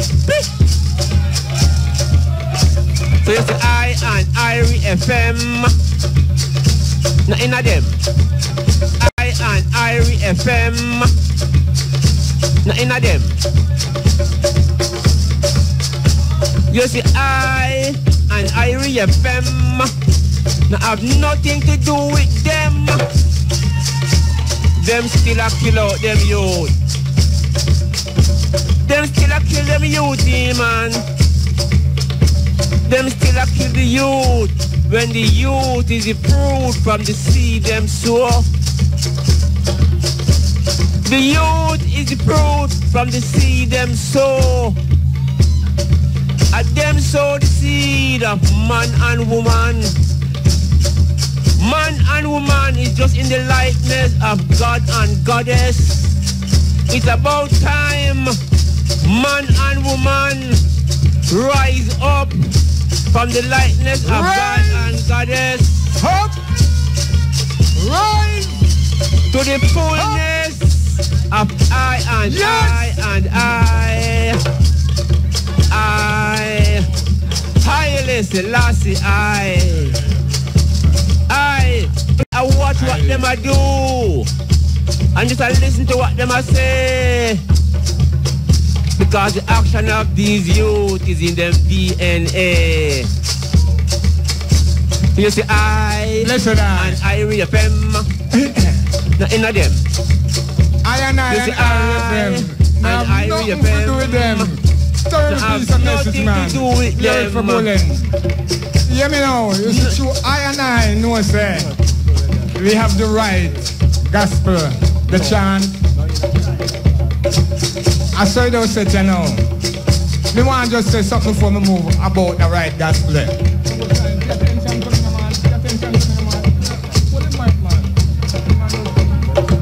Very slow. Cut it down, go then.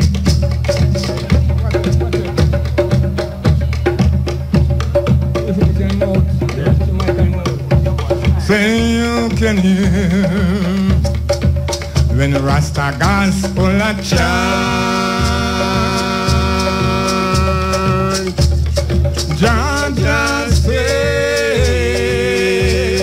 Jah say. Say you can hear King Selassie gospel a chant. The Rastaman I say, what King Selassie I say. Why say virgin? He say you can't hitch, now go wrong. The victory song of His Majesty. I'm power.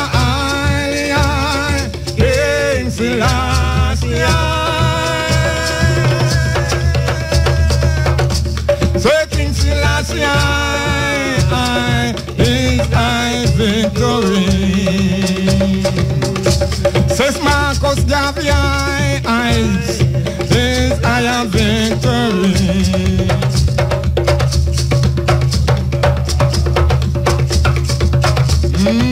You can hear, yes I am, when Rasta gospel a chant. I am man say, Jah say. Say you can hear King Selassie I gospel a chant. The Rasta man I say, what King Selassie I say. What the King say? Tell me, no man. He say you can't itch, now go around. This victory song of His Majesty. I'm para alien King Selassie. Say King Selassie, thy victory. I listen to this man here, him call him Bongo Shine. When him come on stage and talk, I tell him to not talk, man. So him talk, two. Alright, make the drum talk, no man. Make the drum talk. So, me not have nothing more to say, no, because what? You see the drums? Make it say the rest. Make it say the rest. Praise Him in the morning, praise Him in the evening, praise Him at noon. Yeah, man.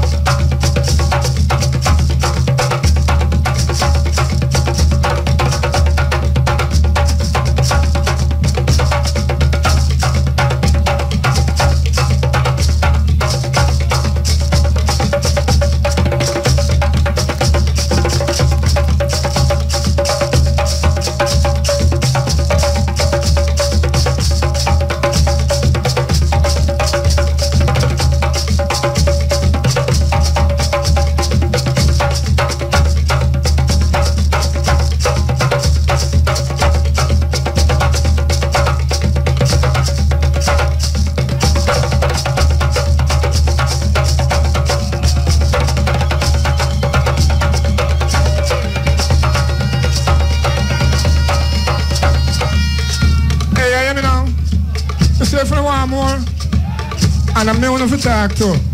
Love you, no?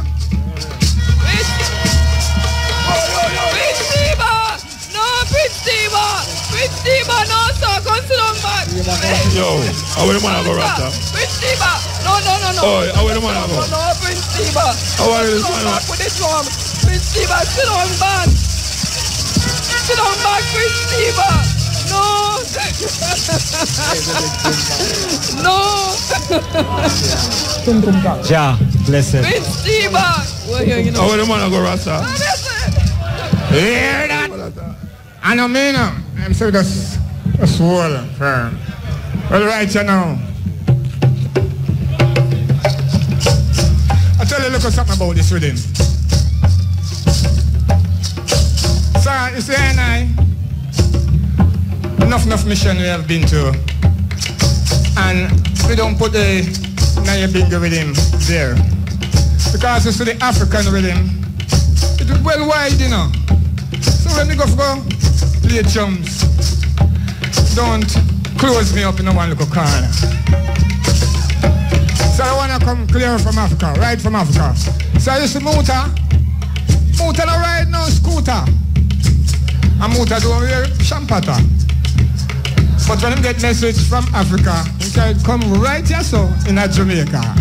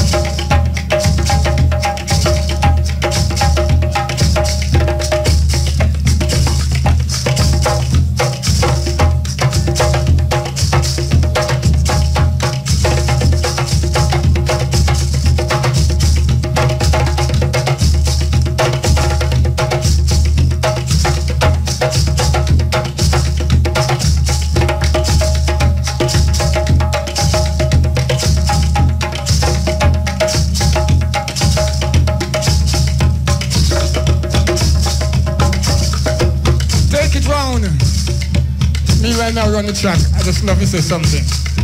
So I say Leonard P. Owell from up there, from up the line. Yes, I give thanks for them birds in there. And when him just come to Jamaica with this great message, think we know about Nyabinga drum. Them play some kind of drum, you want just Irie know say Africa drum dance. So, sometime when me Irie, we just play some drums, man. You hear me now?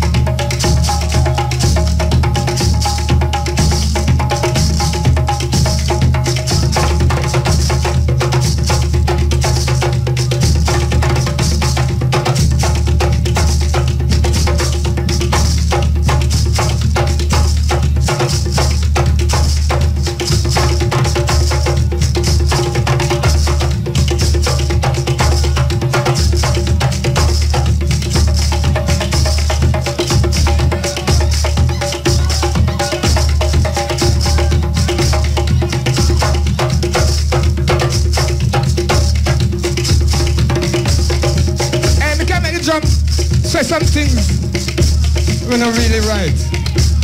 You want to hear it?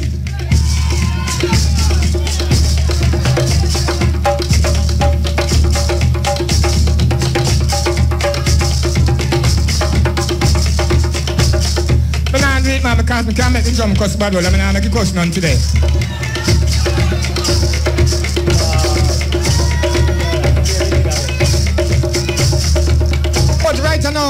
black people, we don't make we hear so hard. And you know what? Actually we can't chant. So you're the chanter now. It will make you can't chant when you listen. The Congo man say, why you just worry when you can chant? Say you don't go chant Rastafari and travel leads the way.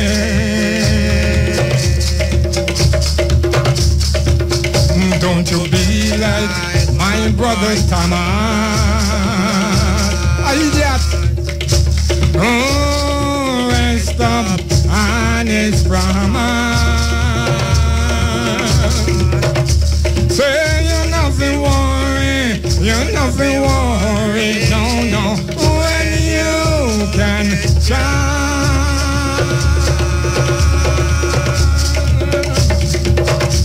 And the Rastaman say, why you just worry?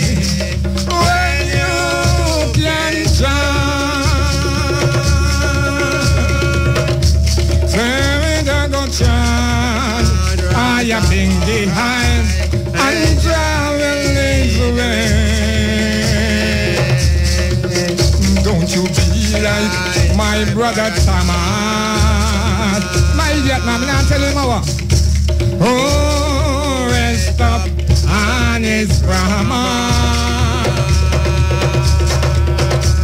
Say you're nothing worry, me not go worry. Casa. When you can shine.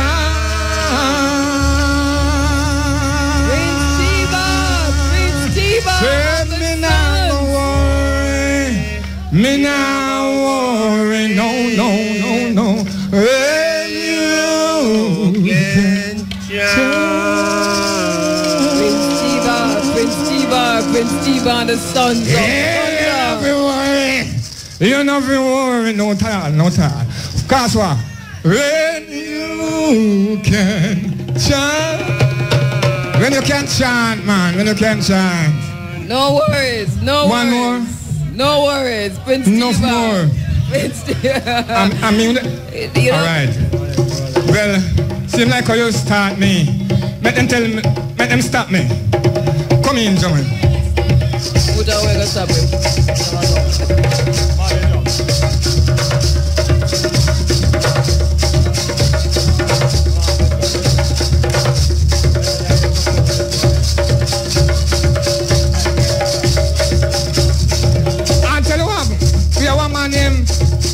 Jaman.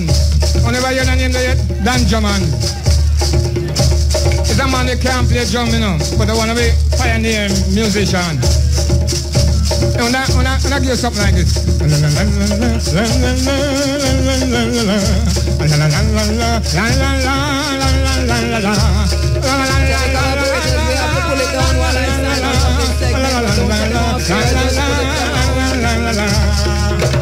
Yeah, we pull it down so I can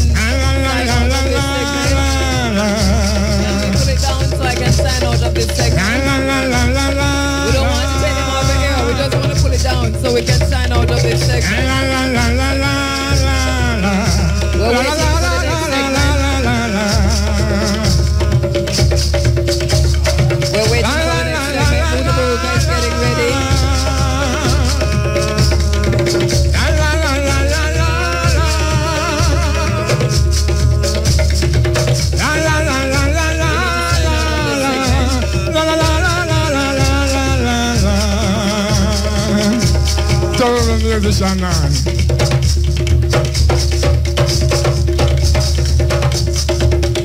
Marcus Garvey never stopped preach and teach and tell black people how to live. Sign out of this segment. Love and joy. Unify yourself. That's the only way I broke down the wall of Babylon.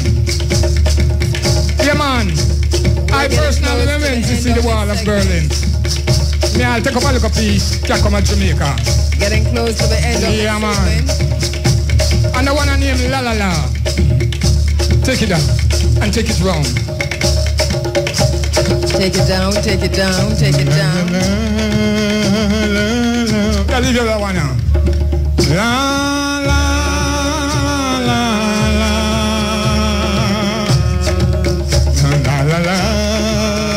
La, la, la, la, la. La, la, la, la, la.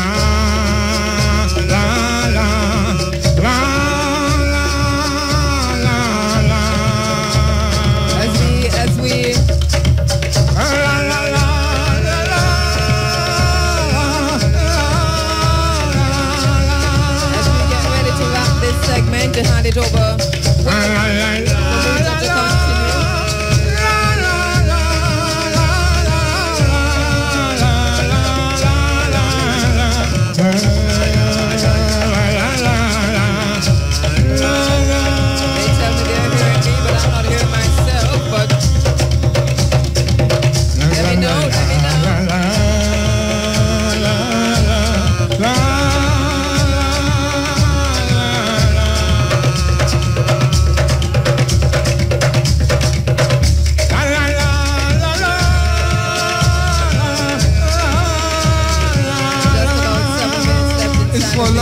For joy.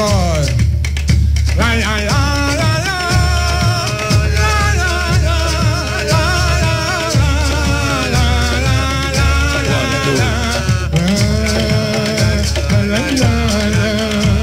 Just about. I'm hearing you, Muta. Thank you very much, Prince Tiba. I'm hearing you, Muta. So you know some crowd meet till tomorrow. You know some crowd meet till tomorrow. Give thanks. Thank you so much. Yes, Tiba. No, may I tell you, if you never move a while ago, you need to go see the mark. Yeah, you need to go to the mark if you never move a while ago, man. The man can't brethren. No, may I tell you, hey, you know, say when I first go to Mobile, the man here with me, I play drum. I never know some man could have hit fire until I see that man here, you know, that. But this is that drumming thing that we have there. Believe you me.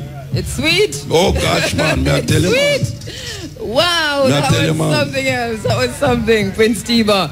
And the Sons of Thunder. Wow! Really enjoy that. I sit on the rhythm like a lizard on the limb. Listen, I watch you, man, I get tired. Because I look for the baby, I get tired. It's nice, it's nice, it's nice. Okay, thank you so much, Prince Tiba and the Sons of Thunder.